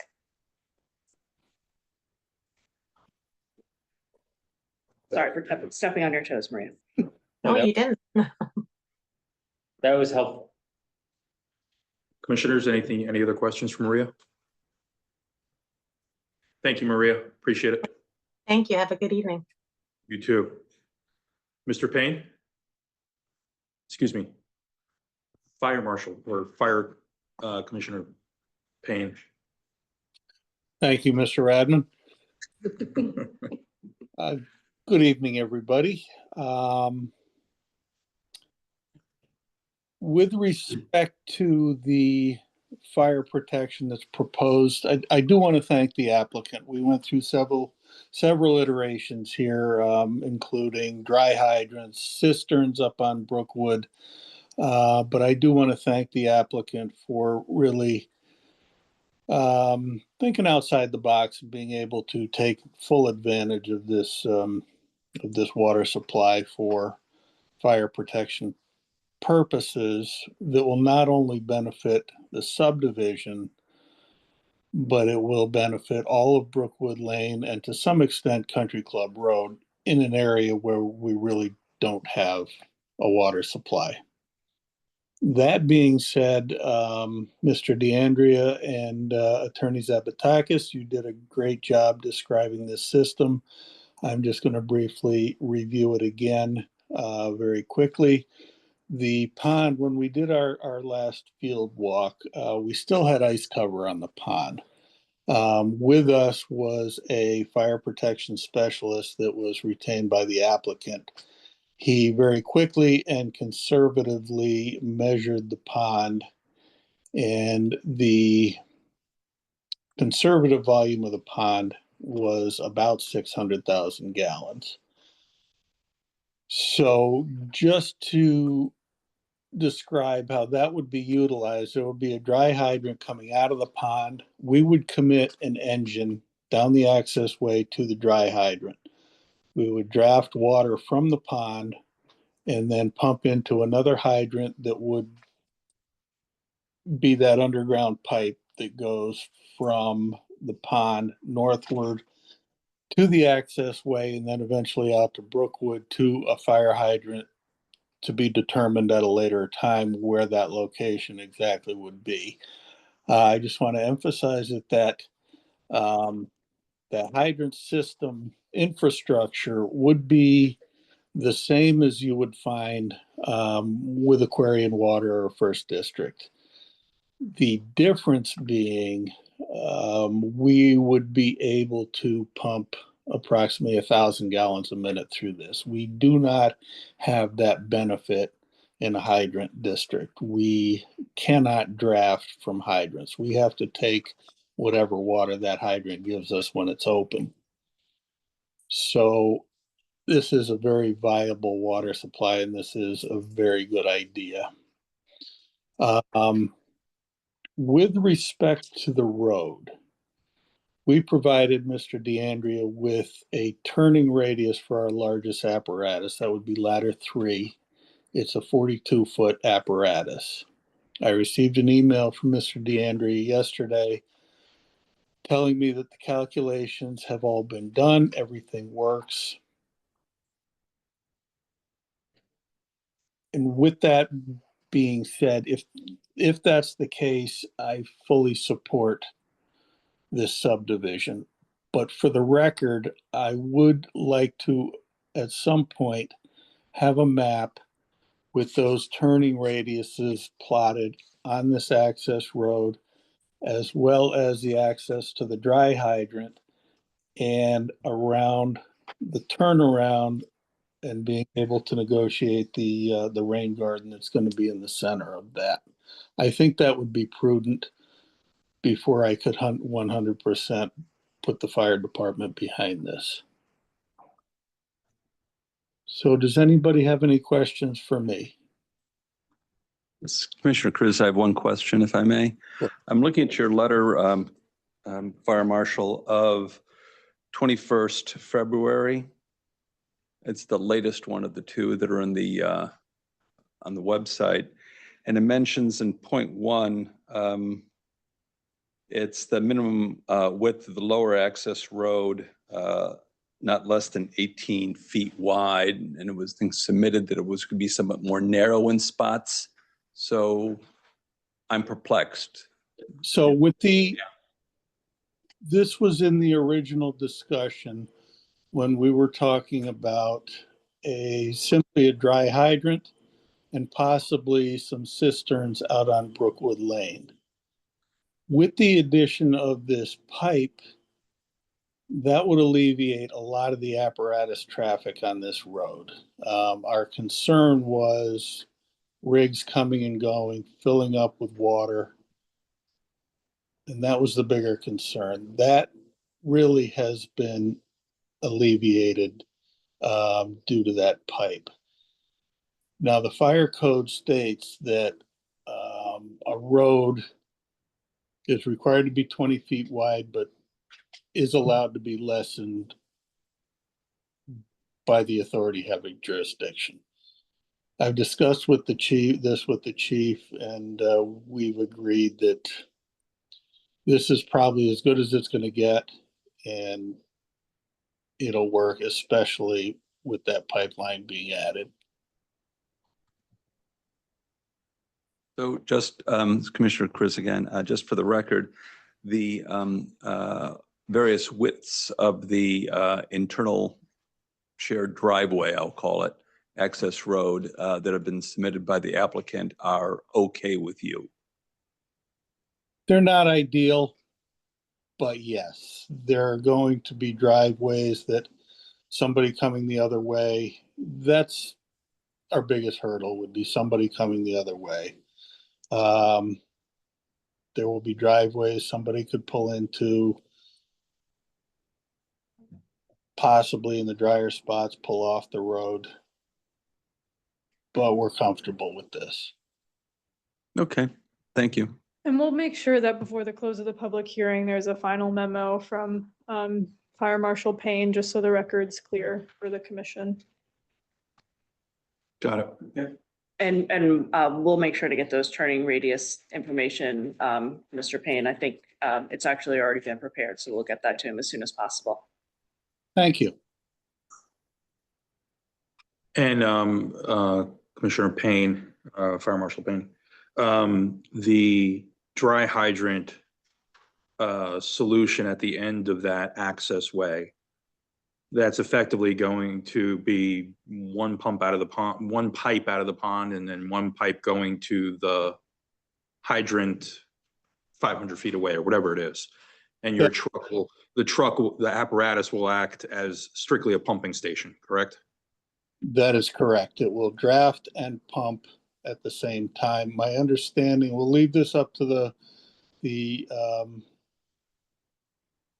fire specialist, but it's my understanding that hydrant pipe underground will have an actual fire hydrant at each end. So at the pond end and at Brookwood Lane.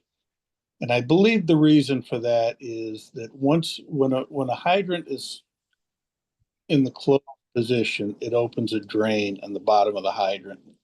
And that usually drains into a gravel sump below the hydrant. So that would give the opportunity to drain that entire pipe from either end.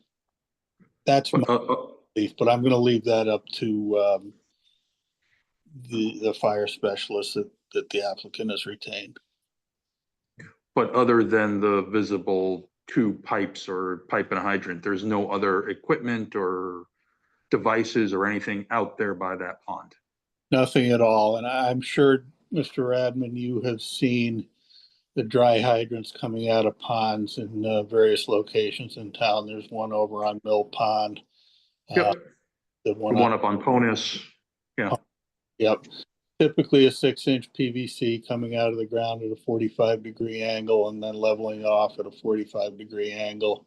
And it's got a cap on it. And that cap has the, for our 5-inch hose, which would connect to that, would connect to the engine. The other side of the engine would then connect the discharge line to the hydrant and hit the on switch and it goes.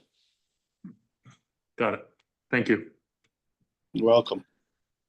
Commissioners, anything further? I have a question. Sure. So, how does This is Mr. Commissioner, sorry, Commissioner Swerdlow. I want to follow up on what, Mr. Swerdlow, you're not seated for this one, but you can still ask the question. okay, I know, well, but that's fine. still fine. Yeah, that's fine. I just noticed him there, so I thought Christina was going to be seated for it, but. Okay, yeah, no, go ahead. Sorry. Just making sure we're following protocol. That's, appreciate that. All right, so, but my interest in is you have a lot of moving parts here. You have a pond, you have 2 hydrants, you have connections to make. You also have call time from the fire station to the site. And then I imagine there are some times that you have to actually come out periodically and test everything. So if you could just describe how all these connections are made, what's the time frame they're made within, how long it will take you to get to the site. I'm sure you have a sense of that. So once you get a call and what connections are made and how long will that take you?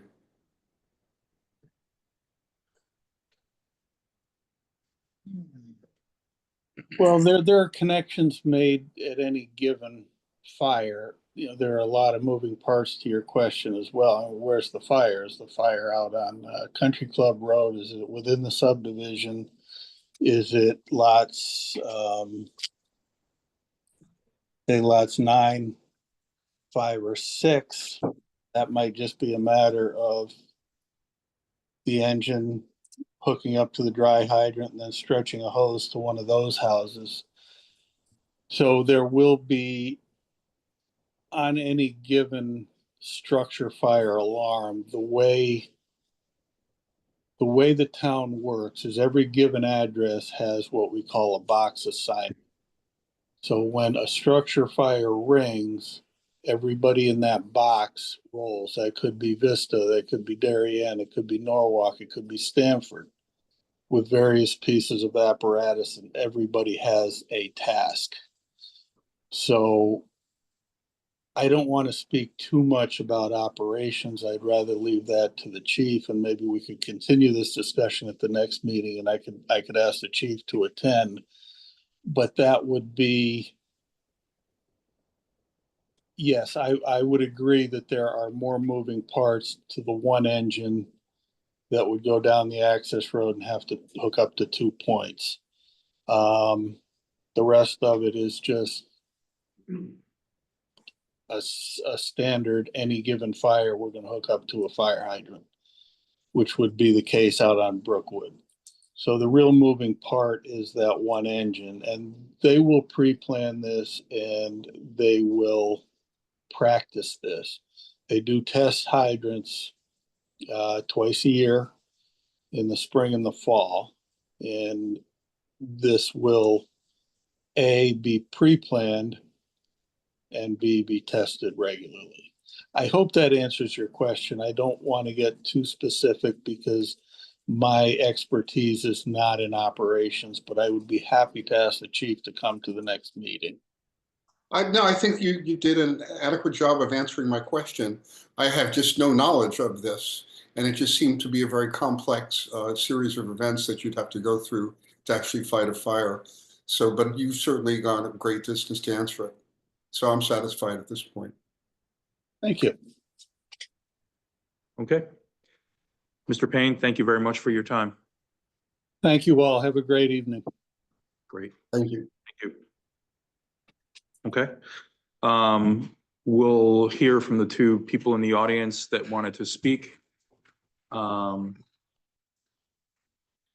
your pick who wants to come first. Again, we'd ask you to hold it to approximately 3 minutes if possible.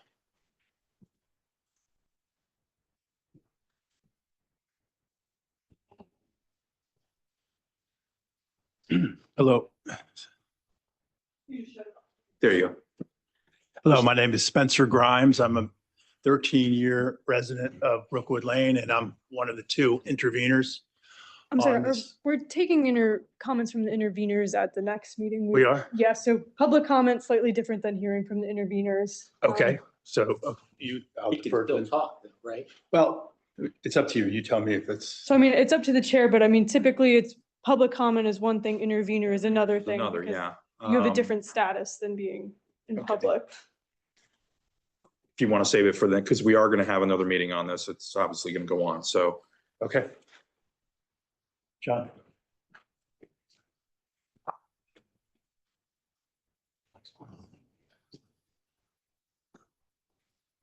Well, as part of the interveners, is there an attorney associated with the interveners? So they have an attorney, an engineer, a All of that soil coming. scientist. I believe so. I've not been communicated with about it. So I'll be brief. I'm John Fusak. I live at 37 Pepper Lane, and I'm speaking on behalf of the New Canaan Land Trust. And as you're aware, there's a requirement under the subdivision rules that open space be provided for. And that can be accomplished in one of two ways. One is open space either on the site or open space provided for off-site. That's an actual dedicated land that's provided. Or alternatively, the commission is within its jurisdiction to require a fee be paid to the town's open space fund in lieu of providing those open space areas. And in this particular case, not in all cases, but in this particular case, the land trust would strongly encourage the commission to require the fee be paid to the open space fund for the town, which could be used in any clear number of ways. But it's our contention that the open space that's provided on the maps by the applicant are of minimal value to the town. They're non-contiguous, they're along the side of a roadway, they're inaccessible to anyone from the town, given that they're internal to a private driveway. They don't connect to any other open space, any open trail. In our opinion, they're just not particularly valuable. Whereas funds paid into the town's open space fund could be used in any number of very potentially positive ways. And I'll just cite two recent examples. The first being the acquisition of the Silvermine Fowler Preserve off of Silvermine Road, where the town provided funds that were used as a catalyst to release other funds, state funds and private funds, to allow for the acquisition of property that was adjacent to other land trust property, in that case, that was able to expand that area. And then very recently, at the end of Valley Road, adjacent to the Brown Sanctuary, the town was able to provide funds for the acquisition of land that was adjacent to existing the Brown Preserve. So, those are two examples of places where the funds from the Open Space Fund have been able to really meaningfully impact open space within this town. So that is why we really think a better proposal than providing for open spaces within the subdivision would be to require funds into the Open Space Fund. Okay. This is Commissioner Canag. I have a question. Yes. Assuming we were to agree with you, how would we decide what the amount should be? So we'll talk about process at a later time. There is a statutory requirement of no more than 10%. But again, that would need to be discussed with the applicant. And I don't recommend starting that conversation necessarily right now. Well, we're going to have that conversation no matter what. No, I agree. I'm saying in the interest of time, are we taking public comment or are we hashing out additional ideas? I think it'd be valuable for the commissioners to understand what that amount, how that amount is determined. And you say it's a statutory requirement. That's a state requirement? So the maximum amount is 10% and that is mandated by statute. So State statute. State statute. In the general statutes. Correct. Is there a minimum amount? It just says up to 10%, and typically your subdivision regulations are supposed to provide some sort of formula for what amount you decide to charge between 0 and 10%. We do not have that. We do not have that. But in this case, the land trust is advocating this remedy, and I think it would be useful to us without having any extended conversation, just to see what their answer is to my question. I think we would advocate for the maximum amount. The 10% of the value of the land that is being proposed to be subdivided. Thank you. Okay. Yes? Have you seen this map? Yes. Okay. So that map only got entered into the record tonight, so it's I- not posted on the website. Okay, I may think you were So maybe. showing me something else. Okay. The others, but, so I just wonder, simple question, is, the land trust, would prefer fee in lieu? Would the land trust think that some of the dark green spaces which have been identified as wetlands and other open space, if added to the 10%, would that be an adequate alternative to the land trust if you had more space on the property? I guess I would still say that this is inaccessible to anyone from town. The idea of providing open space is to provide a benefit for town residents and for the town general and the habitat and et cetera. And except for, Well, that's one of the criteria.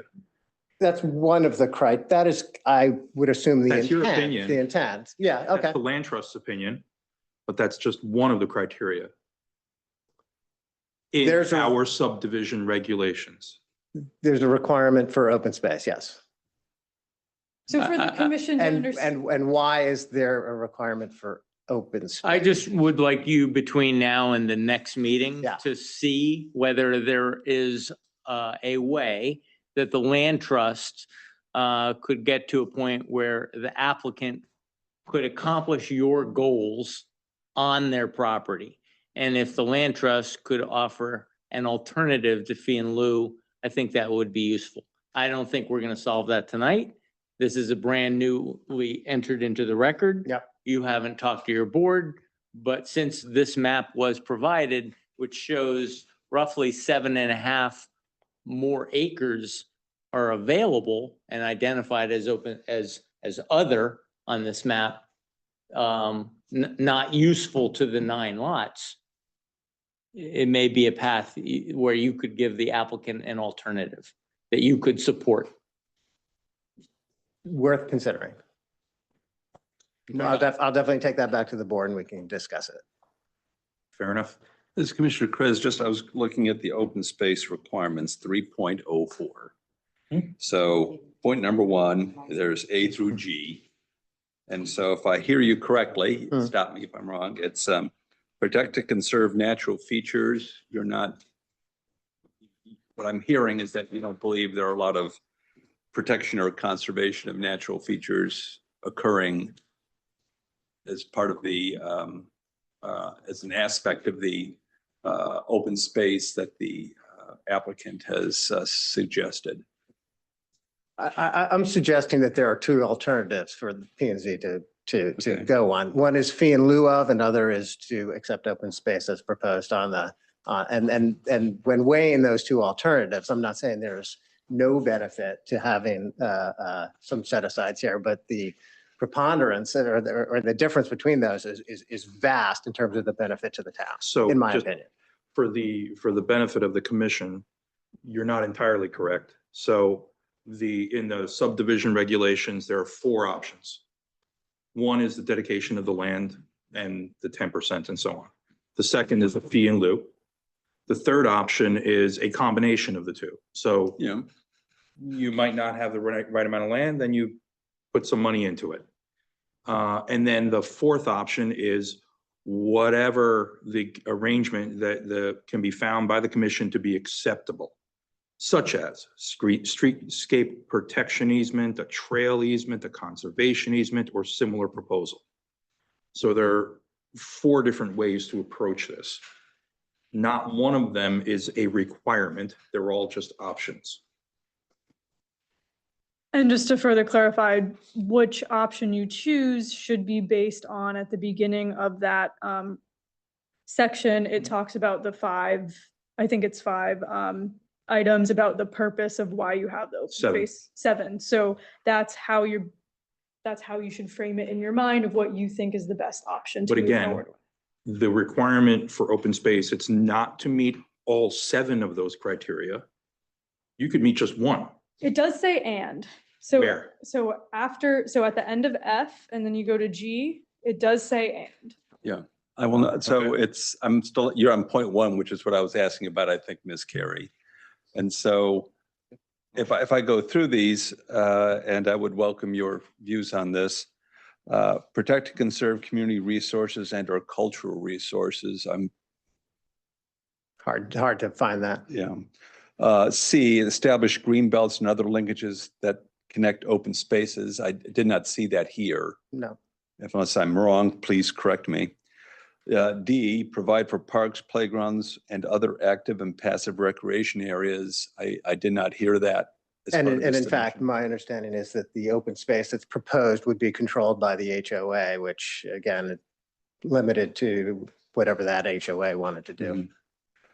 E, supplement existing open space areas. I It don't doesn't, as believe far there as are I any. know, it's not contiguous to anything. Okay.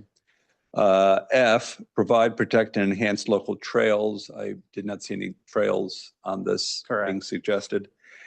And, as Ms. Carey wisely pointed out, G, implement the open space and other recommendations of the plan of conservation and development, which goes into a fair amount of detail. It would seem that given there's an and, as pointed out by Ms. Carey, I'm just trying to get a sense of to what extent, in your view, the proposal from the applicant is meeting the criteria that are stated here. So I welcome your opinion on the totality of these characteristics.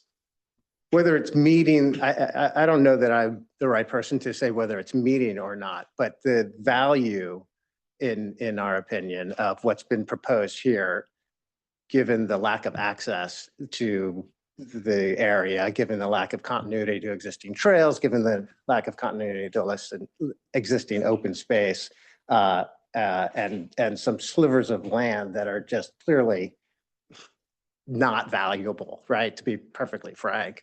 No, I think a fee in lieu of open space is much more potentially beneficial to the town.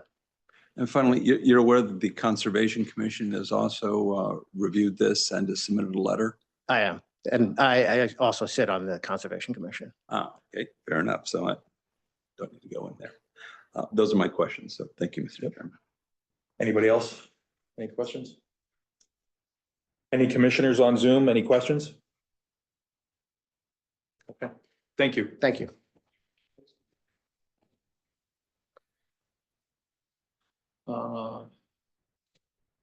Ms. Zavatakis, anything else for tonight?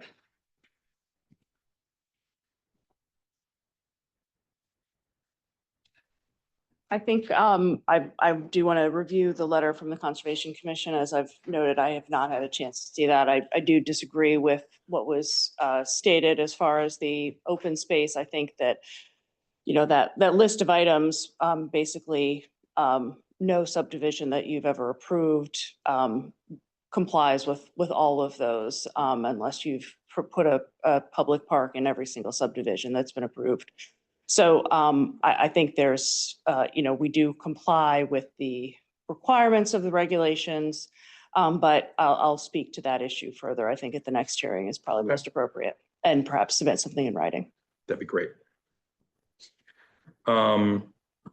Before we lose you for the night, as we continue on to other deliberation, Sarah, for next month's meeting, we're jammed with applications.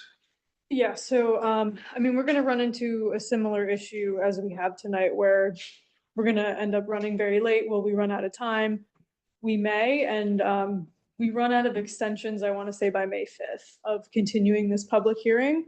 Okay. So, you know, if we want to have another very long meeting like this that may even go a little longer, don't need a special meeting, but it may be in our best interest to have a special meeting specifically for this application. So then we can wrap things up on the 29th or not even need to hear it on the 29th. It's up to the commissioners. My opinion is I think we do a special meeting and address this particular application and get it done. I would be supportive of that, Mr. Chairman. I think we need to move forward on this. We do need to wait for the wetlands, which is the So 7th. they're on the 7th. Yep.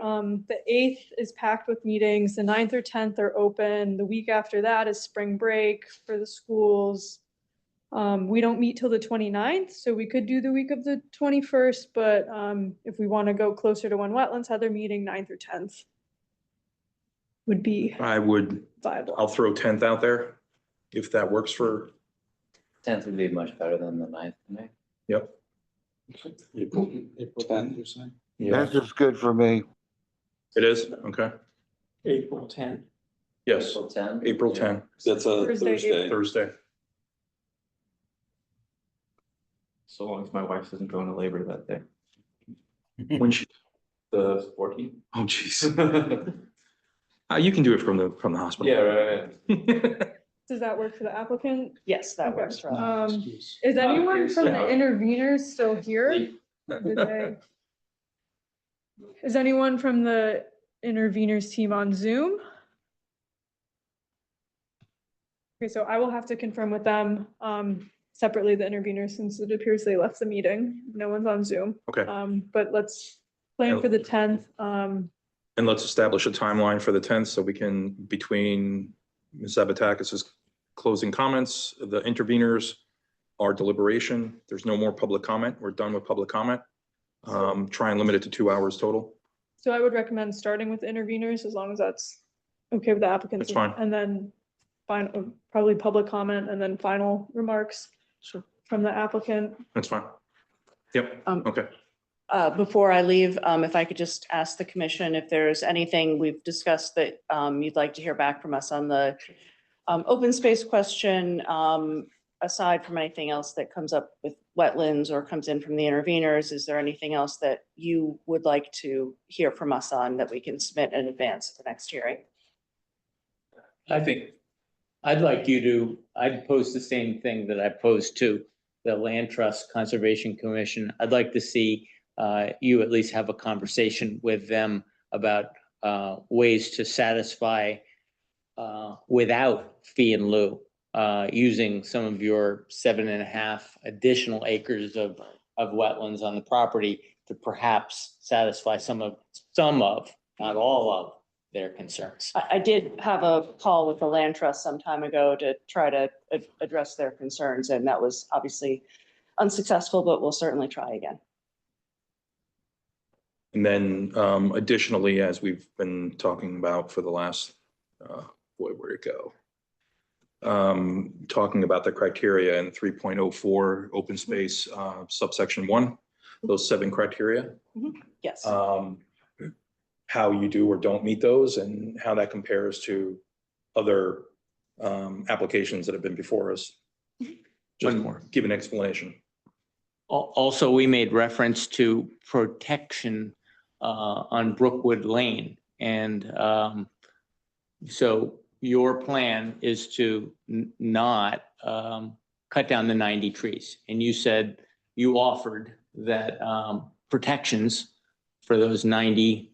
And in order to make sure that it stays the way we assume it's going to stay. So I just would ask you to be prepared to address that, how we're going to protect the Brookwood Lane forest next time. Certainly. The Brookwood Lane Forest. The Shire. And I guess I would ask that Ms. Carey, if you're going to be speaking with the interveners, if they have something that they did want to say, since we haven't heard anything from them, if they could probably try to submit something in writing in advance of the meeting so that we have a chance to Yeah, respond. at a minimum, Definitely. five business days before the meeting. Definitely, I'm hopeful since wetlands is a few days before, everything with the interveners will be mostly should be developed ahead of the wetlands meeting. So Correct. I'm hopeful that we can definitely achieve that. Okay. Thank you. Thank you for your time. So continue to April 10th. Yes. Okay, commissioners, let's keep moving along here. I believe Commissioner Nielsen dialed in. Her name is on the list, yeah. She's on the list, yeah. So I will say, since we're taking some pressure off of the April 29th meeting on some of these more complicated applications, there is no pressure to deliberate tonight if, I wasn't planning to. okay, just. On this application? No, well, you can't deliberate on Brookwood, but, the text amendment and I don't know how the commission felt about Chichester, but if there's anything that you all feel is going to take a long time to deliberate, we've taken pressure off of the April 29th meeting, so there's no, pressing need to vote tonight. You make it through tonight, I bet we talk real fast. Sure. I bet we can. I'd like to just knock these off if possible. The only one that I would continue to the next meeting if possible, to the special text meeting, amendment. is the text amendment for the Richmond Hill property. Okay. I agree with that. I'd rather Krista be here in person. I know she has input on it, and that might take a little bit longer in discussion. Okay. But let's hit 31 Oak Street. Who's seated for 31 Oak Street, just so no, Mr. Swerdlow wasn't, Christina was. okay. Okay, so 31 Oak Street, Commissioners, this is the garage that is looking for additional 660 square feet of coverage, building coverage on the lot. And then doing a deed restriction of 1,311 square feet total to the 18-foot or less. Any comments, observations before I ask for a motion? I think I could make a couple of observations. I think that this, I think this is really in the spirit of the clause in our regulations. If you look at the house, it's a house that's been there for a long time. The two sections that are deed restricted are legitimate, like areas that could potentially have bump outs that would increase the mass of the building. I was a little concerned about, I think, the idea of having a garage being encumbered as it was built, because I think the outbuilding being encumbered wasn't necessarily the first use of it. But given this seems, it's a historic house, it's downtown, it's a tight lot. They don't have a garage already. They seem to be pretty innovative in the fact that it's a 23-foot wide building. It's sunk and it's tandem, and they're being creative, and they're shrinking the height to fit into the regs. I thought there was a lot of thought that went into the proposal. I agree. I think the presentation of the new garage from the streetscape will be scale appropriate. Yeah. Right. It's not too tall or too wide or too looming in any way. And it's a deep lot, so it can take the extra depth of the garage, I think. Could you incorporate that into a motion with 1, 2, or 3 of those Yeah. points? So, as- in support? So I'd like to initiate a motion to approve, because this proposal conforms to the regulation in terms of encumbering the main building and the proposed building as stipulated, and does it in a way that I think integrates into the fabric of the neighbors with reasonable impact and benefit. Perfect. Do I have a second? Second. Thank you. Call to vote. Just make sure. Krista, you can hear us? Yep, I got you. All right, so 31 Oak Street, call to vote. Dan Radman, I vote yes. Krista Nielsen, Yes. John Chris, Yes. Chris Herring, Yes. John Engel, Yes. Paul Knag, Yes. Tom Benton, Yes. Eric Knowles, Yes. Christina Larson. Yes. You. 89 Chichester. Now, this is the Beautification League. beautification league with their shed or their cottage or whatever you want to call it, their outbuilding on Chichester. Obviously, the neighbor and the beautification league have their own issues to resolve relative to the driveway and any potential easement or whatever else is going on there. But we're looking for the modifications to the language in where is the modifications in that submission. You want me to pull it up on the screen? Yeah. Sure. 8 and 9. Can I ask, can we defer this until the neighbors settle their dispute, or is this something we make a decision on now? If we, They may not sell it for months. Not, because Related to. none of the arguments made by the neighbor were related to the change in language before us tonight. Well, one of them No, is. he did say that he opposed the changes, just in general. In his letter, he talked about, So- it being too intense of a use, and he did at the end say that he was just opposed Yeah, outright. I mean, item number 6, where it used to be use of the cottage from April through November, now it's year round. So it's an intensification of the use that he's also opposed to. Okay, so that's the key point. I think so. I think the rest of them are, The dawn to dusk thing seems pretty de minimis, like. yeah, Yes. like, no, agree. and some of them they've already satisfied with what's going on and so on. I think it's their issue with the easement and the driveway edge, and it's the use being year round. Do other commissioners feel the way Chris does, that we should give them more time? I mean, Can we? So I don't think so, because it's like, you can't put anything else into the record now. So waiting for something to happen, technically you need to be making your decision off of the knowledge you have now, not Hmm, waiting for something else to happen. Well, the application's closed, right? Yeah. So we can't. yeah, it's a Yeah. done deal. I mean, they can reapply though if we reject. Yeah, or- and Or, you could do that, but or I we mean, could do it, again, or could we condition it? so let's talk, let's have our discussion. I mean, if we can't get there, we can't get there, but I would say that it came on the record, how many, the intensity of use is directly related to how many people can you get on the property. And that was asked and answered, that you can really only get 2 vehicles into the interior of the property. That's not a change. And you can get, I don't know, maybe 5 or 6 at the street parking lot, and that's not a change. So none of the changes to the structure, the building, it's really all about what you just said, which is a changing of the time period to make it year round. Correct. Because Intensity of use is only related to the number of months, not number of people on the property. correct, because even 2 years ago, before they did the changes, they could still get the 10 or 12 cars onto the 2 areas of the lot in order to have their meeting or their planting party or whatever they do. It's purely the 4-season element of it. What was the reason for the original prohibition against year-round access? They didn't want it. They didn't ask for They it. didn't ask for it.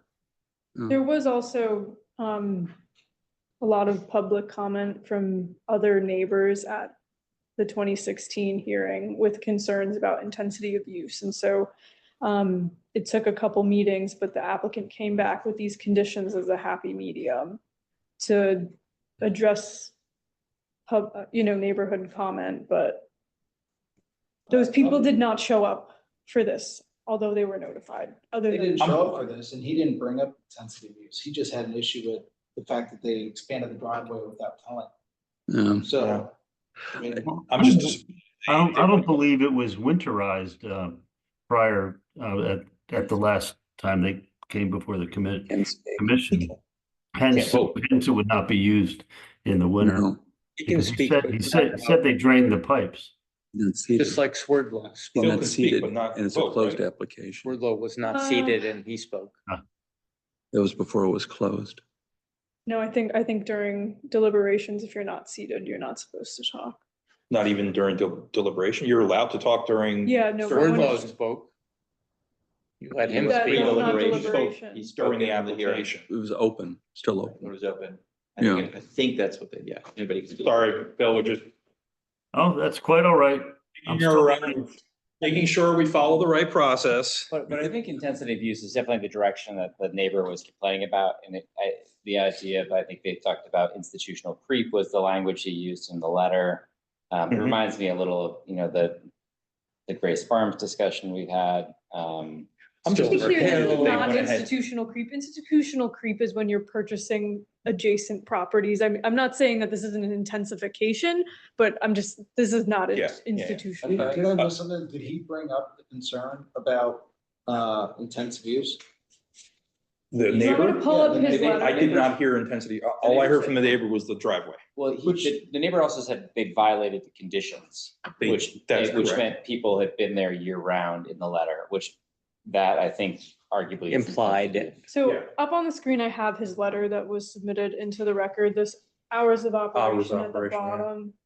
He uses the term institutional creep and I'm disappointed that we're hearing from them now after all the winterization and, you know, I understand they're allowed to do upgrades and use it the same way. I get it that the use is the same, but it's the whole winterization part of it and changing adding another 30% of annual usage time to it without coming to us first, since they knew they had the special permit and that restriction in there.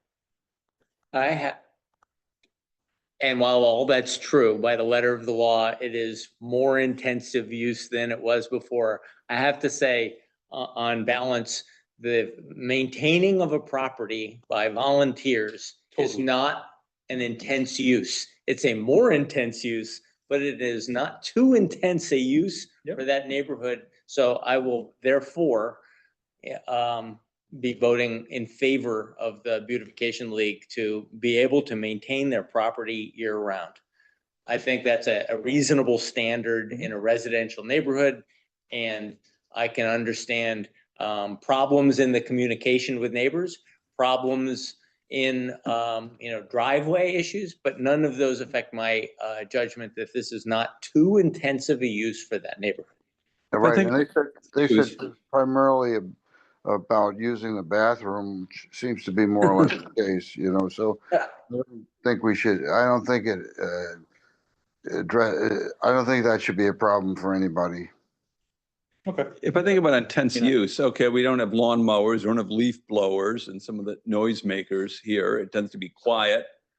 And if I look at the value of this property as far as open space, environmental diversity and so forth, this is a fairly big deal for the town. Passive recreation as well, educational opportunities for school children to see this. I see this as a real benefit. And we get it for free through the charitable works of this group. I see that as a significant benefit. And while having people on site in the building perhaps more frequently than in the past, if I compare them, I see this as a fairly modest impact given the benefits that accrue to the town broadly from the proper maintenance of this property. That's And my it's take. also dawn to dusk. So in the winter months that they're asking for, they are, by their condition, are gonna have to be out of there by More 5:30 limited. or 6 and not during the summer where they were using it anyway and they have to be out of it by. It's a lower use than would exist if there was a house there. Right. Yeah, Yes. for sure. Yes. I thought it was interesting that they changed it from, they debated members versus volunteers, and they went with volunteers. And I believe the testimony was there's really only 20 of them. They're very few, but they're some. So this is basically a sort of a So given that we dot have your a- I's, a- cross your a T's total exercise, in my pool opinion. of potentially 20 volunteers, it still doesn't rise to the level of intense use. Yeah, but I've heard they could party like. Well, I think the other thing. Yeah, I don't think this is the I'm- party in fact, crowd. I think number 5 staying in place is really key to me. That no general membership and they like that, I think is kind of because that was the insinuation that they were kind of using this meeting space as a monthly membership meeting type. We're already using it that way. I think they made a reasonable standard, and I think we should make a motion and Yeah, move yeah, on. okay. And the membership the board is what, 50 people that Yeah, they they're can't meeting fit. at the nature centers. Yeah. Yeah, exactly. I'll make a motion. There we go. I'll make a motion. There we go. I move we approve this application as submitted. The reasons why I think there is significant value as stated in our POCD for open space, passive recreation, environmental education, environmental diversity being created by this 2-acre site. And I think that the potentially negative effects of more active or frequent use, including in the winter season, as a relatively minor effect and one that is in balance, over more than compensated by the benefits of the site itself and its appropriate maintenance. And gardens like this need a lot of maintenance. I second that motion. Anything else? That's it. All right, call to vote. Dan Radman, I vote yes. Krista Nielsen, Yes. John Chris, Yes. Chris Herring, Yes. John Engel. Yes. Paul Knag, Yes. Tom Benton, Yes. Eric Knowles. Yes. And Christina Larson. Yes. Great. The text amendment for 14 Richmond Hill and 82 Brookwood Lane, we're pushing those into the April 10th meeting, The deliberations. for text deliberation amendment. for those two. Not the Public- text change. That's a special meeting Well, for so- a one item Yeah, meeting. so I mean, do you want to? Do we, I don't know You how don't- much we have stacked for the April regular meeting. I mean, removing Brookwood from Helps us. the agenda helps a lot. Okay, so push those into the April meeting. We'll get that done. Administrative actions. We can skip those. You want to skip that? Yeah, they're, Okay. I think. Approval of minutes. Anyone have any issues with the minutes from last month's meeting?